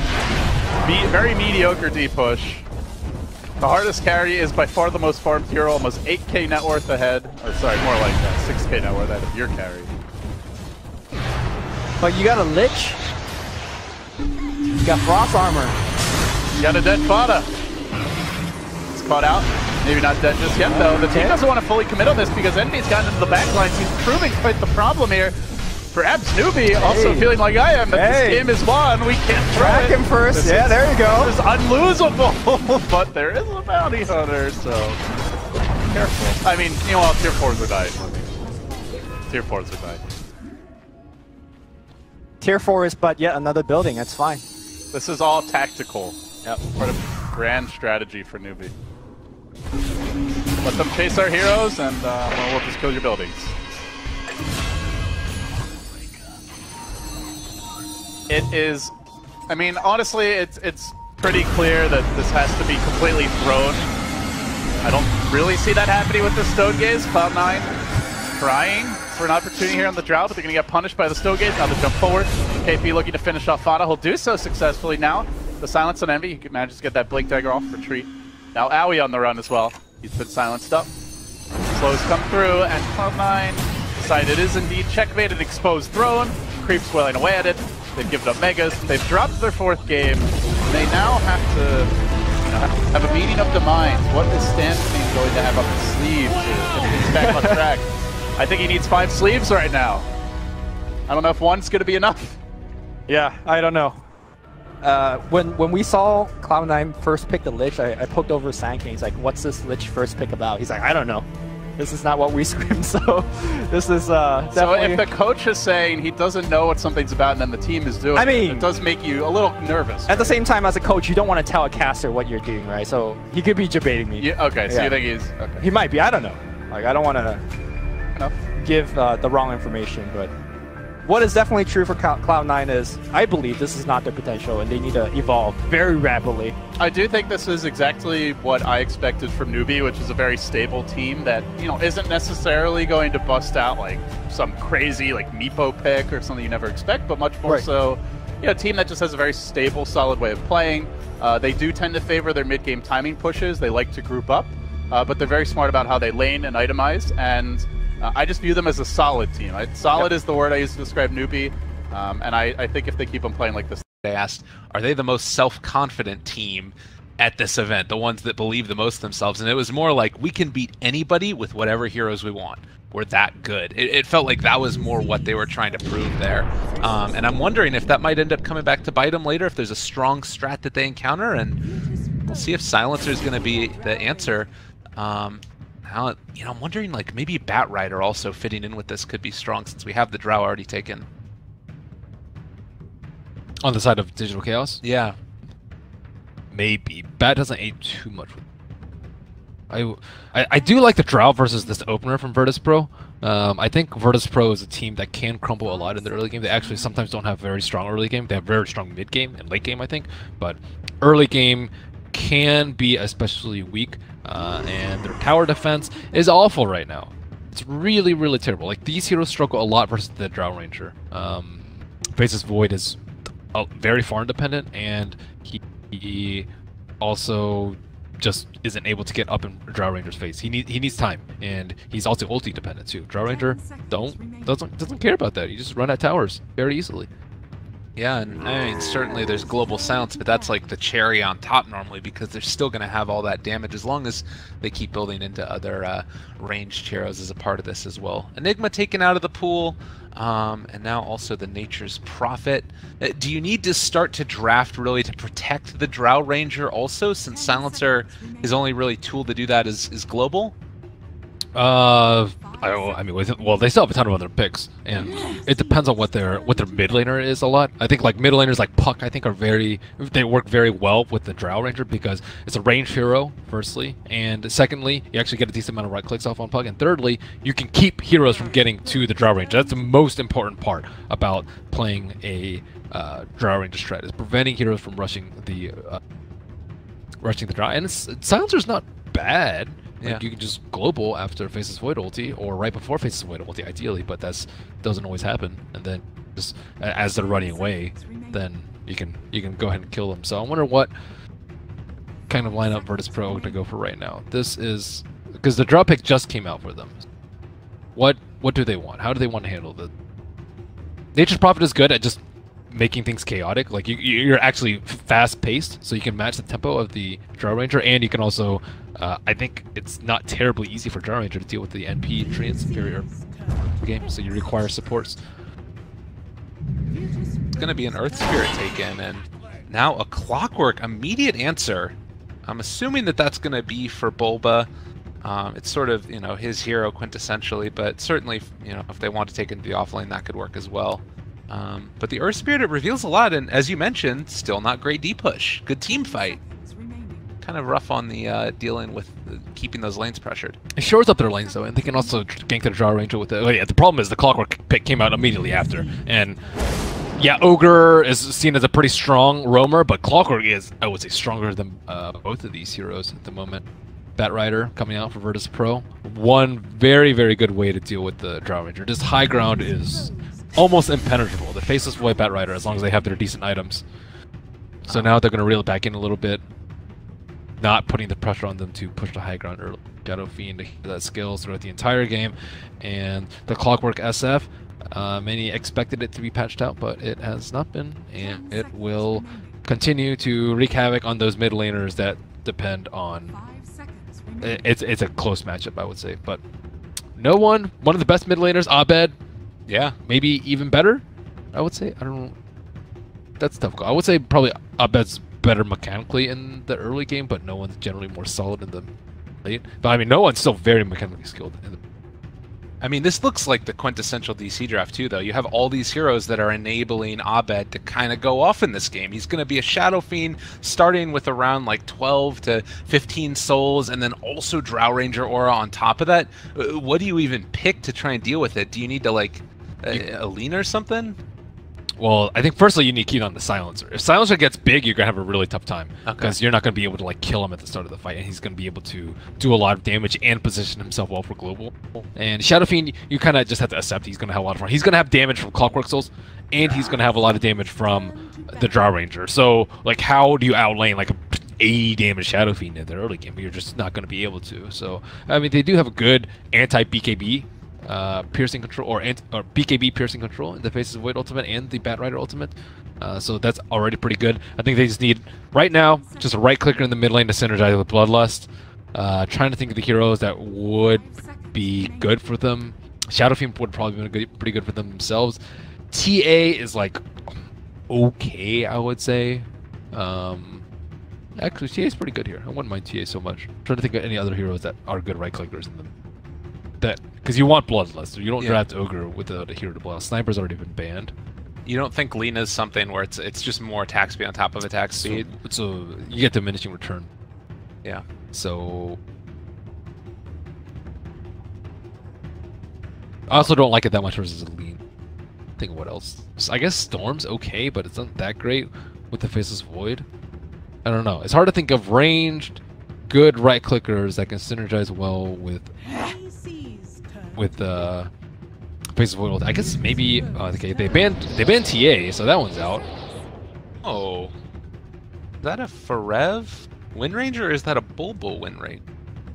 They'll probably see what the matchup is in the top lane. Yeah, but I would prefer the Clockwork, I think, to. 10 seconds remaining. I don't think Wind Ranger's that great of a roamer. Could you like dual lane them together, I guess, too? Oh. Well, Viper's a good matchup versus SF. It's okay, I would say 1-on-1. It's about I would say maybe even just a tiny bit SF favored in the early game, but Clockwork plus Drow will just make this early game very difficult. So it will be for Ev support and Boba. Wait, yeah, okay, sorry, offlane Wind Ranger. Yeah, I think Wind Ranger needs levels a lot more badly than the Clockwork does.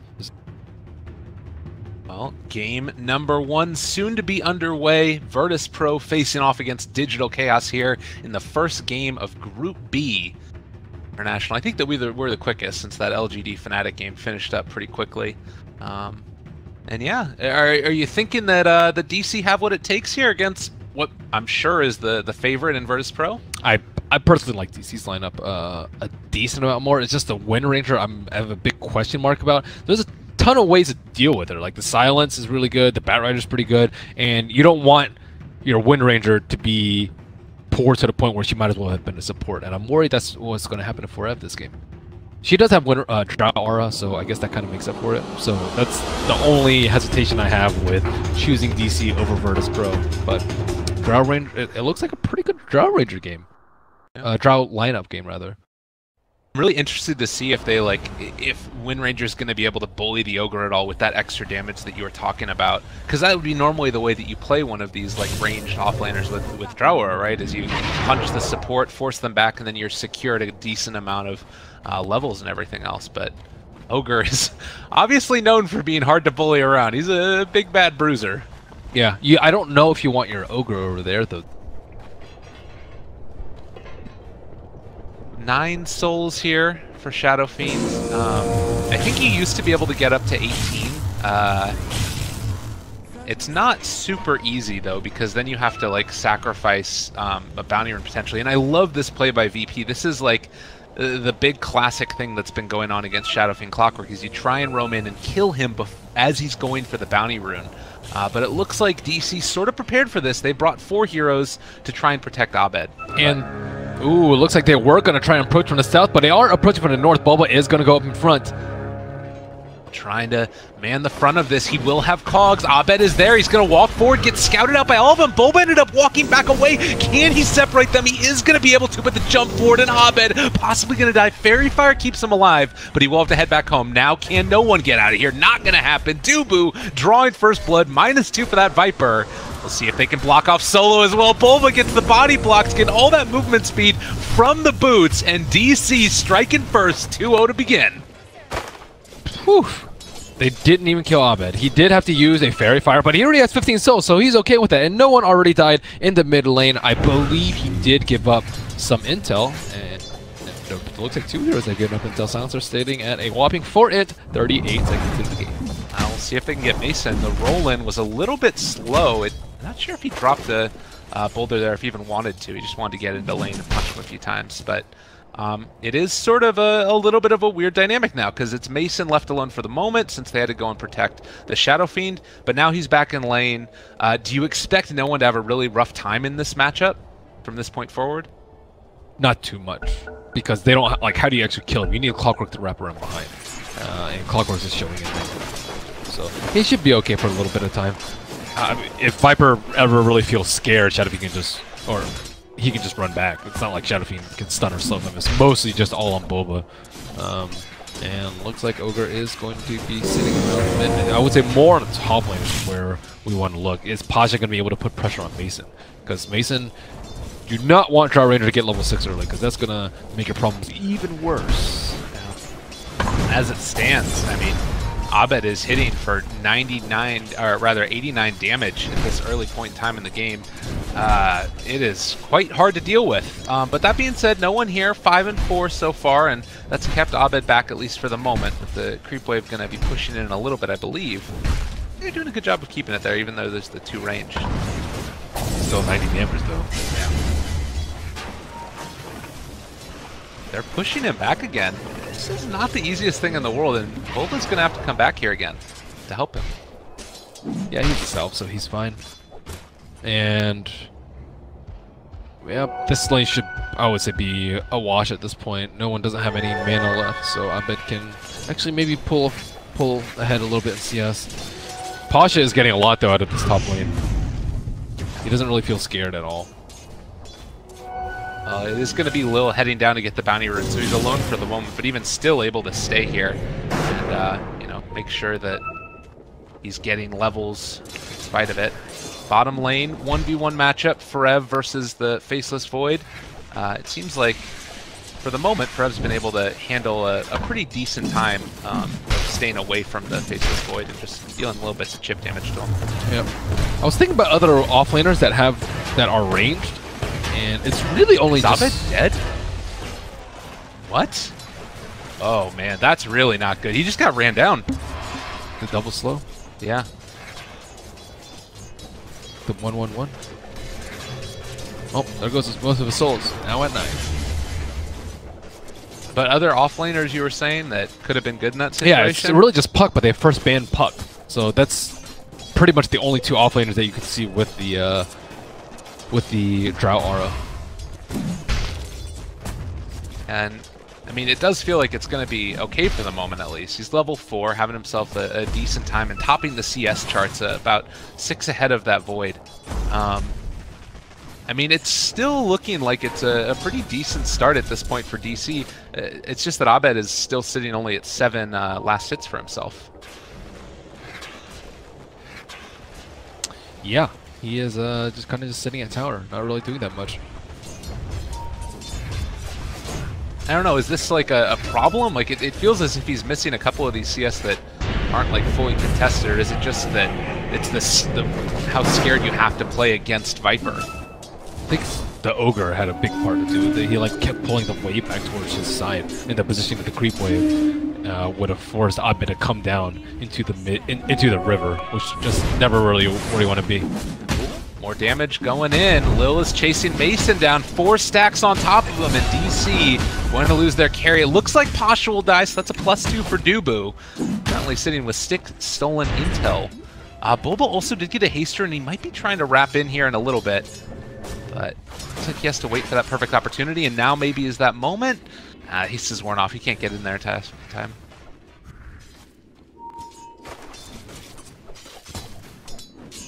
They definitely need Bulba to make some more moves. He did a really good job of preventing the first blood happening, but he is not really doing a good job after that of making sure that Abed gets his farm, and he's trying to stack right now, it looks like, for Shadow Fiend. And that's really, I think, the best move for him, especially with the Creeper in this position, and with that Observer Ward placed by Solo, there's very little room to gank no one. Looks like also Lil is showing up here. They will spot out that means there's a ward up on the high ground. I don't even know if Lil dropped a boulder for that one. Like, as soon as they realized what was happening, he just decided to give up on it and scout out that there was a ward, there was a ping, and might even go to deward that in a little bit. Yep. Now Viper's almost 6 too, so he can threaten solo kills on SF all the time now. Just needs a TP scroll on Abed to feel a little bit safe.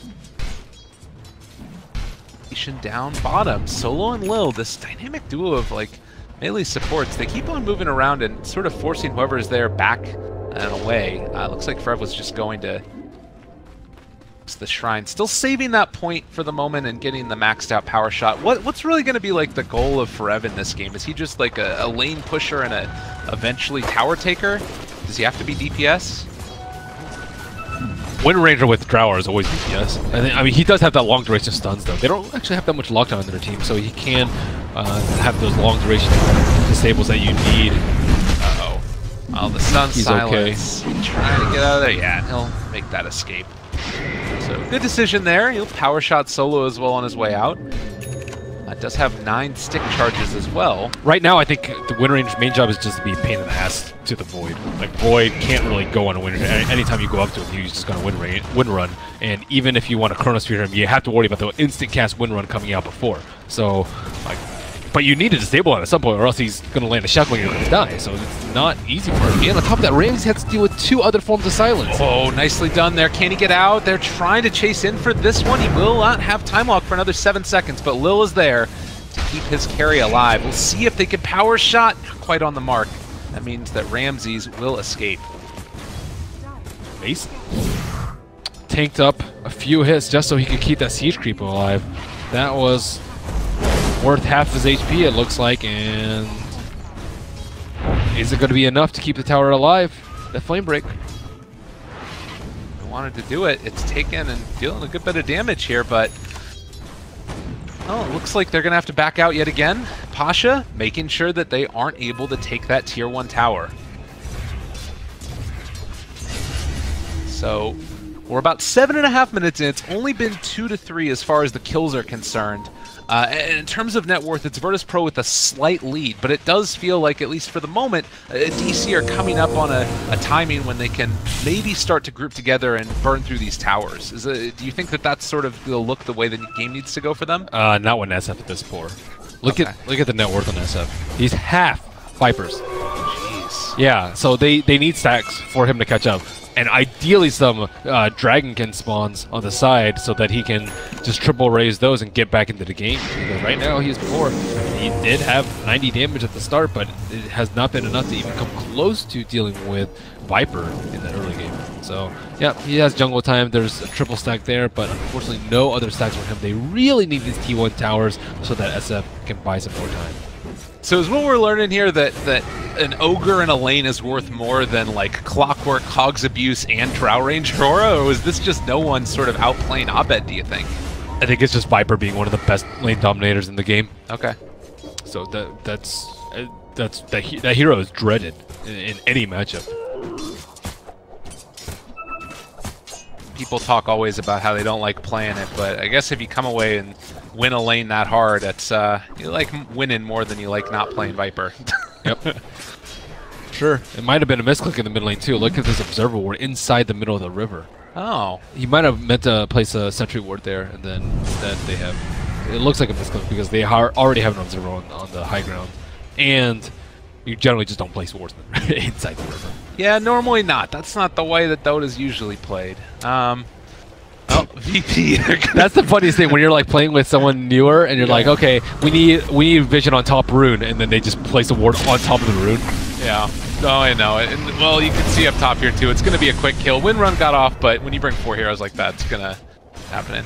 I mean, I think I placed... There's one time where I accidentally placed 2 sentries, but it actually turned out there were 2 observer wards. Uh-oh, Bulba. He's in trouble too. Solo, no point up, and no mana currently for Fire Blast, so that will be the Clockwork escaping. And Dubu actually is going to scout out Pasha. This would be a decent kill for him, getting a nice little bit of intel again. He's starting to burn down a little bit low, but the juke around the trees means they will not find him. Pasha getting away with one there. It's Clarity. Or sorry, his Tranquils are still up too, so that's good. Ramsey's getting a lot of time. Looks like he might be able to get this top tower down. I mean, he's getting a lot of damage on it. This is the Faceless Void who had a really rough early game.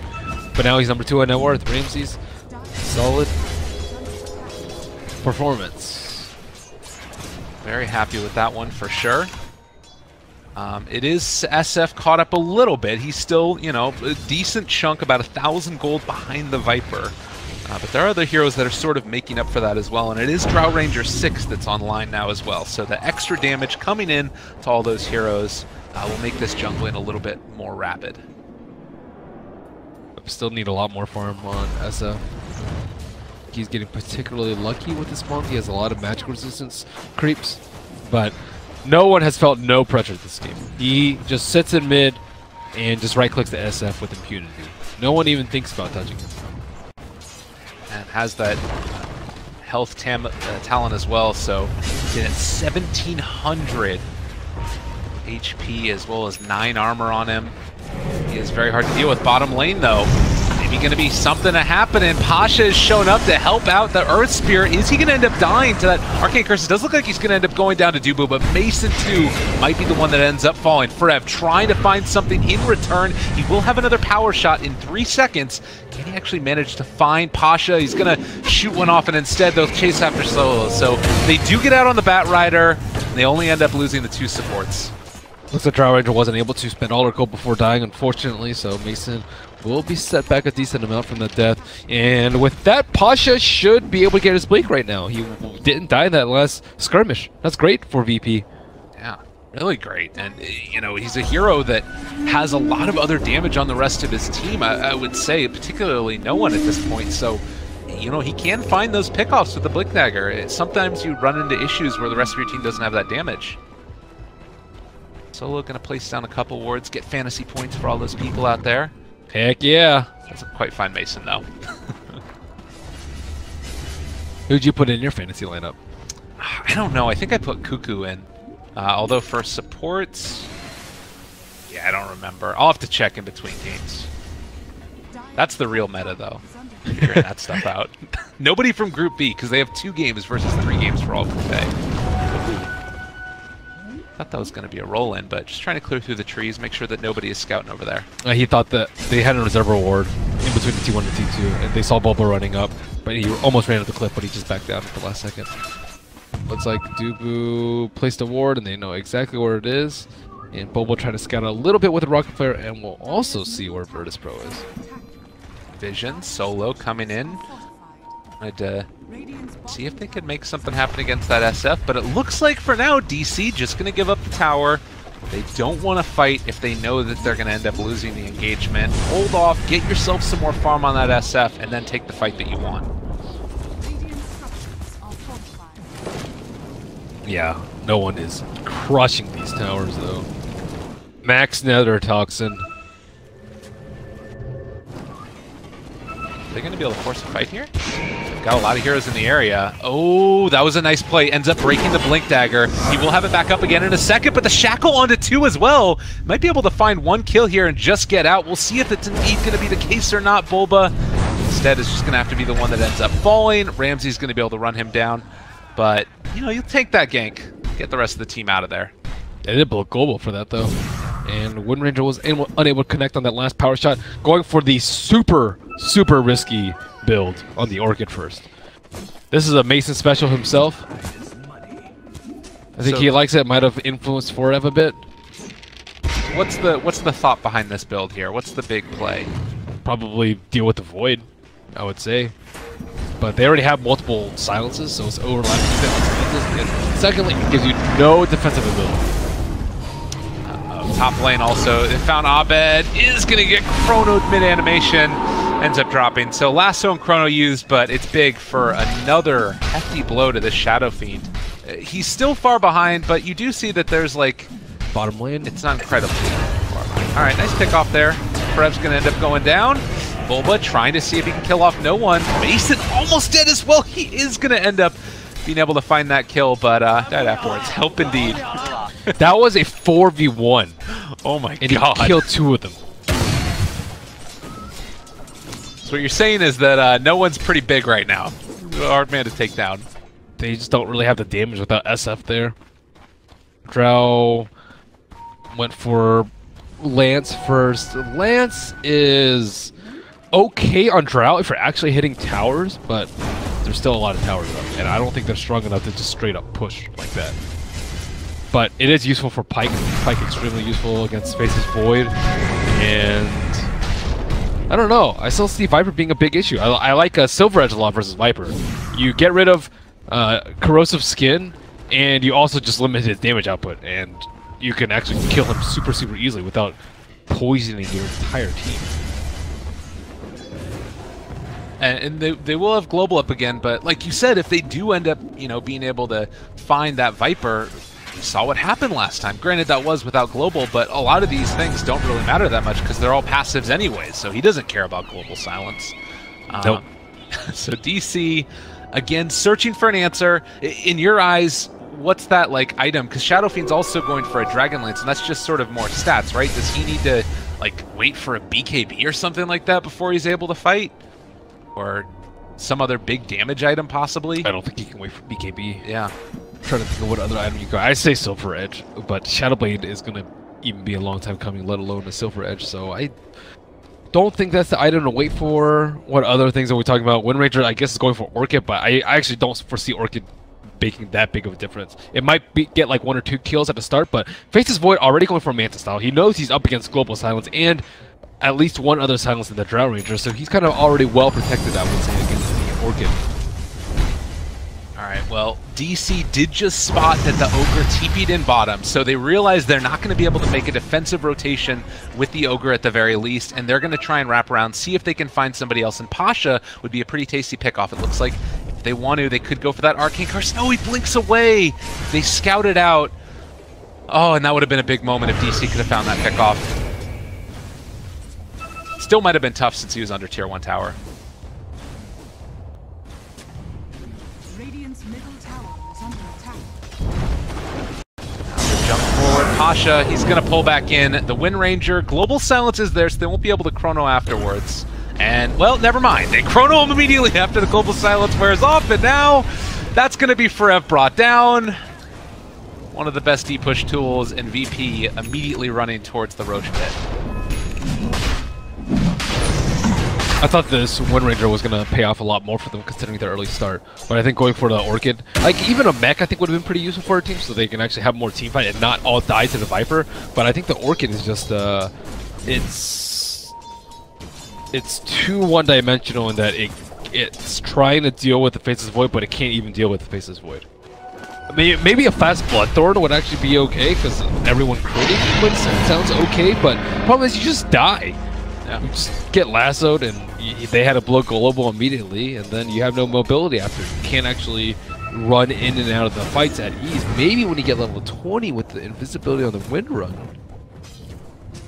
And I mean, the other thing is, it's not even, you're still going to have to commit global in a little while to deal with it because Void is going to have Manta Staff soon. So even dealing with him is not going to be particularly easy. Orchid alone is not enough. It does definitely feel like DC do not have that many options available for them, but VP, you know, they've been looking really solid and constantly making the right rotations, good reads. They buffed up their Viper. I think that's a big difference between VP and DC this game. They look like they were about to get SF off to a really good start, preventing his first blood, giving him a lot of souls with the Trow Aura, and then in the mid game he just completely falsified and is unable to do any damage at all. And this is, like, you know, quintessential too. You can just stay down here in the lane and there's nothing that they can do to really touch them. The nice part about Wind Ranger here is, you know, the low cooldown, the 4 mana regen. You should be able to keep the lane pushed out, but Pasha now with the 4 staff used, caught back up again with the Blink Dagger, the roll in from Lil, the stun, the kick, the kill. No one on a killing spree. I mean, you sort of take those deaths though, right? Like, I don't know. It feels like there's just no other way to do it. You have to keep the lanes pushed. Ideally. I'd say there are better ways, like power shouting from the fog, arcane curse from the fog, using Drow Aura. There are a lot of ways I think they can do it without feeding away deaths. I think if it's a support, it's okay, but Wind Ranger, you need items on her. Well, maybe not Orchid, but other items. The thing about Orchid is like it has to be like the perfect setup too. Like potentially you could Orchid a Bat Rider before he lassos on top of you, potentially, but that's really high risk as opposed to things like Maelstrom, Blink, which is a pretty safe build. Lincoln's, I think, it holds some value this game too, so you don't get lassoed. Like these are pretty good items that are generally just very safe. Like you're not going to get you're going to get value out of the item even if you die. For like Orchid, you're not going to get value out of it if you die, and it's I think. I kind of foresee his game being shut down too. I honestly don't see where it's gonna go now that Ramsey already has his Manta style, and even if he's super afraid of the silence, he can still go for BKB. Right. And I don't think he really needs to, but if he just wants Pasha, or sorry, no one to do all the damage, why not? Totally.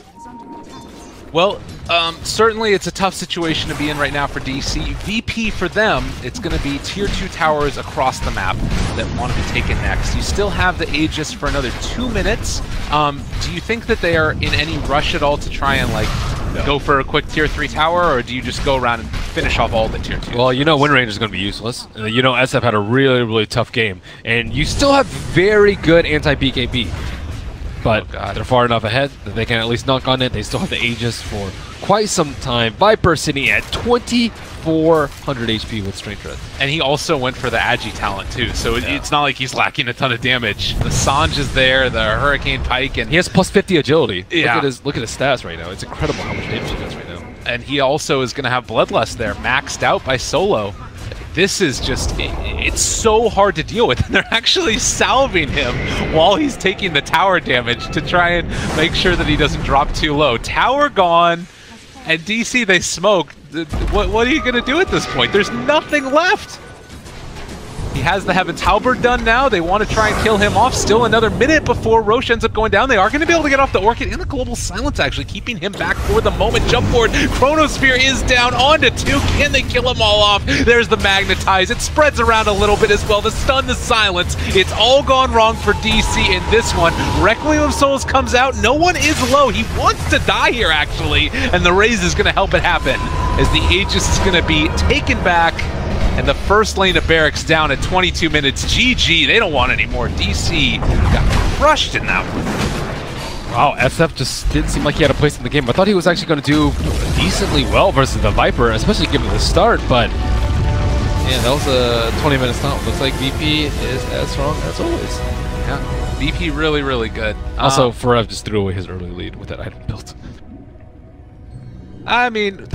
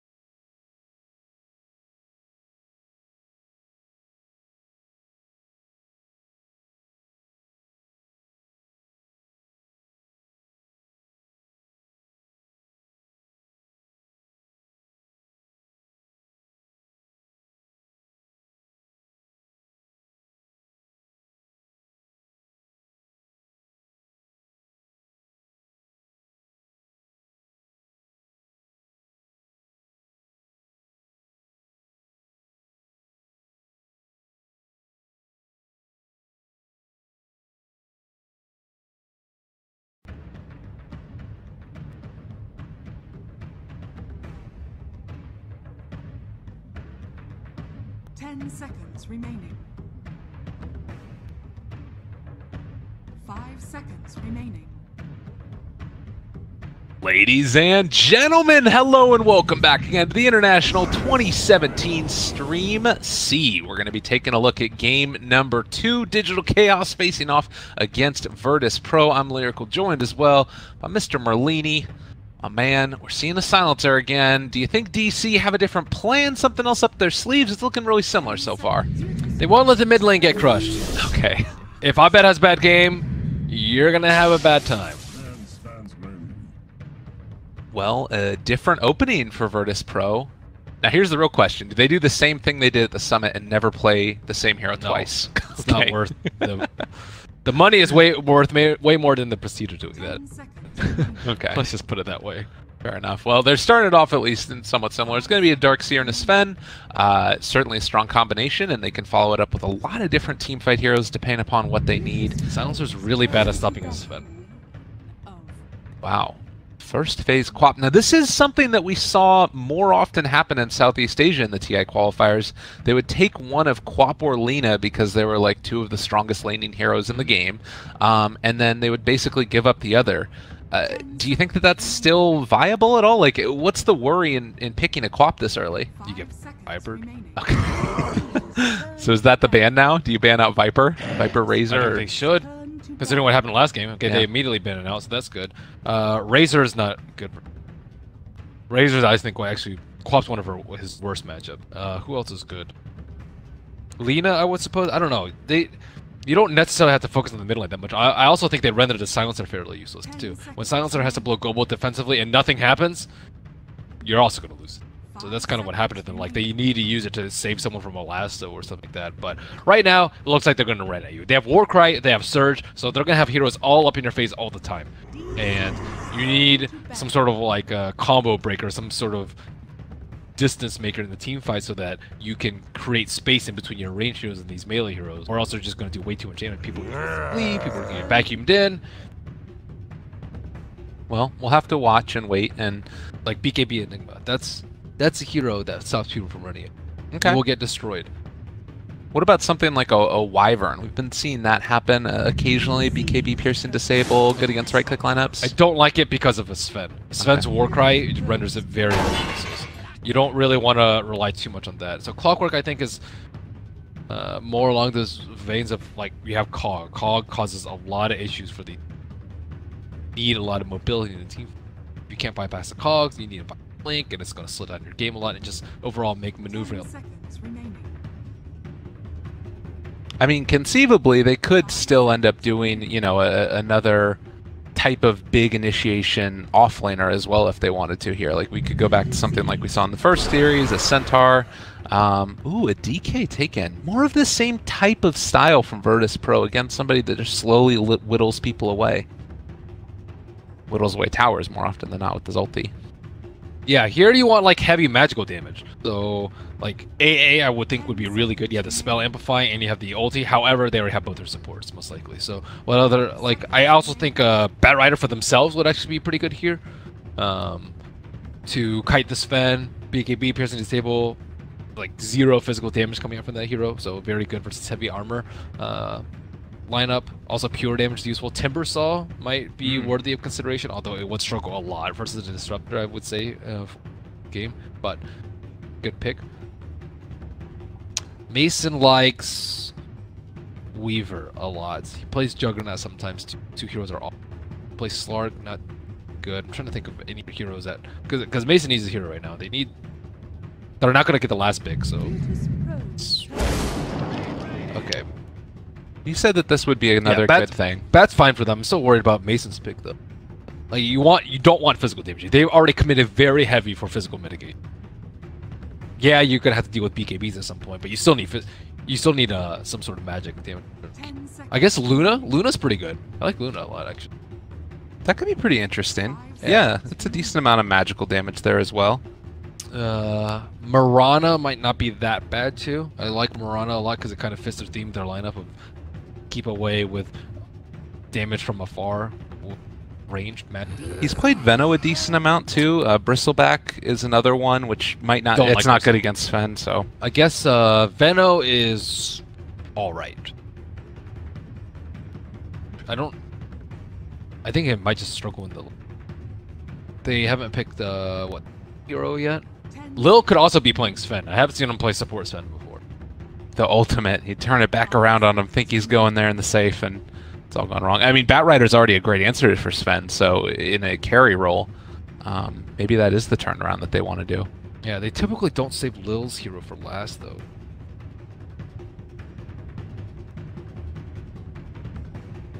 Well, a lot of time left on the bans for Digital Chaos. What really like messes with their draft? Is there a certain type of hero that does? Messes with who's? With DCs, like stopping the pressure that they can throw out, or? Well, I guess it's just going to come out right now, and it's going to be the Lifestealer, another classic, one of his most played heroes. Lifestealer bad, yeah. He's like all physical. It's tough. Very tough matchup for him. They have global as well, so it's like great initiation. You know, you jump in there, you global. Maybe you just don't go on the Sven and you try and find pickoffs instead. Yeah, the thing is he can work out his whole team, and they have Darkseer too. Like Darkseer is really good at like stopping a jump on someone. Guardian Greaves builder too. PL has been banned. They do expect the support carry last. I think Slark's actually pretty good. But I'm trying to think of other matches that are good versus Weaver or Batrider. Weaver is also pretty good here. Those two are probably the most common pickups versus Batrider. We see Jug sometimes, but Jug also not bad. I mean, any of those anti-Batrider safe laners seem here. Yeah, left themselves very open. I mean, that's the thing that's cool about this draft too, is that like it feels like Quap needs to roam around a lot, so DK is going to have pretty free reign to push mid and then eventually take that tower when she leaves. So as long as you pick somebody survivable, they'll be good to go. Accurate. Yay! Who's it going to beat? Maybe they want. I think they want more of a melee hero though, because I think when you have Darkseer, you want to make use of the Ion Shell, so heroes that can like get in there, up close, personal. Slark and Jug I would prefer. Also because Jug can build Manta, I think he holds extra value because you are Silencer. Or like Blink Abyssal late game against Quap too. Yeah, that type of style. I like that a lot. Jug sounds great.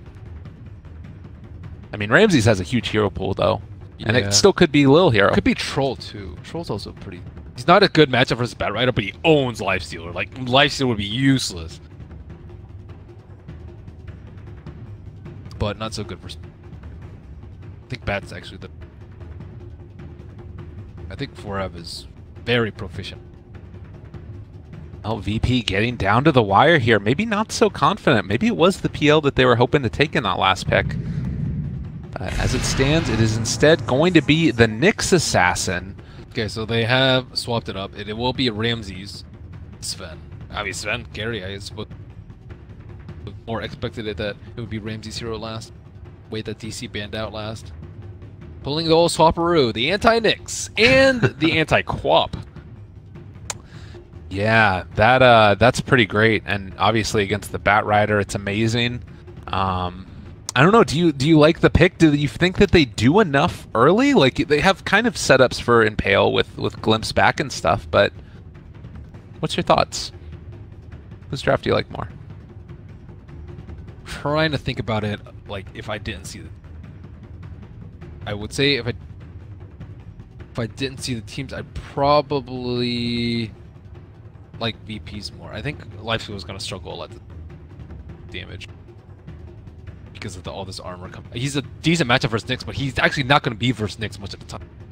Nyx is a support role. And then Pasha is also going to have a really good time, I think, because how does Silencer zone out a Darkseer? Right? Over here to the side. Get a nice little block off on that camp. We will see if they're able to make it happen. Big early movements. Last time around it was the clockwork that was important to make things happen mid, with the Ogre also babysitting that Viper. Where do you see these supports rotating to and roaming it, or is that even going to happen in this game? Just babysitting mid? Yeah. I don't really think you can roam too much. Disruptor's mediocre at roaming. Nyx Assassin, mediocre too. I think maybe both of them can bind, but I think they just want to make sure this Batrider has a really good game. Like, you don't want him to get BKB this game. Like, you want to prevent that, not at all costs, but you just enough pressure on him in the early game so that you slow down his blink, which will slow down the mid game, and then slow down his BKB. Okay. Because the Nyx will destroy them. Nyx and Darkstream. That's a great combo that they have. And on top of that, they have the Disruptor Static Storm. But all of this gets countered by BKB. Ooh, smoke early from Solo to place the Observer Ward in the mid lane. And then perhaps to get that chicken kill. Is he going to be able to do it? Oh, Dream. This would be such a great way to help out his mid laner. And we'll see if Abed is... Actually, he is bringing something out right now, and they're not going to be fully expecting this. He's going to be going for the block instead on this Queen of Pain. Oh no, the chicken. I think it is going to be going down here if he scouts it out in time, and we'll see if he can get the range on both hits. 1, 2, goes down, and that's a salve as well. Nice play from Solo. That is some value out of your smoke. I really dislike it when some teams in the early game, they don't buy the smoke early, because smokes are so valuable in competitive play, and starting the cooldown immediately at the start is really good, and starting the cooldown at the start and getting a chicken kill and a good Observer Ward down, that's a dream. Yeah, all the above. No one did get pushed back by the cogs, which means that he's going to be low on mana through these first couple of waves until he gets that bottle brought all the way out. We'll see if Bulba can get a Courier Snipe too, not likely. But yeah, it is just going to be a little bit pushing back and forth here, as Lil is moved into the mid lane to help out a little bit more. Well, Abed's lane secured, at least for a little bit. I said that last game, and he got demolished. Well, let's not jinx Abed. Yeah, it certainly wasn't good for him last time around. And for Ev, he's also being sort of bullied around a little bit here by Solo. That still are able to keep that Batrider back at least a little bit. And they're keeping the pressure on no one.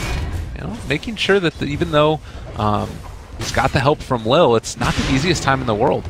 What pressure, says his 8 tangos and 1 south. Yeah, that's true. He's got a hell of a lot of regen. That's the way to do it. Dragon Blood.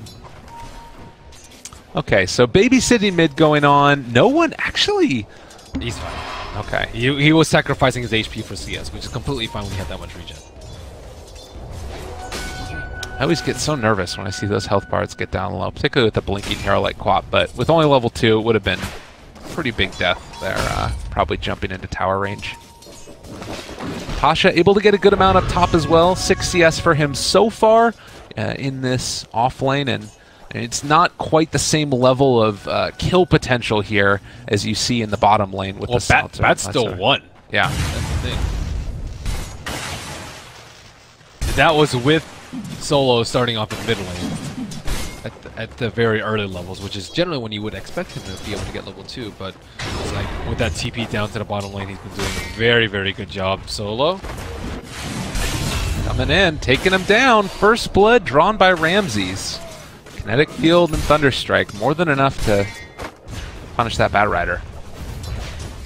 That's one of those weird moments that you actually would have wanted to skill Flame Break instead. He was up in the air. He was flying because of Firefly, but he actually couldn't move at all. He couldn't clip people because of the Kinetic Field. So if he pushes back the spin, maybe he can get a kill. I haven't seen that build before, but I think in this one particular instance, it would have been better.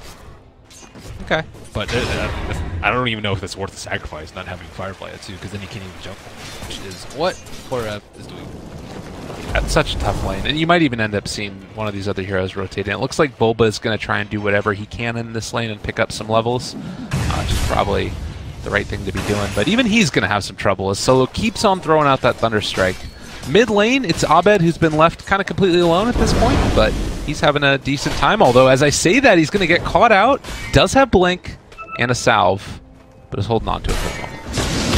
That's right. Not even a chance of contesting the 4-minute move.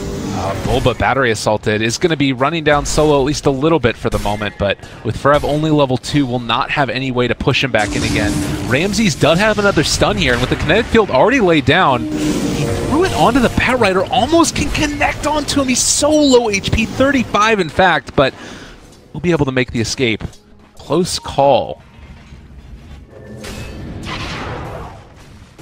Yeah, surprised he went for the bat there, but Ferev has a little bit extra. speed. Well, mid lane, Quap continuing to max out the dagger. I don't know. What do you think about this, since it's kind of no one constantly staying topped off on regen anyways?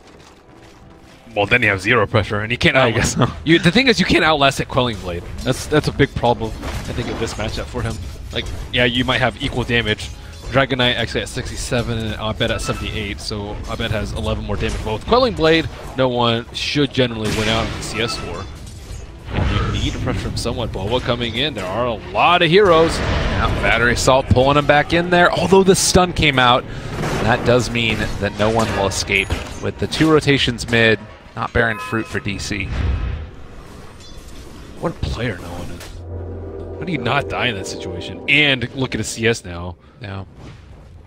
They also spotted the smoke movement coming in from Dubu and Bulba, and they're actually going to run right into him. Solo can get the pullback if he wants to. He only has 1 point in glimpse, a little bit outside of range, actually. So that does mean that Bulba will make the escape, but now you have the 2 heroes mirroring their rotations, and DC, they're going to end up being pulled back in yet again. Can Forev stay alive long enough for the rest of his teams to get here and get in range? It looks like the answer is no. The cogs connect onto 2. But that's just going to be more farm for Ramses. They're just not really able to make stuff happen with these heroes like you were talking about. It's kind of hard with them. And no one is actually just so good, though. Like, his build, I think, at the start, kind of won him this lane. Remember when people always used to just buy, you know, you get pulled a couple of tangos, whatever, and then you bring yourself a self? No one didn't do that. He had 3 sets of regen. So, like, Quap, yeah, you can spend all your mana harassing him, but then no one's going to come out ahead on CS, which is exactly what he did here. That's the thing. This dude is just so experienced in the mid lane that he knows all these matchups inside out. He can go for these different sort of builds, and, I mean, it doesn't sound like that big of a deal, right, having 3 sets of regen at the start, but I think in this particular matchup, especially with the way that it started with Clockwork just manhandling him and burning all his mana away, he should have had a way more difficult time, but right now, whacking on a tower, tower's at half HP. Look at this guy.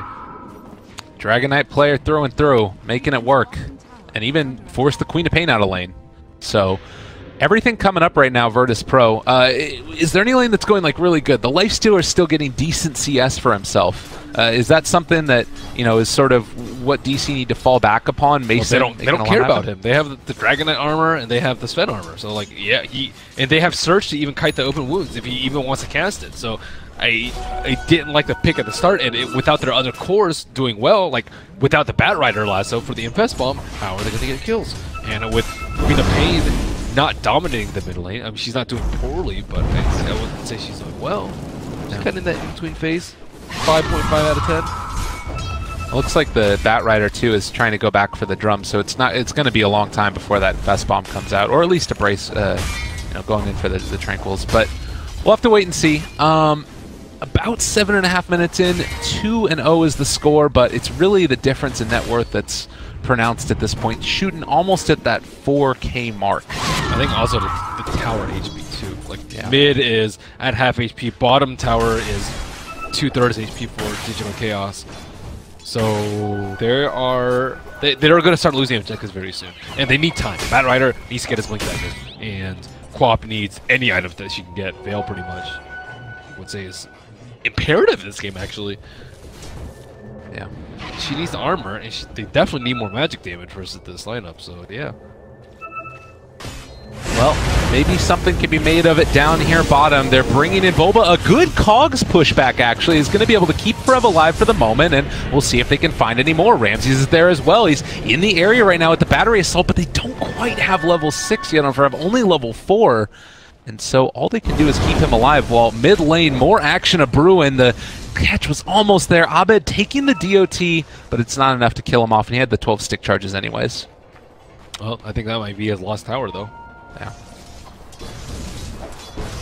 No one going to push the tempo. He has stick charges too. Could have popped them to pre-fire and maybe push this out a little bit quicker, but they'll still be there in time, I'm pretty sure. They want to come and contest, actually? They'll keep their tower alive for now. I bet actually didn't go all the way home. Just got a bounty rune. Use those stick charges too while dropping everything, it looks like. Excellent. Yeah, he needs to stay around in this middle lane. The tower's at a 1/4 HP and just constantly goes lower, but it's still a little bit of time up on Dragon Knight, but I don't think he's going to be able to get that last hit on the tap.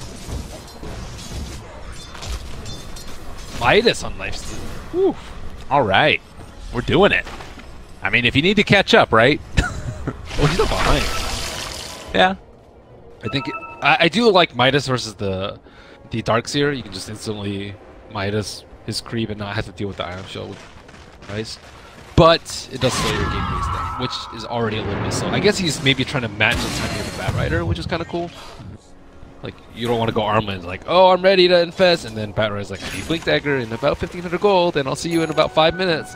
And he's like, okay, well, I could have just farmed for another 5 minutes with my Midas. So, yeah, makes sense. Okay. We did see, Surge forward, looking for it. Do they realize? Oh, that would have been... Oh, no! That would have been the Midas, too. That would have been devastating.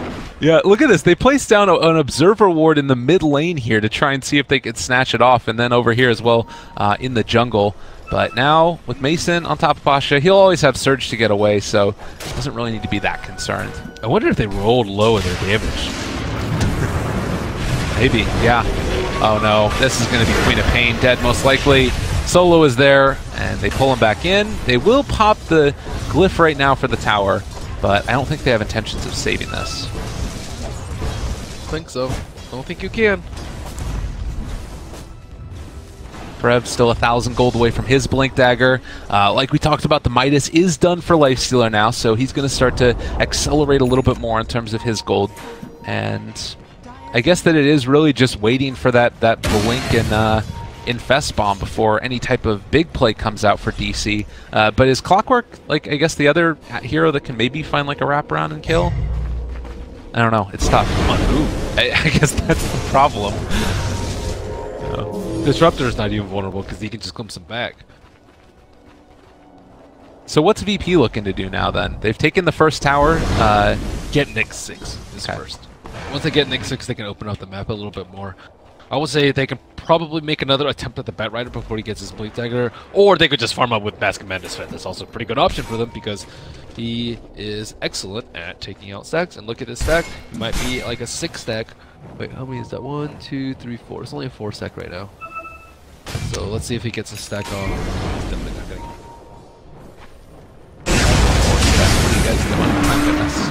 Well, he is going to finish it off now, and it looks like they actually didn't keep Nyx around to get those levels. He's down bottom, where a lot of DC is, and Solo actually is going to scout out Dubu, as well as Bulba. The glimpse comes out. He was able to trap him in the Cogs, though, and with the Flame Break pushback, this might be another +2 for Dubu.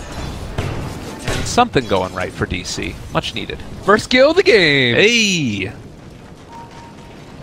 It's been a really slow-paced one. Yeah. We have Midas one side, a Bat Rider on the same side who doesn't really have any items, and then you have a Sven on the other side, so kind of expected, I would say. But let's see what is going to happen soon. Darkseer has mech, if he wants to buy it right now. Sven doesn't have Blink Dagger, but I say once Sven gets Blink, they can actually start making moves. Dragon Knight has Armlet complete, so he's good to go. This is when games start to heat up. Don't you worry, Gabe.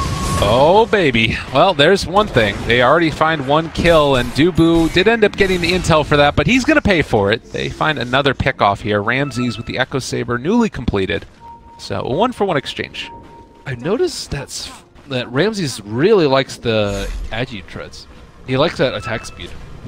Over double dipping into the strength for the God Strength. Pretty Oh god, we'll see if it pays off here. Abed. Ooh.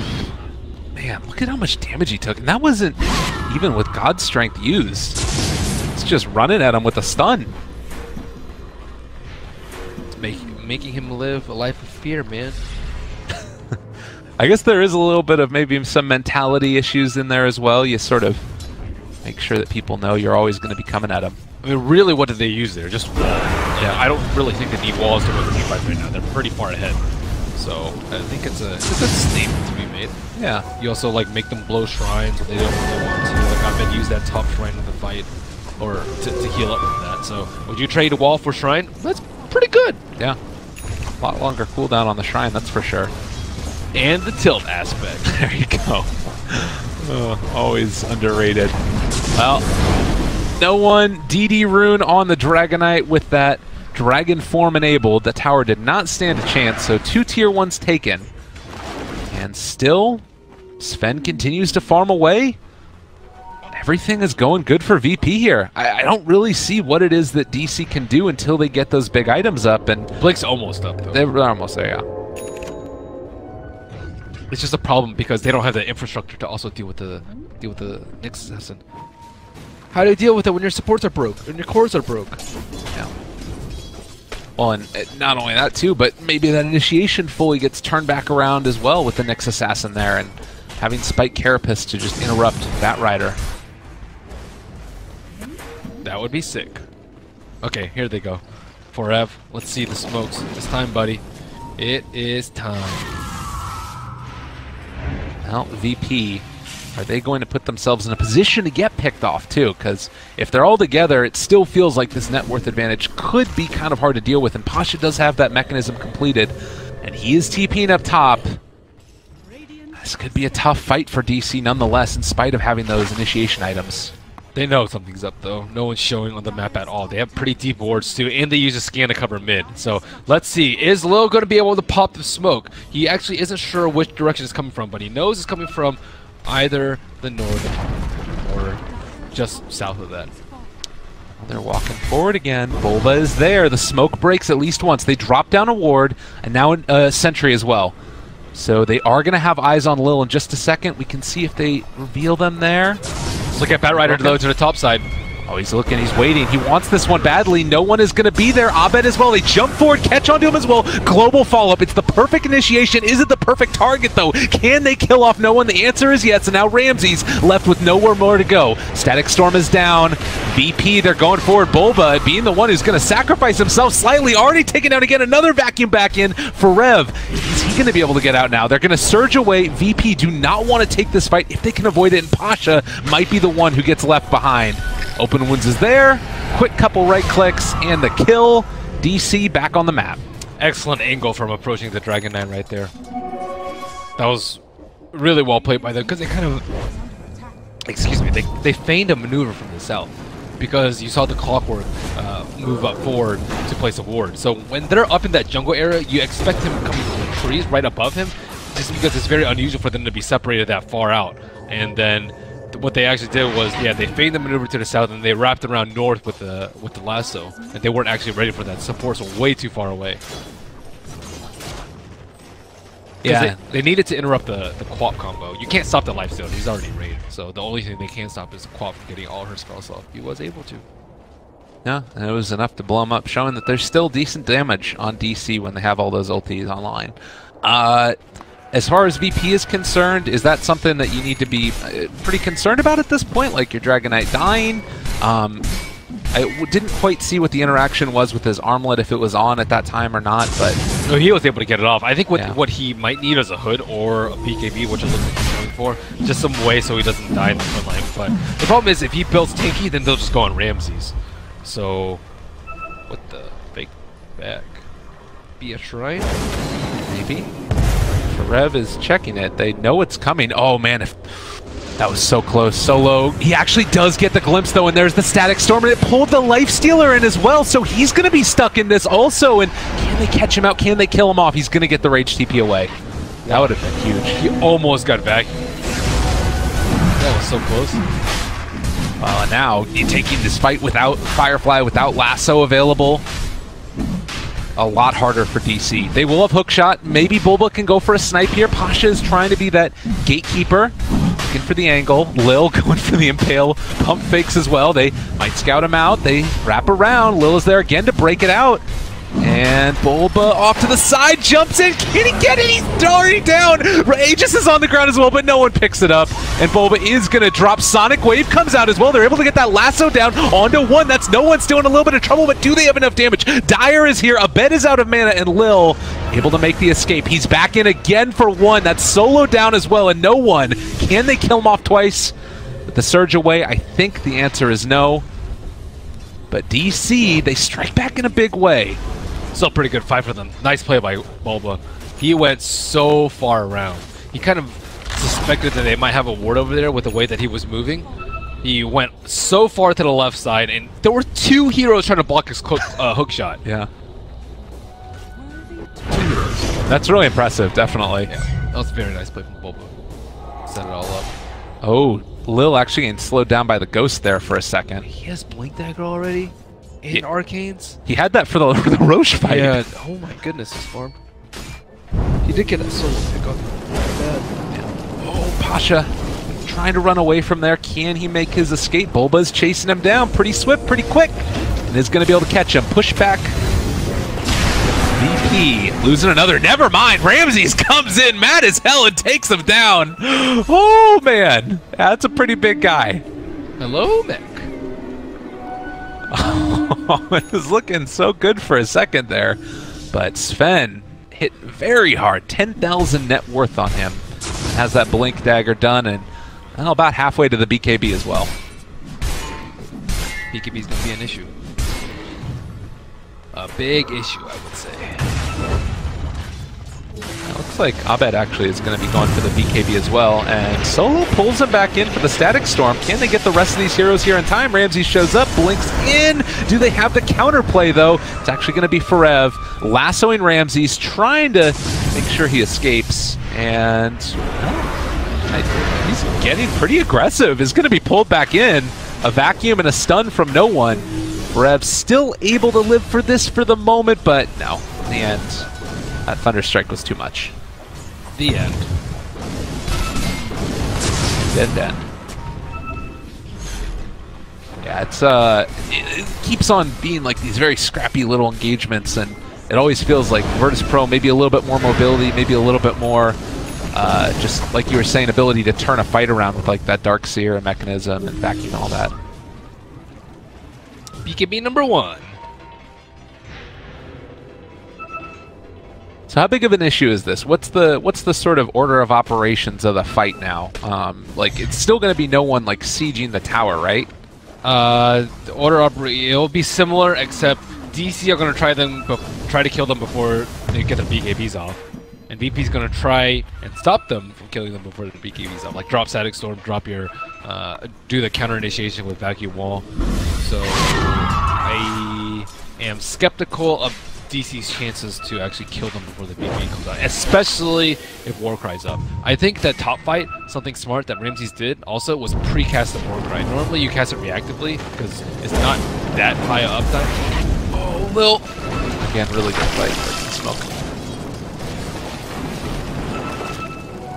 But pre-casting the Warcry, making sure that the fight would go well with high armor on all their heroes. Yeah, before the lasso comes out. That's the important part. If you don't get your spells out before lasso, you're just gonna die.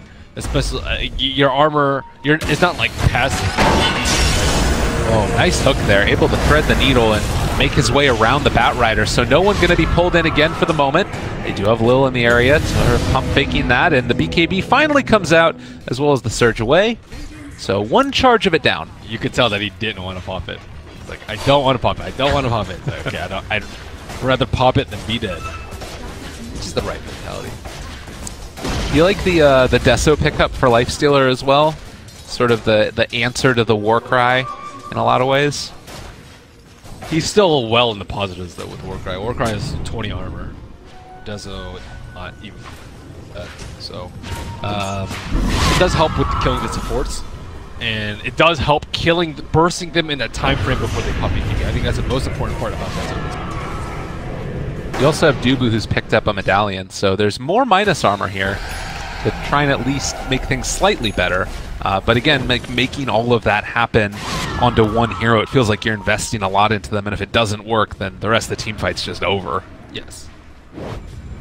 But yeah, how do you need to sort of wait for like that next Aegis to come back around for VP now, or what's you still think they feel pretty comfortable just pushing down each of these lanes? Just push down each of these lanes and let Nixu's not died yet this game.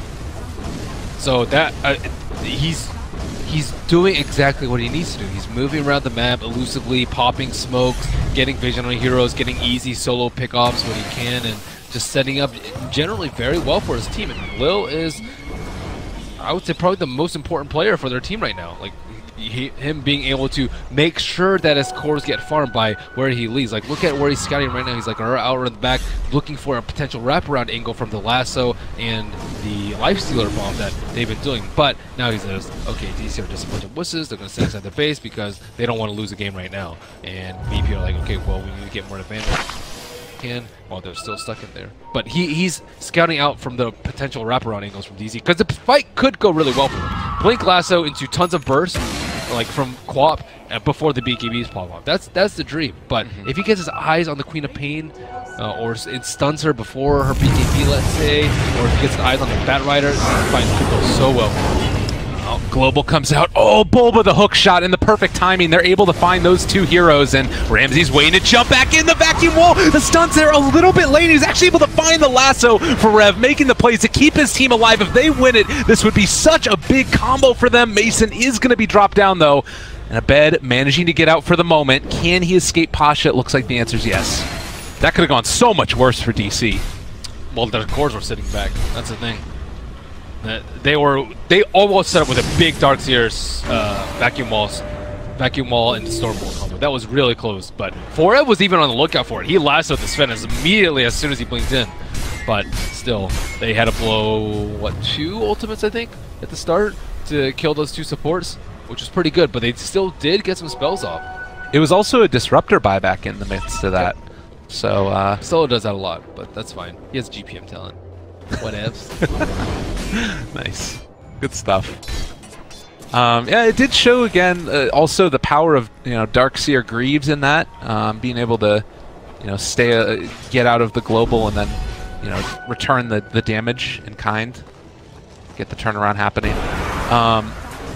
BKB charges down to 8 seconds here as well. When those charges do start to get down to the 5-second mark, is that something to be pretty concerned about for Virtus Pro, or is it like enough burst damage that it doesn't really matter? If Quap gets bigger, it's a problem. She's the one that can actually kite them. Okay. But right now, she's not big enough to really matter that much. He can still kill people in 5 seconds, that's for sure. Right. Chase was coming from low. Still aren't really able to do much more than take down those tier 2s. Roche respawning in 2.5 minutes now, so a relatively long respawn time. What you said when Quap gets big, like, is it we're waiting for Shiva's guard, or is it like this Lincoln sphere that's enough? Does she need to actually like output a lot of damage, or just stay alive for a long time in the fights? That's the bigger concern. She just needs to be threatening. Threatening means killing people before BKB, or being able to blink on the back lines and kill the disruptor in the Nyx without being able to do it, without having to expend that many spells. Like, there's many ways she can be threatening. She can hit level 25 and just be a tank. That's also a pretty good way to be threatening as Queen of Pain. So yeah, annihilating the supports, or just being unkillable while doing enough damage, which is 25, or like, if she gets like a Scythe or something like that, or Orchid, they can kill the Nyx very fast. Fight. If she gets a Lincolns, she doesn't have to worry about these 2 targeted stuns coming out from the Sven and the Dragon Knight. Yeah. Look at Lil, he's right there again. He just knows exactly where they're coming from. He also scouted out that the ward just got taken there, so they realize they're all in that spot, and well, they might be actually going for this. No one with the Hasterin is walking in. Dubu not going to get caught there. It looks like the rest of DC retreating back home. Make sure that they're all fine and dandy. They think that Roche is up right now, though. Or it could be up. VP are playing. Yeah, I guess that's the nice part about Clockwork, too. Making that scout happen constantly. And this is leaving a good amount of room for Abed to also farm up and the lane push. How close is that lifestealer to the AC? He's only 1,400 gold away. Yeah, he's actually starting to hit pretty hard. His Midas has paid off for him, I would say. It's been a relatively slower game for him, so he hasn't like died. Like there wouldn't have been a fight where if he went another item instead of Midas, they would have won the fight. I think that's kind of the ultimate test for the Midas. It's not how many times you used it, or if it paid for itself back in whatever amount of uses or whatever amount of time. It's would you have won a fight, a big team fight, with a different item instead of Midas? Okay, and he's passed that test. Midas test. That sounds like some sort of chemistry thing. I love that. Will it turn to gold if I touch it? Well, certainly not turning to gold right now is going to be Silencer brought down. He Gold is for dead. another team. That's true. He passed the Midas test. The chemistry Midas test to the Silencer. He actually doesn't have buyback. So now your tier 3 tower is starting to get hit as DC. Scary stuff indeed. They're going to TP back with the Lifestealer as well. And it looks like VP going to be more content to just go take down Roche and not push the envelope. So they only use Dragon form, but it'll still be up for a pretty long time. So pretty much everything up on both sides. Oh, oh wait, they just used Godkin for Roche. So here they go. That just got scouted out as well. Dubu's in the area. They have Global as well. Rev walking forward. They get the stun, though. There's the Global Silence that comes out to try and turn it back around. Bulba hook shots in, able to catch onto one. Rev is going to eventually be brought back down. And now Ramsey's hitting hard on top of all of these heroes from the Dire. DC is going to drop the blink away. We'll keep that Quap alive for the moment. 4 other heroes dead for DC. Great fight for VP. Pacha got all his spells off, and no one. Great blink there to get that stun on the Batrider. Again, you see the problems with Batrider not having BKB. They had that great early game preventing him from getting his BKB. You can see it on his quick buy next, but it's 30 minutes in. It's about the time that you want to have a BKB, but instead he has, like, look how slowly he went into the fight. He was super scared. Nyx could have been on top of him. He could have gotten blink stunned. He could have gotten glimpsed back. He could have gotten vacuumed even. Like, all these things are just so problematic for the Batrider when he doesn't have a BKB. Yeah. It really is tough, and it's why it was such a great last pick of that Nyx Assassin. Man, and I'm sort of struggling now to figure out, like, where's this next item that you're going to be getting, because, like, DK is going to have a Halberd, and now you also don't have, like, the right clicks from the Lifestealer as much. That's going to make the difference if it's like a 5-on-5. Well, the AC's cancel out by Sven's AC. Yeah, that too. Well, Shiva's Guard for the Quap. Quap 25 is the next stage. Okay. Then they can outlast the BKB. Right now they can't. Like, their whole team just got slaughtered inside the BKB.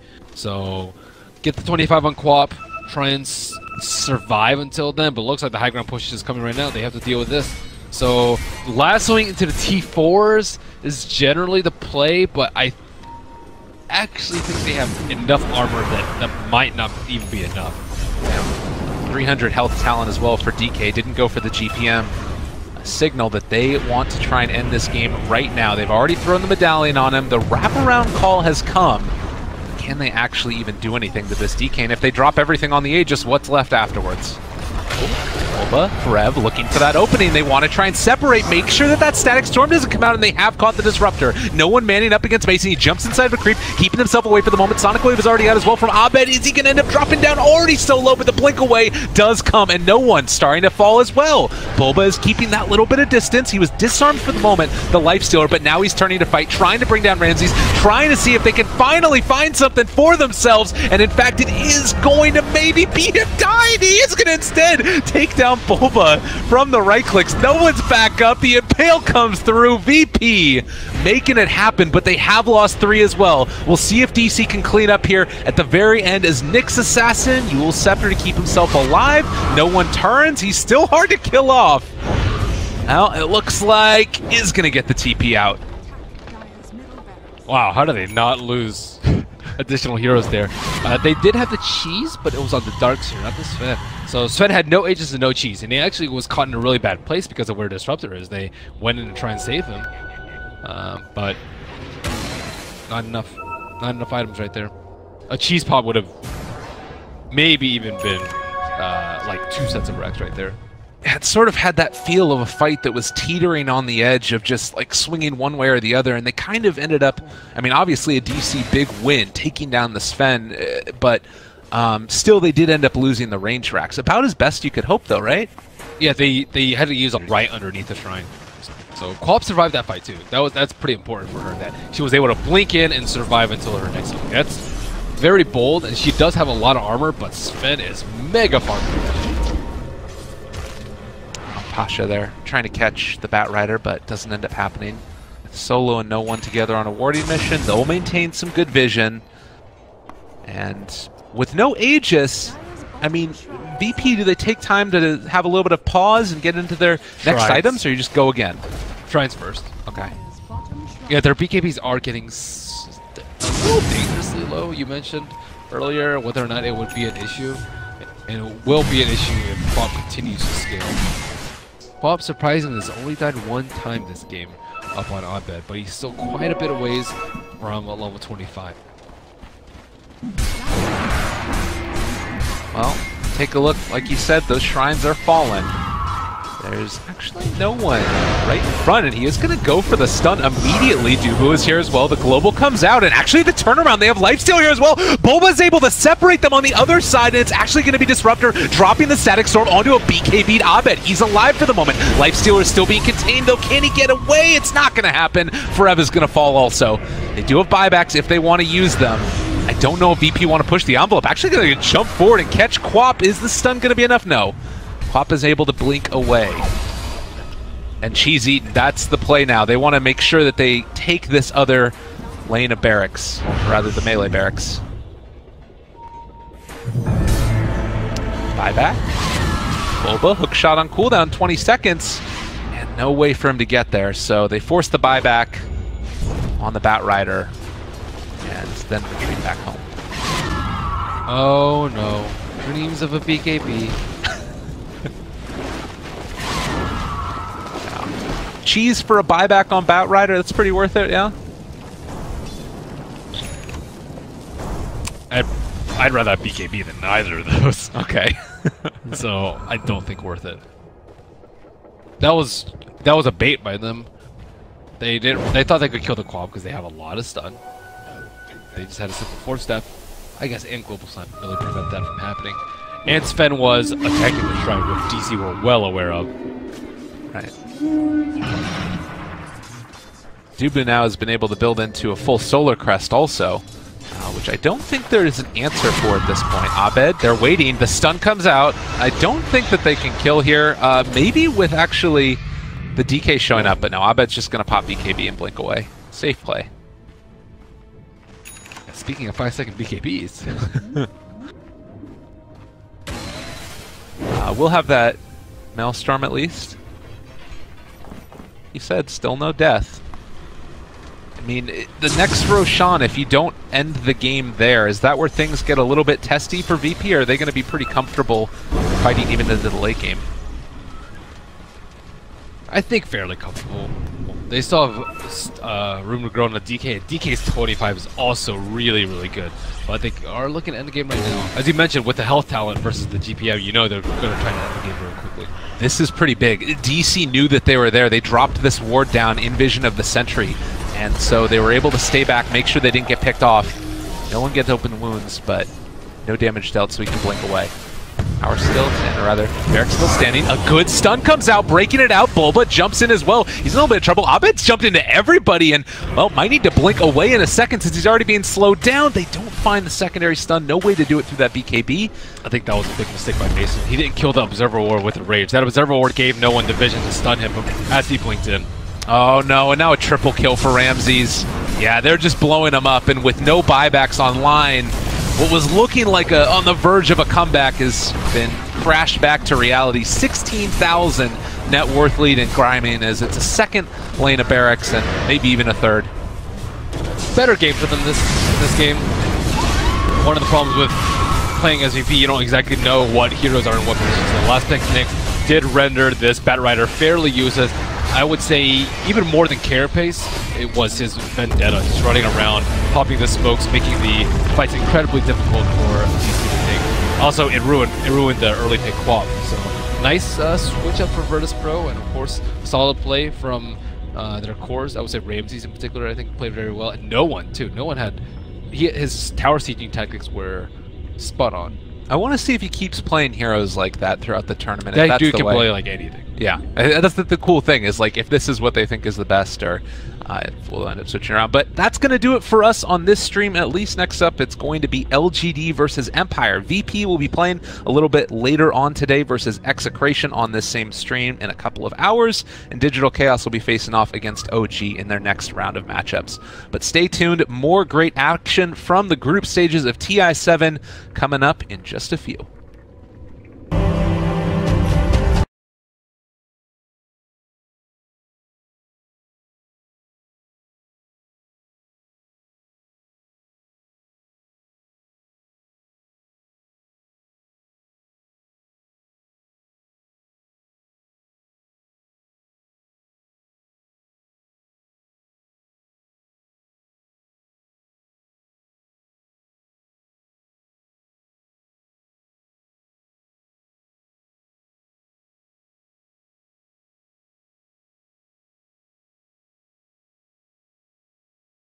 like players. They fantastic, flashy moments.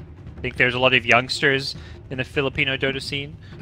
A lot of players. It's kind of like a culture where they worship the Dota players. They're big NBA fans there. You know, they love their superstars, and I think that's something the players play off of when they're playing. They're like, let's try and they always go for the risky, bold, flashy moves. That's something that Raging Potato as a mid was known for. He'd go for the YOLO plays and. He's a crazy player. Yeah, he'll do some questionable stuff. They'll do some amazing stuff. You hate him blow the your most mind. if you are playing support in C in tournaments, in officials. He's always the guy that will just randomly blink next to you and try and kill you. Don't expect it. The stuff he does. So the following bans from VP and XctN. VP bans out the Ursa. One of the few heroes as well. XctN like to run a lot. It's a fast-paced hero. Always available to fight because of a low cooldown. Roshan hero. For XctN, they ban out Magnus after the AA, so they are trying to limit VP's team fight. Because when you have Nyx, you do not want the enemy to be able to 5-man group up. They go for the Jug hero, which is a kind of good 5-man group up hero. Because you want to use your team together, take towers with Liquid Fire, and he has very good synergy with the Chrono. So I think all in all, a pretty good pick here for. And XctN responds with Keeper of the Light. So when the enemy is gonna 5-man and push your towers, you pick the defenders and Coddle Bristle. Coddle, Bristol, and Venom. These are the three heroes that can defend really well. Yeah. Well, Bristol is very good against the Troll in the early stages before Troll has the Silver Edge. You said versing Nyx was annoying. Of these four, would he even be the most annoying? I feel like all four of these, depending on what you're playing, are incredibly annoying. If you're a carry and you're versing Coddle, Blinding Light, Mana Leak, oh, so annoying. Bristleback is whoever you are. If you're Bristle's annoying. This is some dirty stuff from XctN. Do what you gotta do to win the game, you know. Oh yeah, I'm not faulting them. I'm not playing against them. I'm just sitting back and watching it. So I'm enjoying it. You know, I'm like. Do you get disgusted watching? No, I don't. I love the more disgusting the better. Like the old Brood meta days, I love seeing a good dirty Brood pick. Like anything that any way to, like you say, any way to win. That's what Dota 2 is. That's what TI is about, is winning. So what else can? What other annoying heroes can I fit? Looking for a mid, I guess. So BB is gonna be Potato's hero. Venom's gonna be Nando's hero. They're looking for the mid. The flashy hero, the James hero. Yeah, the perhaps. flashy annoying hero. Could be Puck? No, Puck's banned. What are we talking about? Banned first. Quap, not the most annoying, but it's kind of like that standard mid pick at the moment. Do they want something to hit buildings with? Venom does okay. That's where the DK was actually banned out. Yeah, Venom and BB are okay. Not super good, but it's okay. They have team fight. Yeah. They have some stuns here and there. Do they get like a Death Prophet even? Is that doable? Possible. Death Prophet, but I don't really like to pick Death Prophet when I don't have a Saber, you know. I want to have a Dazzle, Avenge, Oracle. When I play Death Prophet, I would like to have those kind of teammate. Okay. Because when you think about Death Prophet, you're in a game, you're sieging the enemy base. Everyone is gonna try and kill you first.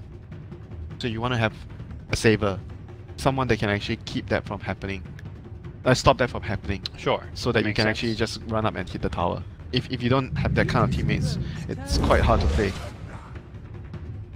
So this is gonna be their tower sieger. This is annoying to the maximum. I'm about to say that actually is an incredibly annoying mid hero. That's actually a very good pick because you think about the enemy's lineup. They have Decrep for the Void and the Troll, two heroes that do physical, and the Nether Ward is a pain in the ass for Sand King and Jakiro because of your high mana cost. And Sand King, not to mention, you have to be really careful with your IP dagger because you don't want to be doing it in range of the Pokemon. And Sniper is a very good pick against pushing. He's very good at defending towers, so Sniper is really good against like this kind of lineup. A Troll Warlord. 6.73, here we go. But Sniper is not that good against Nyx. I mean, I guess most of the heroes are not good against Nyx because you can just get randomly carapaced when you're using your Shrapnel. So I guess that's pretty much the only biggest problem that he's gonna have. The rest of the heroes are heroes that are not really that great against Sniper. Venom, Keeper of the Light, Bristol, Pogna, they're all not good heroes against Sniper. Well, this is going to be interesting. It's going to be XctN putting a lot of pressure on VP, I feel, with the amount of push they have, all these annoying heroes.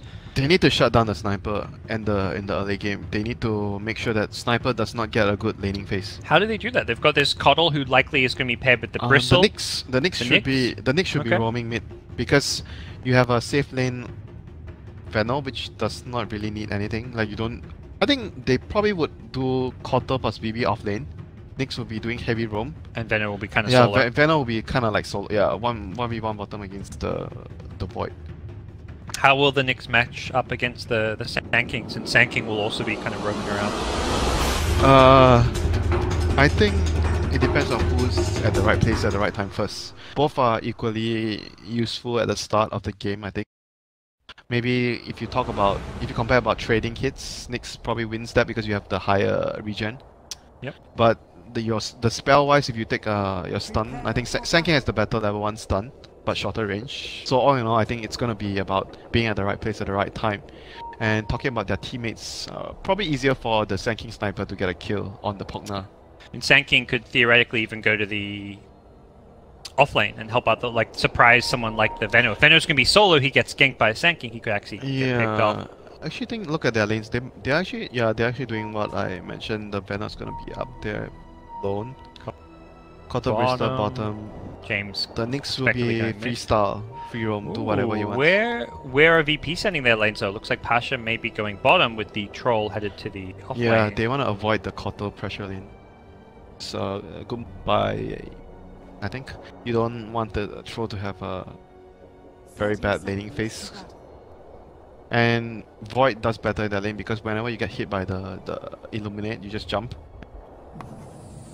Take no damage from that, so that's pretty good lane for him. From VP, they are expecting this. A kill. Well, they actually have no wards out. Venom. They have no wards out, but they are expecting. They're just reading what XctN would do this game to win. Yeah, they know the lanes. They're expecting Venom to be here wards, alone. Nothing. Lil with boots.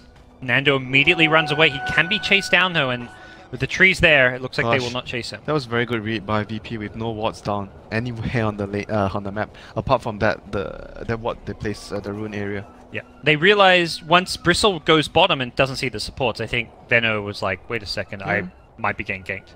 Good move there by VP. Despite having an observer ward and them smoking past it. Mid lane, the 4 positions you mentioned, they need to try and shut down the sniper. Oh, he took mana. I think this is not good though. He took mana burn at level 1. Not good against these 2 heroes. Yeah, it doesn't burn that much. I mean, against Sniper, it's pretty useless. Against the Sand King, it's not great. You use it twice, he still has a burrow. You use 100 mana and you burn 56 mana. I don't know. I personally prefer the... This is like very walk up and right click kind of thing. Very debatable which one is better, but I personally would have gone for the Impale, so I can actually be much more of a better presence because Impale has lesser cooldown as well. Mana burn at level 1 has a long cooldown, 28 seconds. He's already almost regened all that mana he lost. We'll see. I personally don't like it.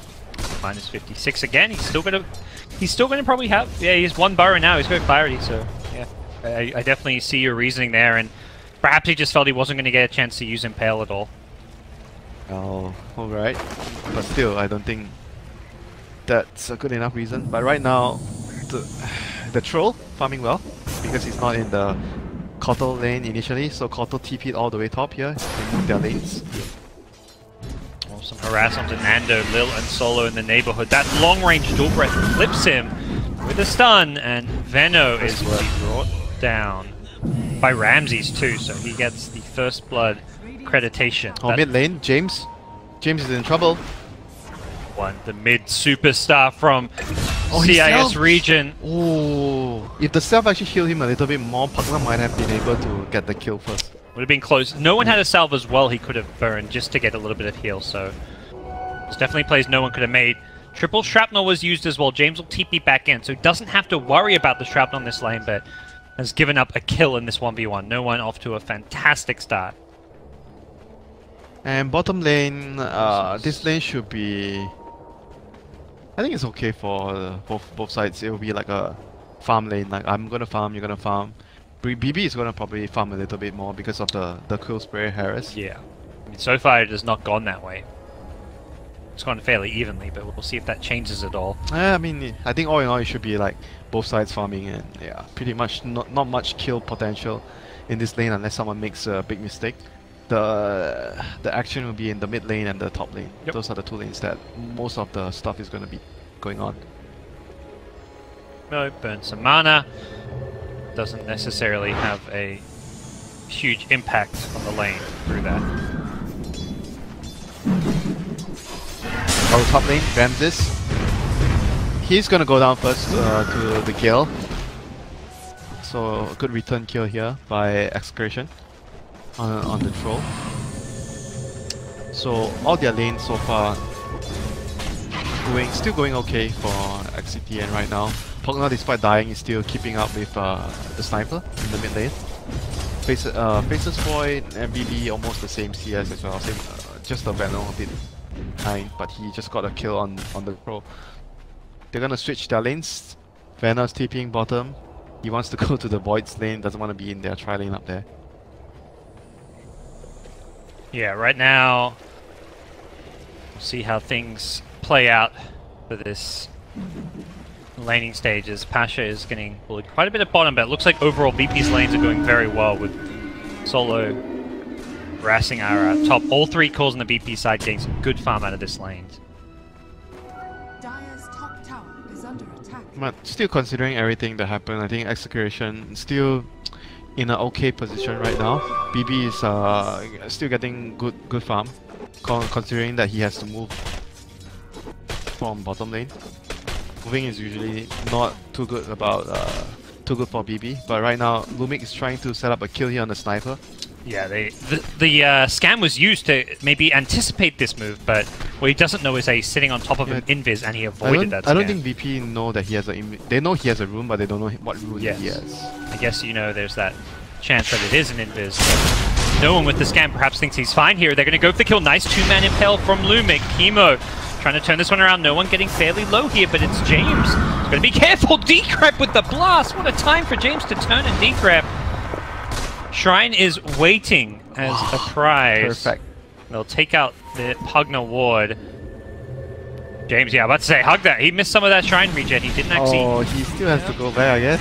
Probably. He lost... He probably could have got an extra 100, 200 health out of that, but... Maybe with his bottle coming out, Lil at top will find a kill on the Bristle, who has rotated lanes. They send Veno bottom. They want this matchup with Veno versus Void.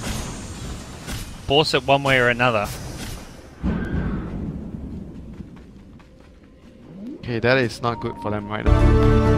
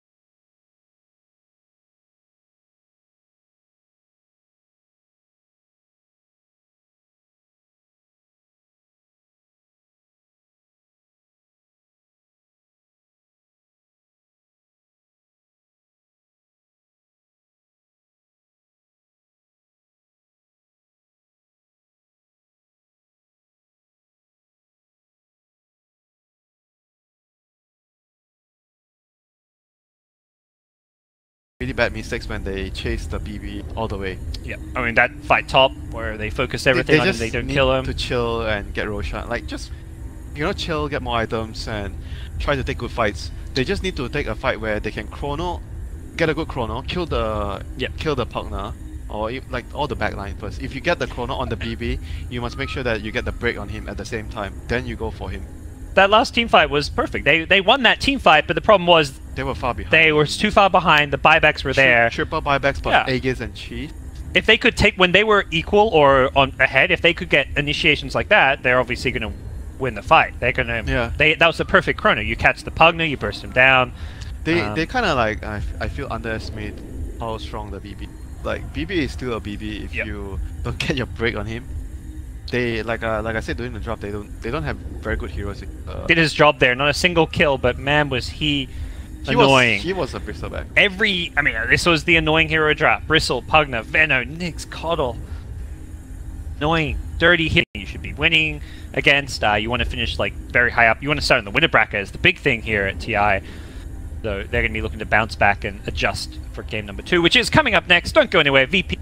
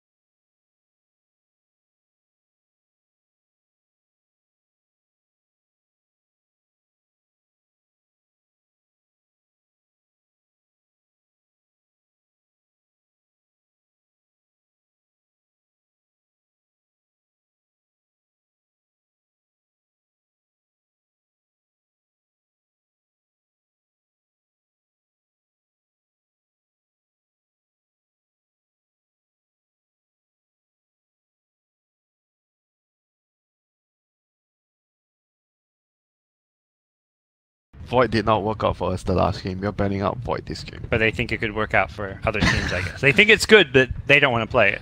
So this tells me maybe they rate this hero highly. Because I know a lot of teams in the event, in the first series, they've been picking Void. And I noticed like the hero has been pretty good in pubs, like for me. Yep. So, I don't know. Seems like the top tier meta picks right now are kind of like the Void. Night Stalker seems like the most valued hero. It feels like every team is first picking it or first banning it. I'm very surprised that Nyx is not banned. Yeah, Nyx isn't banned. Darkseer was left in the pool. I mean, you talk about the most banned hero against VP, one of their best heroes. They're not going to first pick it, but I think that's largely because they know they can get it with their second pick, and no one else plays the Darkseer like they play it. Pasha does. Yeah, Darkseer by all means is not like an OP, very strong hero. Is it OP in VP's hands though? That's because they play him well. I don't think it's like OP.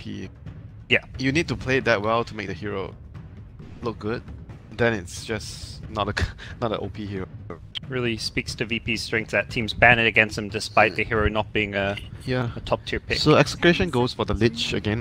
They did play a Lich earlier. Like a few teams actually ran Lich. Envy's team played Lich twice, I think. I think Lich is like... not sure how to describe the hero. Like you pick the hero, win the lane.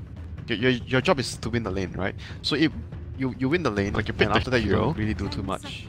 Win the lane, and generally when you see Lich, your job is to win the lane, right? So if lineup, like you win the lane, like you pick after that you don't really do too much.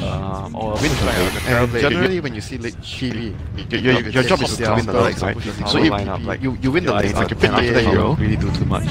Or win the lane, and generally when you see Lich, right now they're just your job is to win the lane, right? So if lineup, like you win the lane, like you pick after that you don't really do too much. Or win the lanes. Your job is to win the legs, right? So if, but I'm not a big fan of like the first phase Lich. Lich has to be picked with like a purpose to counter the enemy's like core heroes. Because now VP know what kind of laning deficit they're going to be up against. They can adjust picks a bit. And they picked the Venom. XctN got VP converted. I think a lot of people are converted by the Venom at this point with not just today, but previous tournaments, e.g. at some of their recent showings. Really, I think we're one of the teams that highlighted this hero's strength. The next cheese is like the enemy has all magic, they pick Venom, they think they're cool, then you pick Husker. That's the next cheese, you know. I mean, we've seen Husker come back a bit. And they ban AA, so... Well, the cool thing about Venom is, you know, there's so many different builds. He can go the Halberd build, he could go right-click, we've seen right-click DPS, I've seen like SMY Venom's Silver Edges, you know? The carry build is definitely very good against Husker. The hero has many avenues open to him. I feel like... Sky game. Or execration. I mean, that's what you do, you know. If you think that you're against an opponent that you can't actually beat by playing normal, the first game you try to push them. Second game, you try to cheese them with like a brute Husker. But this team obviously doesn't play Meatball and Brute, so they ban out AA, Paraider. Those are heroes that are good against Husker. I don't know. Just you see the AA ban and you're just like, I'm thinking.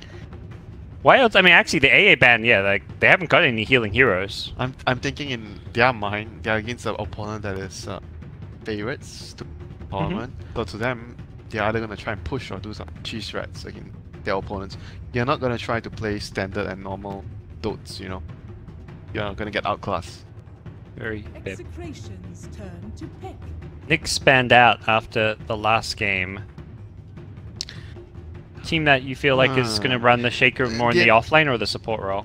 This team, both roles. I think more of a Raging Potato. It should be Raging Potato. But it's still possible on position 4. Apart from Husker, I think could be a good anti-mage game. Anti-mage is good again. It's kind of like push lineups. Very good here against Venom in general, I feel. He doesn't get slowed by all the poison and stuff. Okay, might be an anti-mage game. They went for Quap. Generally you pair Quap or Puck with anti. Because you keep like speed pushing, shove the waves out, and you're very difficult to catch. as a co-op, so or puck. 10 seconds remaining. That might be the thing. Might be a case for them. Pick AM. 5 seconds remaining. And you're probably not gonna get a 5th pick AM because if the lineup is so good again with anti-mage, generally not gonna get it. But they may just try and risk it, I get. Yeah, they're gonna, if they want to pick AM, they're gonna next pick the hero. They're gonna pick it next. Yeah. Do you think there's a chance they risk saving it for 5th pick though? Nah. I think if what they want. AM is that good for a last pick, the enemy is gonna ban it. They may feel it's only going to be good if they can see more of VP's draft though, because VP will still have 2 picks to deal with it. Yeah, but I think if it reaches to that point, the AM is very likely gonna get banned. I don't know. I just That's the beauty of Dota 2 and draft. There's so much mind games going on. There's some heroes where you think you may just be able to win the game with it, but you also don't want to pick too early. Okay, this hero is pretty good against AM. Decent catcher. The glimpse into Static Storm. You know, they haven't banned Darkseer. It's almost like they want that anti-mage, but... Oh, okay, well, that's kind of their... Typically a safe laner. They could run like a Necro Lich lane, though. Might be an off lane. Raging Potato plays the hero sometimes. And They're trying to... Lich, They're trying to mind game them, you know? It's like, we picked our carry. Don't worry about anti-mage. We picked our carry, guys. Lich Necrophos could be a pretty good dual off lane. You know, I think the anti-mage are on the right track because they didn't ban Darkseer, you know? It's like, they want them to Darkseer because AM is so good against Darkseer. I mean, that still tells the AA ban because... Yep. Still, everything still kind of explains itself. And Bat Riders is also really good against Necrophos. They might have already pre-planned that they wanted this hero. Husker is still viable this game is another thing. If they ban the AM, they could consider the Husker. Yeah, but the thing with Husker right now is you are not going to have any... Because you already picked the Necro, so you are not going to be able to pick a... Correct. The thing that I worry about picking Husker here. No Oracle, no Dazzles, no Winter Wyvern, whatever it may be. Yeah, the ones thinking about the range. Yeah, that's a good point. You know, we talk about Anti-Mage being great for execration. It's actually great for both teams right now. Okay. Image. It's an anti-mage meta right now. Like a lot of very good hero for sure. A lot of games that you nowadays like you feel AM is a good pick. Get the Darkseer. They played into Execration's hand with a potential anti-mage pick. Will they ban it, or will something else happen? So basically, if they want to pick anti-mage right here, they do a Lich Necrophos dual lane to pressure the enemy. Anti-mage is kind of 1v1 Darkseer. Yeah, will do okay. Okay. Could see some shaker movements too. 5 seconds Yeah, that actually sounds good. That sounds good. Sounds good. Pressure the disruptor plus whatever. Maybe it might be actually a disruptor, but yeah, a disruptor plus panel. Sand King will be roaming. It's also where if you're VP, you don't want those lanes, so you may send Veno Disruptor to the off lane and put Darkseer against that Lich Necro lane, so that's where the kind of mind games come in with the laning setup too. The other hero that could... Nice... line I'm thinking some... Alchemist, because they have Veno, they don't hero, I don't know, because their heroes all have Agonyms. But it's a hero that we don't see anymore. Like very long... The last time I saw Alchemist is... It was played once recently, I think at MDL by Sumail.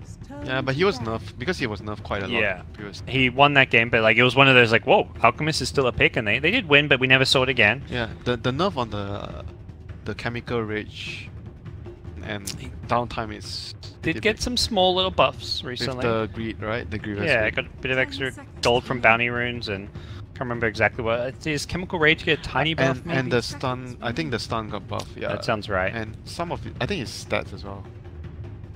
Something armor or agi gain or something. Yeah, I think it's agi maybe, so he gets more armor. But yeah, he did get some recent buffs. Lifestealer ban. See what that might lead to. Expecting a potential Venom mid. Definitely a hero no one's played in that role before. Yep. And they ban Witch Doctor, expecting the Shaker offlane Necro carry. So if this is a Necro offlane with a Lich, then definitely Execration have caught VP by surprise. Similarly, we could see something totally different. DA. One of no one's best heroes in my mind. Very snowballing. Everyone is going to be able to fight with very items. They have like a very fast lineup. They don't have to farm too much. They're able to run at you, pressure you. Not too many long cooldown spells. They have catch, they have Roshan potential. It's like a kind of general balanced lineup. how will XctN react to this? Anti-mage is not that great in like early stages get items because TA can kill it. A lot of minus armor. Yep. Something standard. We may just see the Necro go into that carry role, like VP kind of may have anticipated, but see. Does feel like a hard lane for a safe lane carry. When you have Lich in your team, like you want to carry like a Necro who can be a bit more self-sufficient because Lich does not want to be like a safe lane support. He typically goes off lane, helps out mid. He wants to go and deny. He wants to deny from the lanes that are more heavily contested. So we may just see that like Necro safe stacks here. Yeah, Necro safe lane or Shaker roam. Yeah. Some BB like hero like lane holder. Another bristle. I mean, you just need a lane holder, BB, LC, maybe like a do something like that. You sit in the lane with the. You want that kind of hero, you know, sit in the lane, farm, and the Lich just denies and.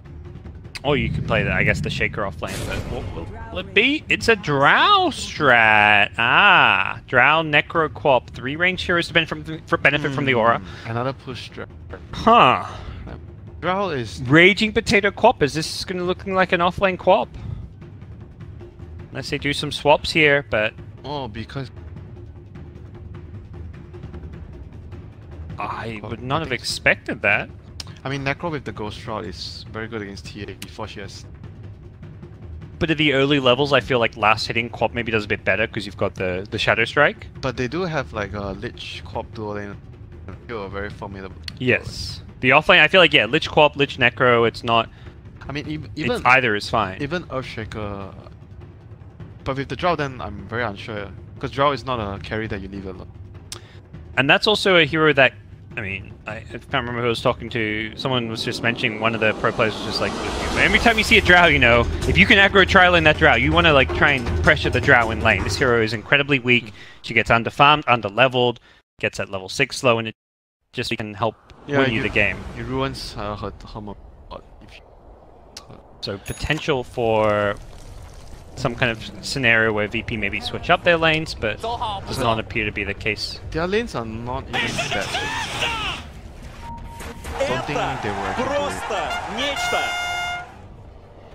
They're probably just gonna do like their standard disruptor, like Banner, like 2-on-2 lane, Darkseer Sank, pressure the Drow. But on the other hand, I'm thinking like against the Lich lane, you want the Darkseer to be against that lane. Then you put your carry elsewhere. That's what I feel. But still, you know, at the end of the day, Banner is also not a traditional kind of like a carry. Like you're fine against a Lich. He's like a very self-sufficient carry. Find out what's gonna happen here in the early game. It will be Drow headed to the offlane, Raging Potato being given the 1v1 against Darkseer on the Queen of Pain. This is definitely a player, I mean, Raging Potato, much more well known for his mid and carry role than his offlane play, a role he's kind of adjusted to over the past 6 months, and we've even seen much more kind of farm-intensive offlaners for him. He's still, like, last game on the Bristle, you know? Whenever he can get these 1v1 matchups, he loves to be in this position, so this is putting Raging Potato kind of in his element. Yep, I agree. He's not a natural offlane player. It's like more the core-ish. He's a bit like KP when he first transitioned into offlane. He farms a lot. Doesn't look like a... But KP has so far already moved towards a more offlane kind. Definitely adjusted since then, but yeah, I definitely think it's a good comparison to make. Yet to see Raging Potato fully adjust to that more selfless. Is another career snipe incoming? I mean, VP kept their career at the base. It looks like this Radiant career could have been sniped, perhaps. Or Solo may have been scattered by this Radiant. Thanking. Oh, not going to get it. He's not fast enough.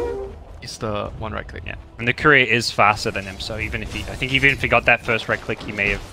You might be able to get it because you get the right click and then you Barrow Strike for the extra range. Oh yeah, with the Barrow Strike actually, that's then you get another click. Yeah. Just for the trick. There's just courier shenanigans. Lil actually already taking a bit of damage. He needs to be a bit careful. How about say Tango your way through? There we go. Because now gonna get the right clicks off. Gem 4 battles, you know. We saw it last game a bit too. Nando, speaking of, well, not battles, is going to be first blood for VP. Yeah, that's the thing with the Drow on the off lane. He needs to be more patient to wait for the creep back, but then again,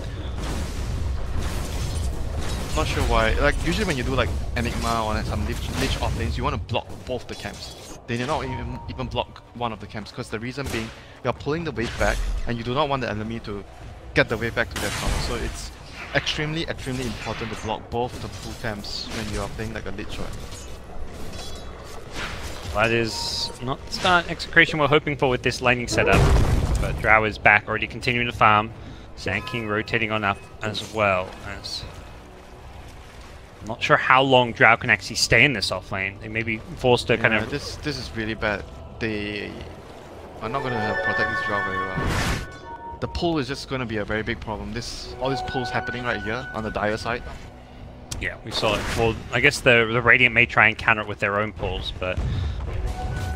Bottom lane, Quap and Dark settings. Matchup is actually up. We're seeing slight Quap advantage for now. Over time, Darkseid may just start creep skipping waves, farming the neutrals as well. They block the cam, that's why. Oh, this is also very important. Oh yes, yeah. So the Doctor can't push. Yeah, you Iron Shell, you farm push the lane, and then you pull that side one. Oh, he's blocked by the fissure. Ara wants the kill. He won't get it though. Fire Strike comes in. The Radiant Courier. What happened to that? What? Mid lane stuff, you know, taking the Courier. But did it die mid? The Courier? Yeah, it was mid. TA but getting it was it. TA. Must have mis-microed it? That your chip has to so far up the lane. Or maybe did he like kill it in 5 lanes? I have no idea. This is not my... I don't know the Courier hotkey. Find where it died. Where's the instant replay?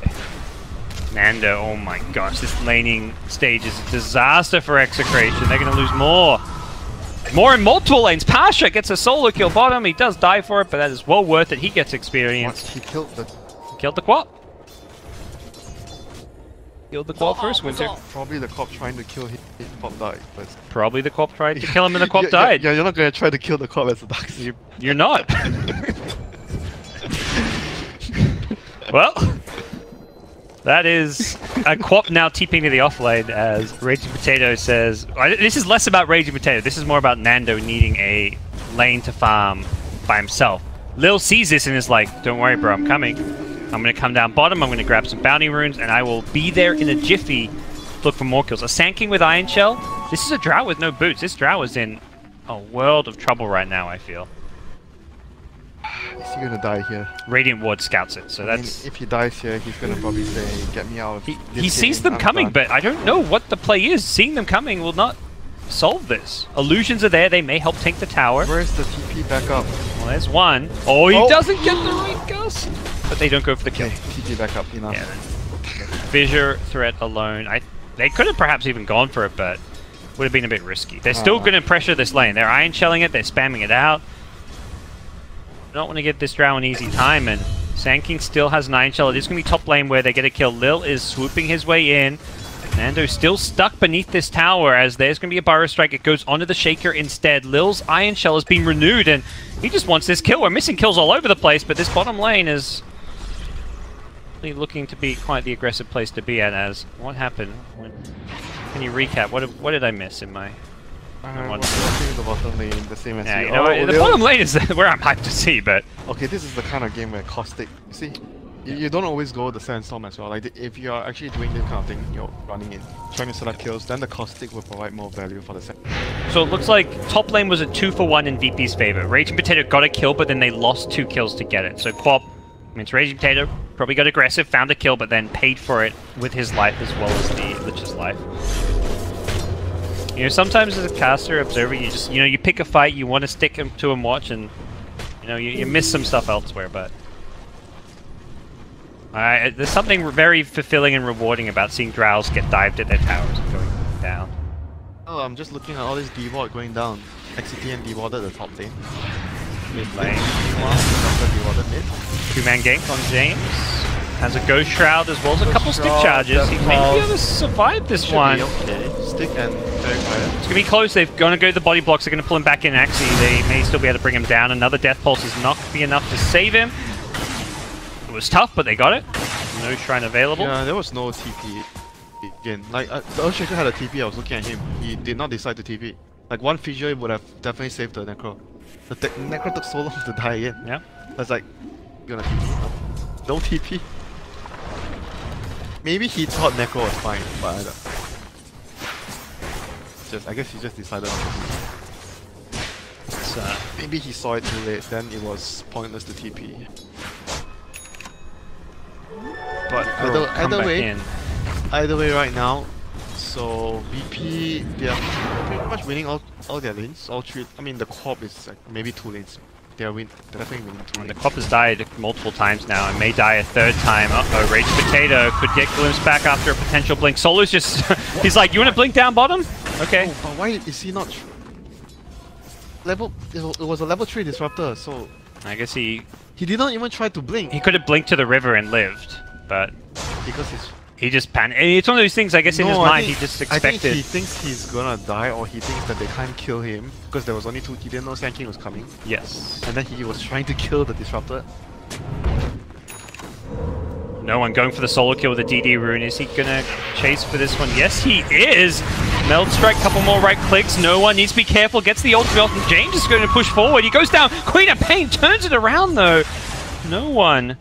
Brought down. Double kill for Raging Potato. He's back in the game, that's for sure. Yep. Top of the net worth all of a sudden. He went from being like 3k net worth to 4k net worth. Yep, because he killed the TA. TA was worth a lot of money, and he got 2 levels on top. That is definitely one of those crazy moments where this is a hero like Queen of Pain who does scale very well, not your traditional offlaner. Dota nowadays, you know. Comeback money. It's also about the talent.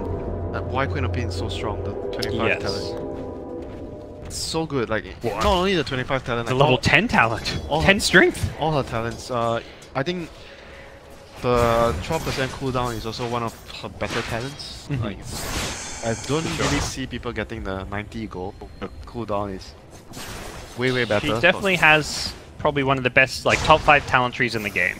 It's been nerfed a bit with the spell lifesteal, but it's still very good. That's like the bomb, you know, right there. Level 25. Back then when you can lifesteal with Blade Mail and you pop your run in. Yep.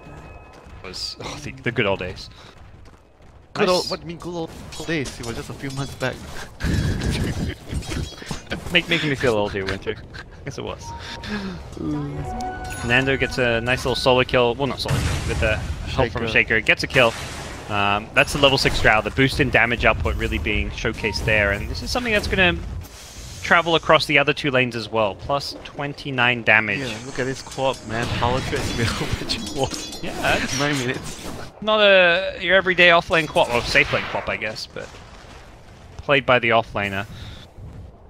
This is definitely Raging Potato being set up for success. I mean, he was actually struggling until he got that double kill. It was 2 and 3, and then suddenly he's top net worth off that double kill.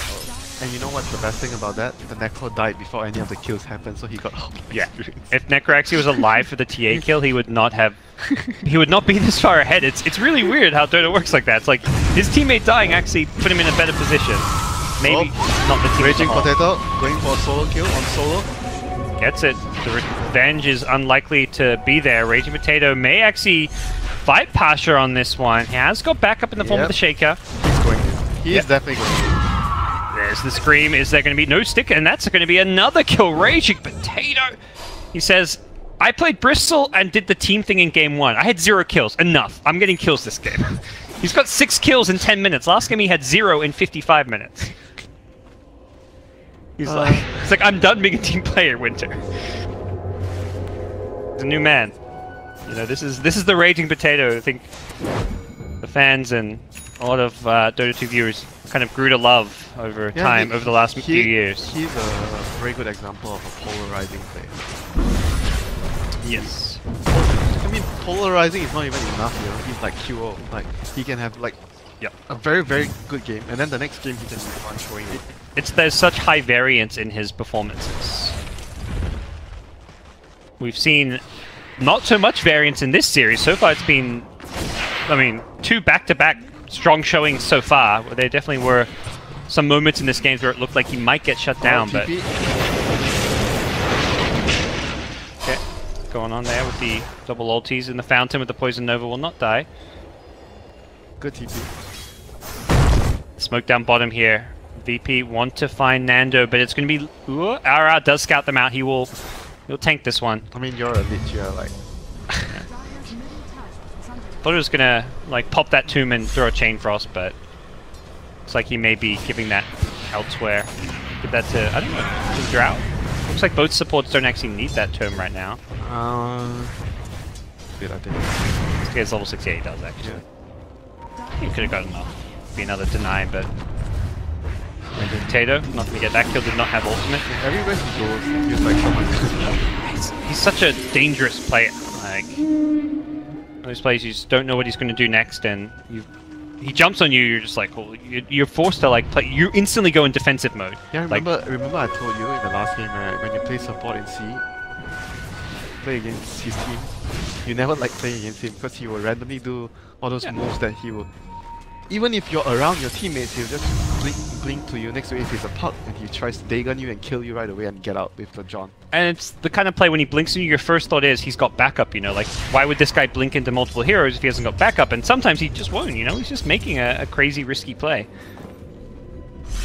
Hard attack, you know, if you're his teammate. Imagine blinks in and you're like, no one's around him and he has no buyback.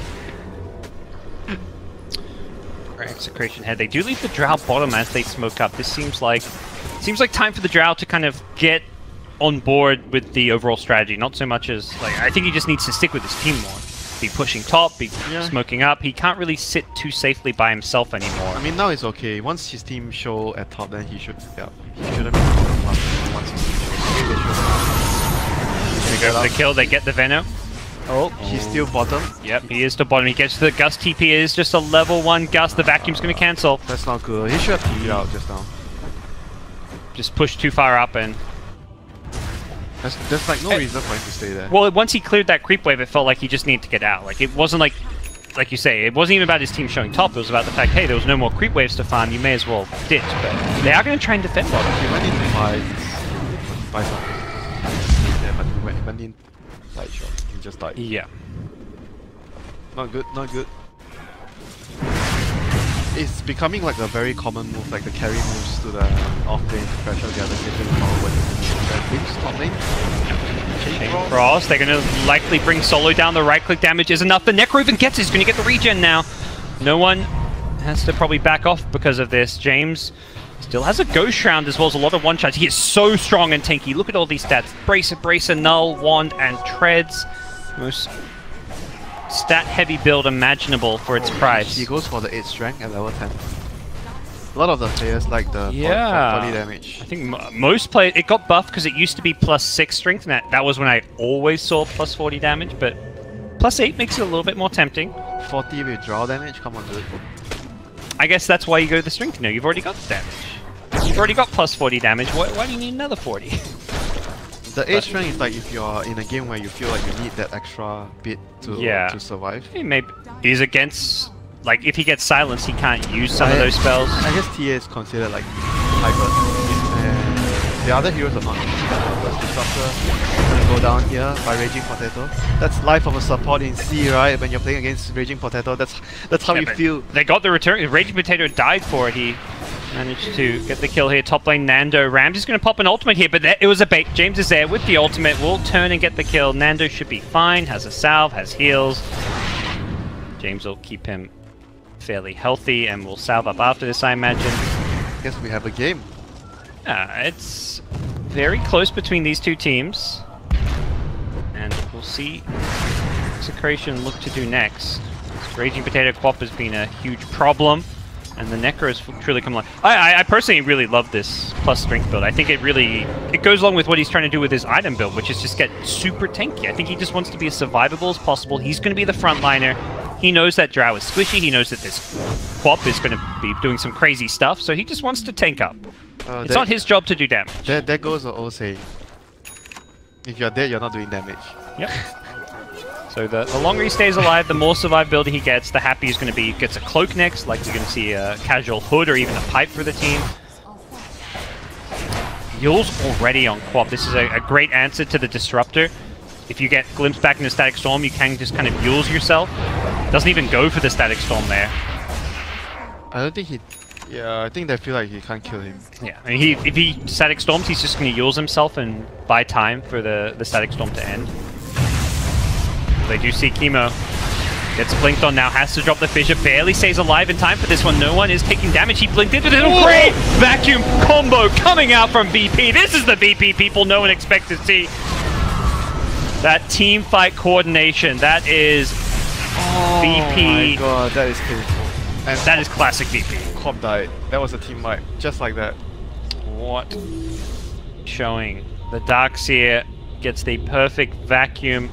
Burrow Strike, the Blink Dagger was there for Lil, and they had the stack. That's the other reason they didn't Static Storm the Quap. They're like, no, this is where we team fight. We want to use that ultimate for the big Wombo combo, and VP's Darkseer Wombo combos is unmatched in the Dota 2 scene. He did it without a blink on Darkseer. So he just ran us. Yeah, I mean, I guess they were going on the TA right there. They featured, they tried to kill the TA, so... Yeah, they kind of had to, because no one was going to 3-shot the Shaker, so it was like, you got to kind of turn and fight. No one probably got the order, like, blink in and create an opportunity for Darkseer to get a vacuum off. He did just that. Yeah, that's actually a very good point. Like, a lot of the glimpse, I hear a glimpse. Oh, kind of paying my back to base, but in a lot of the teams, when you're playing with Darkseer, I know that players will just bait for me, so that I get a good ultimate off, like a good combo. Yeah. And her like TA is great to do that because of the refraction. She can, her blink timing is very good. She kind of becomes an initiator in some way. She doesn't stun heroes, but she can force a fight. Yeah, because you're dealing so much damage that it forces the opponent to react to you. Otherwise, you're just gonna kill them very quickly. See what the move is going to be here. Some people would say it's called bodying. Just go in. Yeah. No stuns, but you're just going in first. Well, a lot of heroes who do that are doing that and dying in the process. TA not one of them because of the refraction. Especially if you can get the double refraction where you precast it, you go in and then you have a second refraction ready to go towards the end. Disruptor getting low, doesn't have a TP. Don't think there is an easy out for him. Quap will blink in, gets the kill. Of course, Raging Tornado is gonna go in. Yeah. Especially with this Yule's pickup, this is like the perfect item for his playstyle because if he blinks in and it's a bad situation, you Yule's yourself, and then you buy yourself like 3 seconds to have another blink up.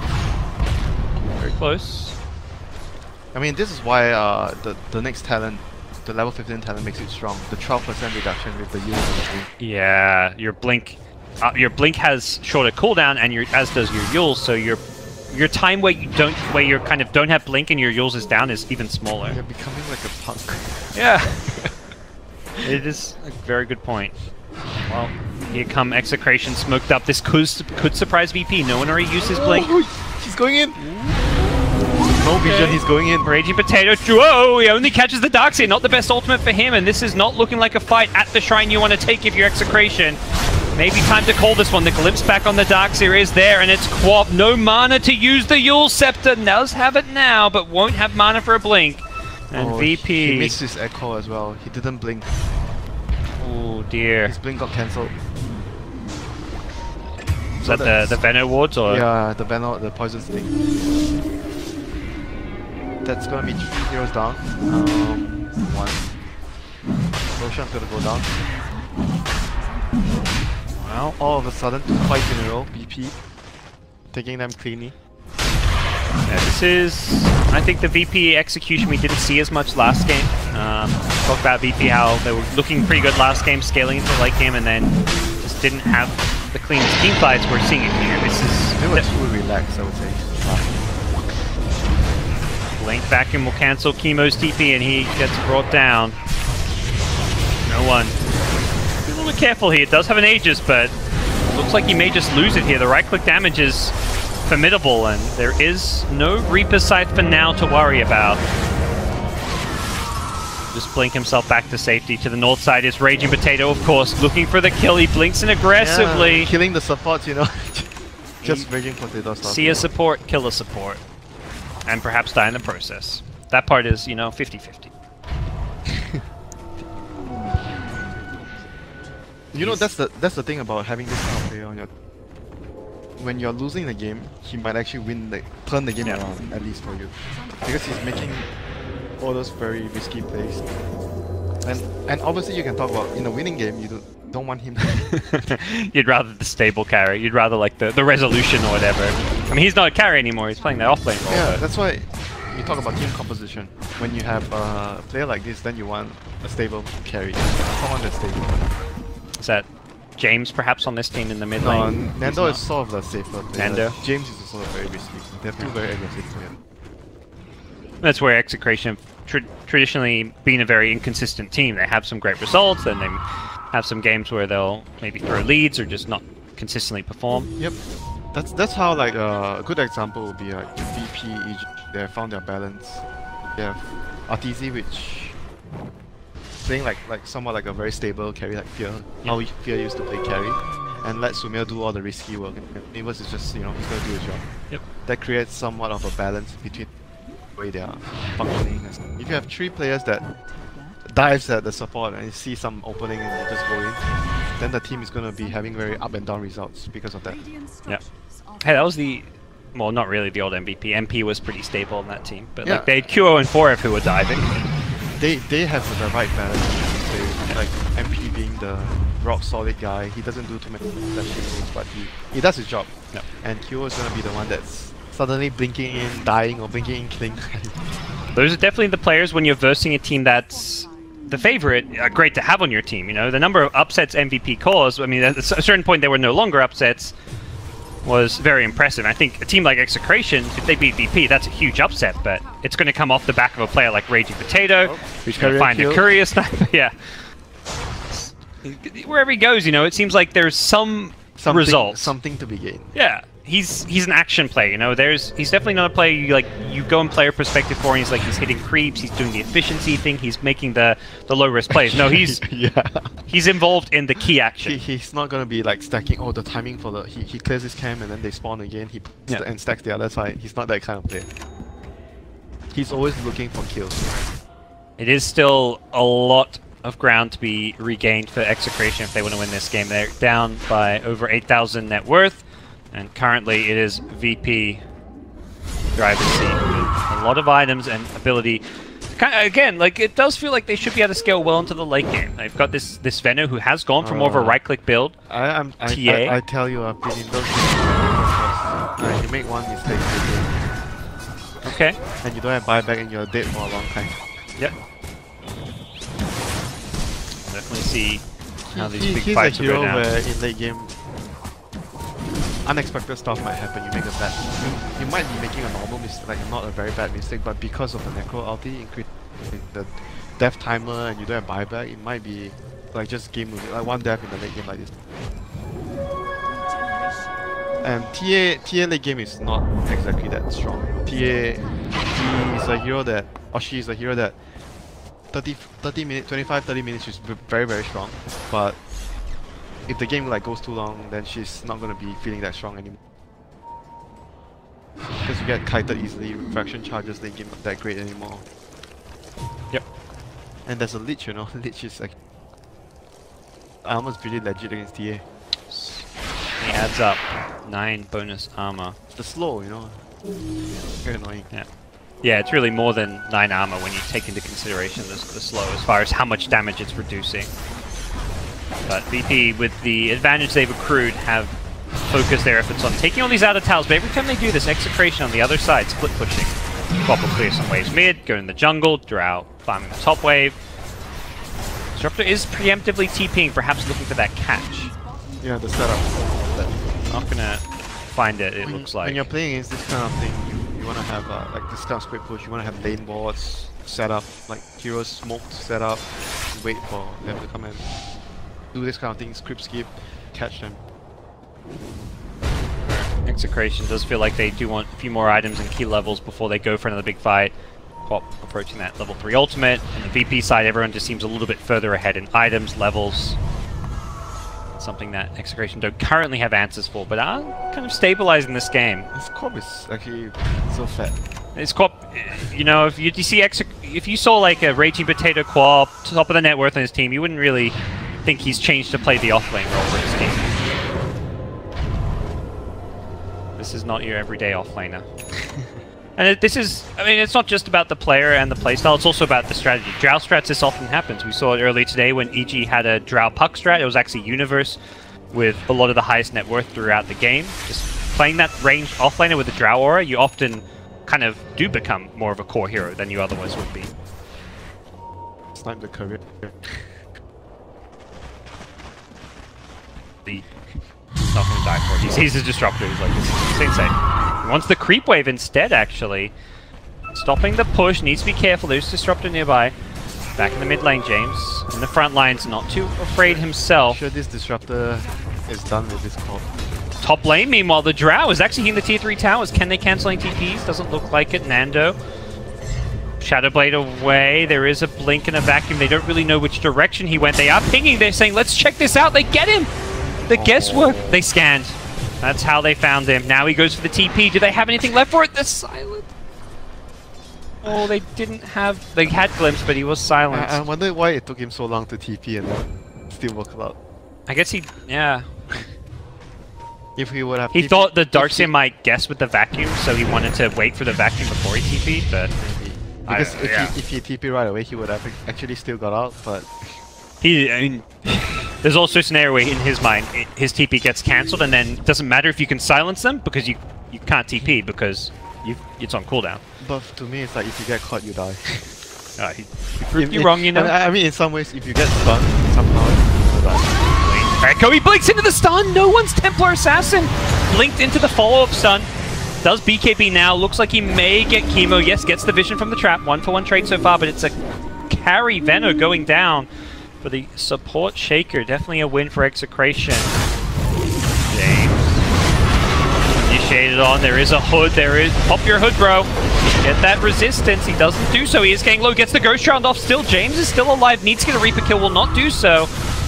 Elsewhere, Raging Potato trying to get the kills, trying to go for those supports. Blinks in with his Shiva's Guard. It looks like he'll get solo. No, he won't. The poison damage not enough. He blinks to the side, just trying to save his own life.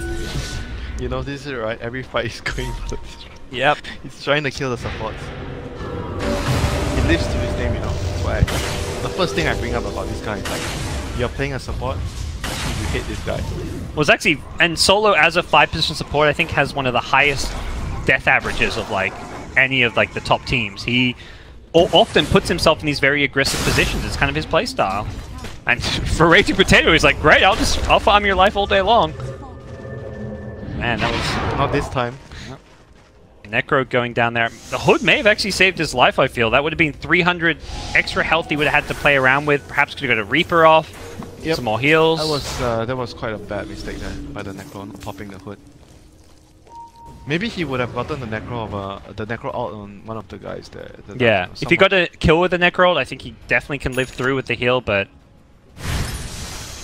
hard to say for sure. Either way, definitely a lot to think about, a lot of buttons to push, and he does get away from this gank though. The glimpse back into kinetic field, he force stuffs out, wants to have that BKB so he's no longer afraid of the Disruptor ultimate, but solo, seeing some of these items come out is already building up towards an Ag Scepter. Yay. Yay. He turns and fights. He's trying to outplay them kind of. Here comes the Drow Ranger looking for the kill, but we'll see a Glimmer Cape save the Disruptor's life, and now he'll pay with his life. Oh, XctN, that is not what you want to see. Raging Potato's mistake turns into a double whammy. Oh, as they lose 2. That Disruptor has to feel good like solo. He tried to kill me the whole game. Yeah, try to kill me more. Yeah. For Quap there, it's kind of a lose-lose situation. If he blinks away, he's going to get glimpse back, so he tries to wait for the last second to blink when the Thunderstrike has worn off, but able to do it. Really feels like this Quap needs a BKB, and that's exactly what she's building towards.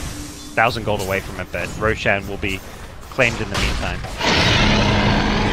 Both BKBs for XctN, just not quite there. Say both. I want to say there should be a third. Yeah, third. Drow as well. All 3 cores going BKB this game. Oh, wow, that ward actually gave vision. They were so close to getting the glimpse at bottom. could have cancelled a TP and been catastrophic. Drow's BKB is not gonna come soon. Take a while. Yeah. And at this stage right now, it's more or less gonna force it. It's gonna shove the lanes out and just run down one lane and push. They're pretty much good to go for high ground. I'm not really waiting on any big items. None of them are actually get any big. And too far up, my friend. The split push game has not been friendly in the last couple of minutes. It was working well to stall and delay the game earlier, but the last 3 to 4 minutes have seen 3 deaths, 2 of them on the Drow Ranger. All as a result of the split push. And Drow dead for 45. VP are going to be knocking on XctN's front door.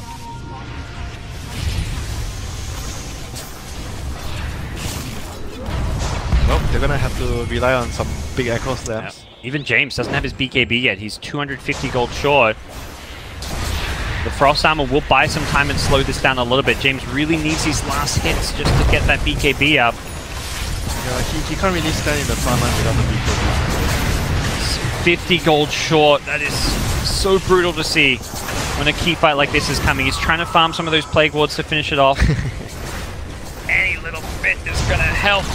12 more gold. He loses the tower, has the money for it. Gets the initial kill. That's the Aegis down. That's not a bad start. BKB en route. James will have this for the ensuing fight. Dual Scepter onto the TA. No one. Does have the BKB. Now has a cheese as well, so he's just going to blink himself back to safety, but pretty good position here as Necro gets the BKB delivery. Whoa, whoa, whoa, whoa. Raging Potato. Blinking aggressively. And it's Shaker set up with a solo smoke to the south. He is looking for that big initiation on someone like the TA. If you can get a Blink Echo and kill her before she BKBs, before she cheeses, that is how you swing a fight your way.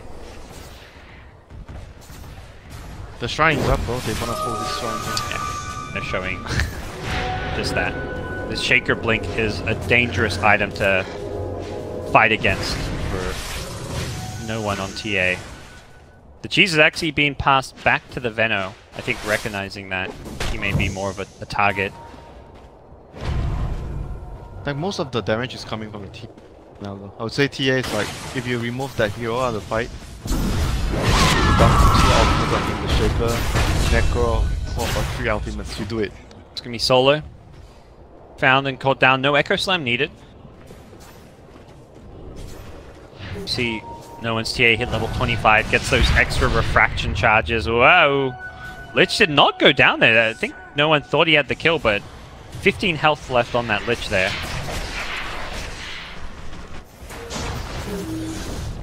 This aggressive Queen of Pain coming out from Raging Potato, trying to press forward the TP. From Lil, Blink Echo Slam available. Pasha blinks himself into the trees. They're going to find Lumic here. There is still a Blink Echo. Going to catch the Sanking. Doesn't hit the totem though. Lumic trying to chase after him. The Sonic Wave is going to miss. Oh no. The Yule Scepter dodge. Lil with a fantastic play will bait the Queen of Pain in. They lose Drow as well, and XctN getting outplayed by VP. I mean, still like dropping the Echo on the Sanking, even if they killed the Sanking there, I doubt the fight would have been good for them. Yeah. It was not a high percentage play, like you said, and now high ground is a reality. VP, 15,000 gold lead. And the racks in sight with no buybacks on those 2 heroes. Necro can't really do a whole lot. He's got this BKB, but he cannot 3v5. It's not even really a true 3v5. When your Shaker doesn't have Echo Slam, when your other teammate's just a support Lich, you are kind of on your own. James is going to show it here. He presses forward, trying to hold the base here. The Chain Frost doing some good damage with the bounces, but whoa, going to continue to do some good damage with the bounces. Perhaps a bit more than it should have, but ultimately VP get a lane of racks, walk away with it, and they're back in for a little bit more, looking for a glimpses solo. This is the aggressive disruptor play we've come to know out of him, but perhaps a bit too aggressive. There's the combo, the vacuum wall, Static Storm, VP, wipe 3. In the blink of an eye, they've won a team fight, and it looks like 1 game 2. GG won't be called just yet as Raging Potatoes Quap respawns, but respawns into what? He's going to BKB just to dodge a Burrow Strike, but no damage will follow this. Lil is surged up, glimmered up. Raging Potato, his BKB wearing off, man. This is the end for XctN. Oh, he gets the glimpse even. GG. 1-1 for VP. I think VP showing what they can do here in game number 2. This was much more the classic VP performance. Great draft, great execution. There were moments where it looked like XctN were doing some flashy stuff with the quad, but ultimately the team fight play out of VP was fantastic.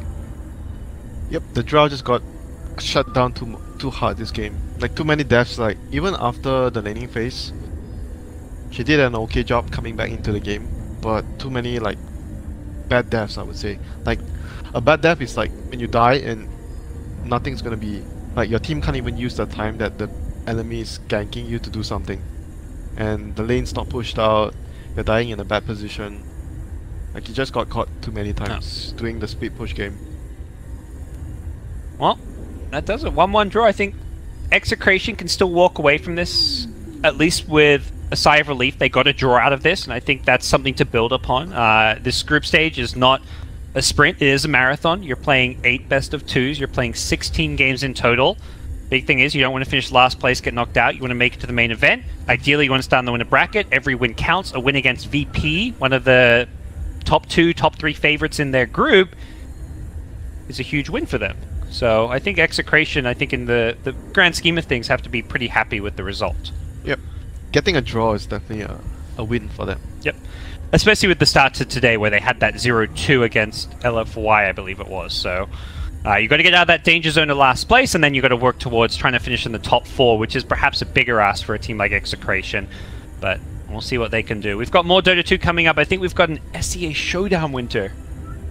Fnatic TNC, right? Yeah. Let's go, Parker. Let's go. Let's take a quick break. I think we may have to hop into that one quickly. Last time we had like 2 minutes of downtime, so don't go anyways, guys. If you like your SEA Dota, this is the place to be as we continue with Fnatic vs TNC.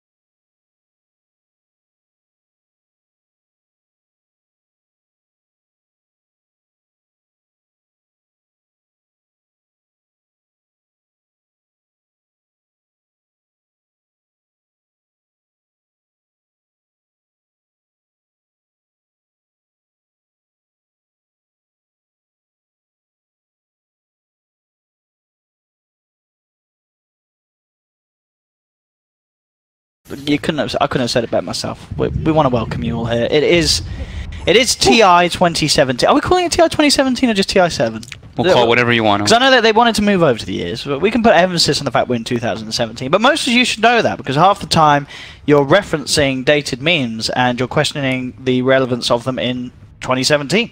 But This is true. Yeah, you know. But we're here. We're here. We're here. OD Pixel and Fogged in 2017. Game 1. LUL.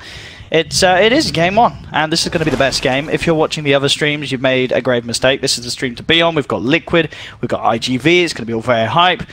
As we can see, the picks are coming through, and already we're getting some exciting stuff. Liquid opening up with the first pick, Shaker, which back at Dream. Were they doing this a couple of times at Dream League? They were picking Shaker up in the first 2, weren't they? Yeah, Shaker's been growing more and more favorable amongst all the teams. Just that super consistent offlaner that always will get experience and just reliable stuns and disable in fights. Just makes team fighting pretty disastrous, and it's always that big initiator. So yeah, it's always a good start to have that for their arsenal. And I mean, Liquid really likes the hero. They grabbed the Nature's Prophet, which they also ran at Dream League recently. While we look at IGV, they're sticking to their guns. They ran the Shadow Shaman all throughout the qualifier. And the Earth Spirit's a bit of a change up, but at the same time, you know, we're like, okay, there's dogfights on that team, and that's one of his favorite heroes. So yeah, he's probably, I guess he's, what would you say, the second best Spirit in China? You imagine you have to put Baboka at the top. Him and Baboka are very strong at that. Yeah. Him and Baboka are probably those two, and then it's like Tim's, like Jarax, Crit. Yes, around like the big fives. Sure, yeah. Or the big 5 Earth Spirit players. So right away, we've already got kind of like mostly heroes that we've pretty much expected. I think Nature's Prophet and Earth Spirit, just, you know, those two are a little bit niche kind of heroes. They're that kind of liquidy first. Yeah. But yeah, I mean, the Shaman, that's something that I think we'll see a lot of teams doing, really. That's top tier support, early pick, isn't it now? Really? Yeah. And we look at the bans already coming out. These are just literally targeted bans, so teams are not going to prioritize just strong heroes right now, just the heroes that the other team plays. So Io, Coddle, makes perfect sense, banning out GH's heroes. Then they look at Matumba Man's Lone Druid, and of course the Miracle Invoker. Have to get rid of that. Yeah, you do not want to play against it, especially when you already know there's going to be some great setup. You've got the Shaker, you've got the Prophet. I mean, you know, Prophet works with Invoker fantastically for numerous reasons. Just having that pushing potential, you know, buffing up some core with the Alacrity, the setup with the Sprout, the Sunstrikes, all very nasty. And yeah, as you hit the nail on the head, you got Miracle on the other side. You don't want to give it that sort of a chance. Huh? IGV getting the Darkseer. I mean, this is pretty strong. I feel for IGV getting themselves on the whole Darkseer Spirit combination. Yeah. I think they're going to be happy with this opening 3. But obviously, Liquid are having a lot of their favorites being banned out. We'll see what they grab here, but no one to be shaken off so far in this draft. It feels. No, definitely not. Sticking with absolute comfort. In July, usually plays. For the most part, he has like 4 big heroes that he plays: the Tidehunter, the Darkseer, the Batrider, and I think it's like Centaur or something. I would say he's probably the most limited on his team in hero pool for that matter. So yeah, Darkseer or Spirit, they've got a good team fight already coming out once they get their levels, and they can pressure the safe lane quite hard already. That being said, though, they don't have a whole lot of information just yet. And now we've got a Wyvern pickup. Very nice and early. Did we see this a couple of times in Dream League, or was it pretty much ignored? I can't remember. I don't know if Liquid themselves touched it, but I feel like we did see some of the teams dabble with it. But definitely not necessarily one of the supports that's always a go-to. Always pretty much picked in a you know, very situationally. And I guess you're looking at IGV's lineup, and what is it about that lineup that you feel that says, let's pick a Wyvern? Is it just have a bit of D-push, as you say, to get rid of this like Darkseer Shaman, you know, aggressiveness that they can do? It gives them the D-push versus IGV's lineup. It also gives them some sustain for when they are pushing with the Nature's Prophet. You know, they can cold embrace somebody, keep push going. Makes Roche a hell of a lot easier, and it gives you your setup as well for Earthshaker too. True, yeah. Great, so you can just get a good curse down. You can have him just set up easily before that Blink Dagger does come online, or even afterwards. You curse, fissure, walk in, Great Echo Slam setup. Makes it a lot easier for yourself. And Winter Wyvern's a hero that has been buffed several times over the recent patches over the last months. And we saw a couple, like you said, at Dream League, I think 1 or 2. I know Soxa played it. But the buffs this hero has received, like the Arctic Burn, fly for 8 seconds now, Cold Embrace got buffed, so you get even more healing from it. I think this is going to be a big hero that we're going to see start rising in popularity once teams get used to playing it.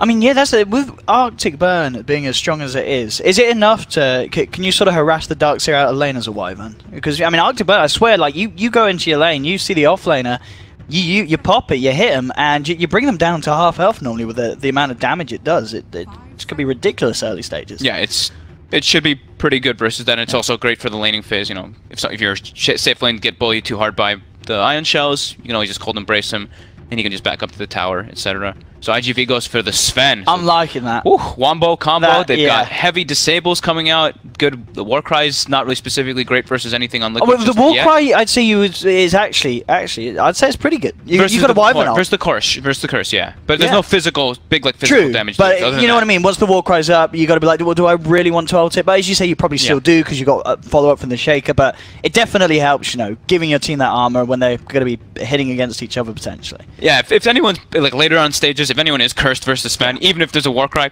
they're probably pretty dead. Sure, that's true. Yeah. I mean, I still feel like that's probably what we're waiting to see from these last two picks. Some sort of big like damage dealing. Obviously, Miracle's hero still being the big one. As we assume what that is going to be a Matu Nation's Prophet, right? I think we can leave it open, right? You think they did like play around with it a bit at Dream League. They were switching it up. It was a bit different. I mean, would you rather see one? I mean, you've seen obviously the position one for IGV being the Sven. Mm-hmm. Did that kind of deter you away from playing a safe lane Nature's Prophet? And as you say, more likely to put him as mind control? I would imagine. Yeah, I would think so. Yeah. Like GH Shaker is one of the big ones. I mean, of course they run it so much on MC, but GH has also had. I think he like, rarely loses on the Earthshaker too. It's like those Earthshaker, Kato, and Io. I think I only seen GH lose like 1 or 2 games in the last 3 months or something. I mean, that's the thing. What GH is, he's also one of the boys on the run for the 10k, isn't he, at the moment? Yeah. And there's the answer to what we're talking about. So that's going to be Matu's. Well, it could be a mid Necro, but more than Liquid likely, more than likely, unless they're going to reveal something new. Should be Matu's safe lane. I love this pick with this. Like they already have so much push. They have a lot of sustain for it. Ghost Shroud versus Sven is absolutely incredible. He's a super tanky hero that suffers very hard versus Reaper Scythe. They don't have any save for the Reaper Scythe either. Yeah. So they do have one pick at least to think about trying to get some sort of a save. And well, they still need their mid laner. I mean, here is that could be picked up. I mean, I'm looking at this and saying, what could they not just whip out Paparazzi OD? You've got the save. You've got something that can kind of benefit from an enemy hero being cold embraced as you continue to rack up the stolen intelligence. It could be OD, yeah. It could be one of those ones he's looking at. He played OD, DK, some Razor. I'd like to see an OD. I mean, Razor as well, to be fair. That's another one that can benefit off the cold embrace, yeah, for sure. Mm-hmm.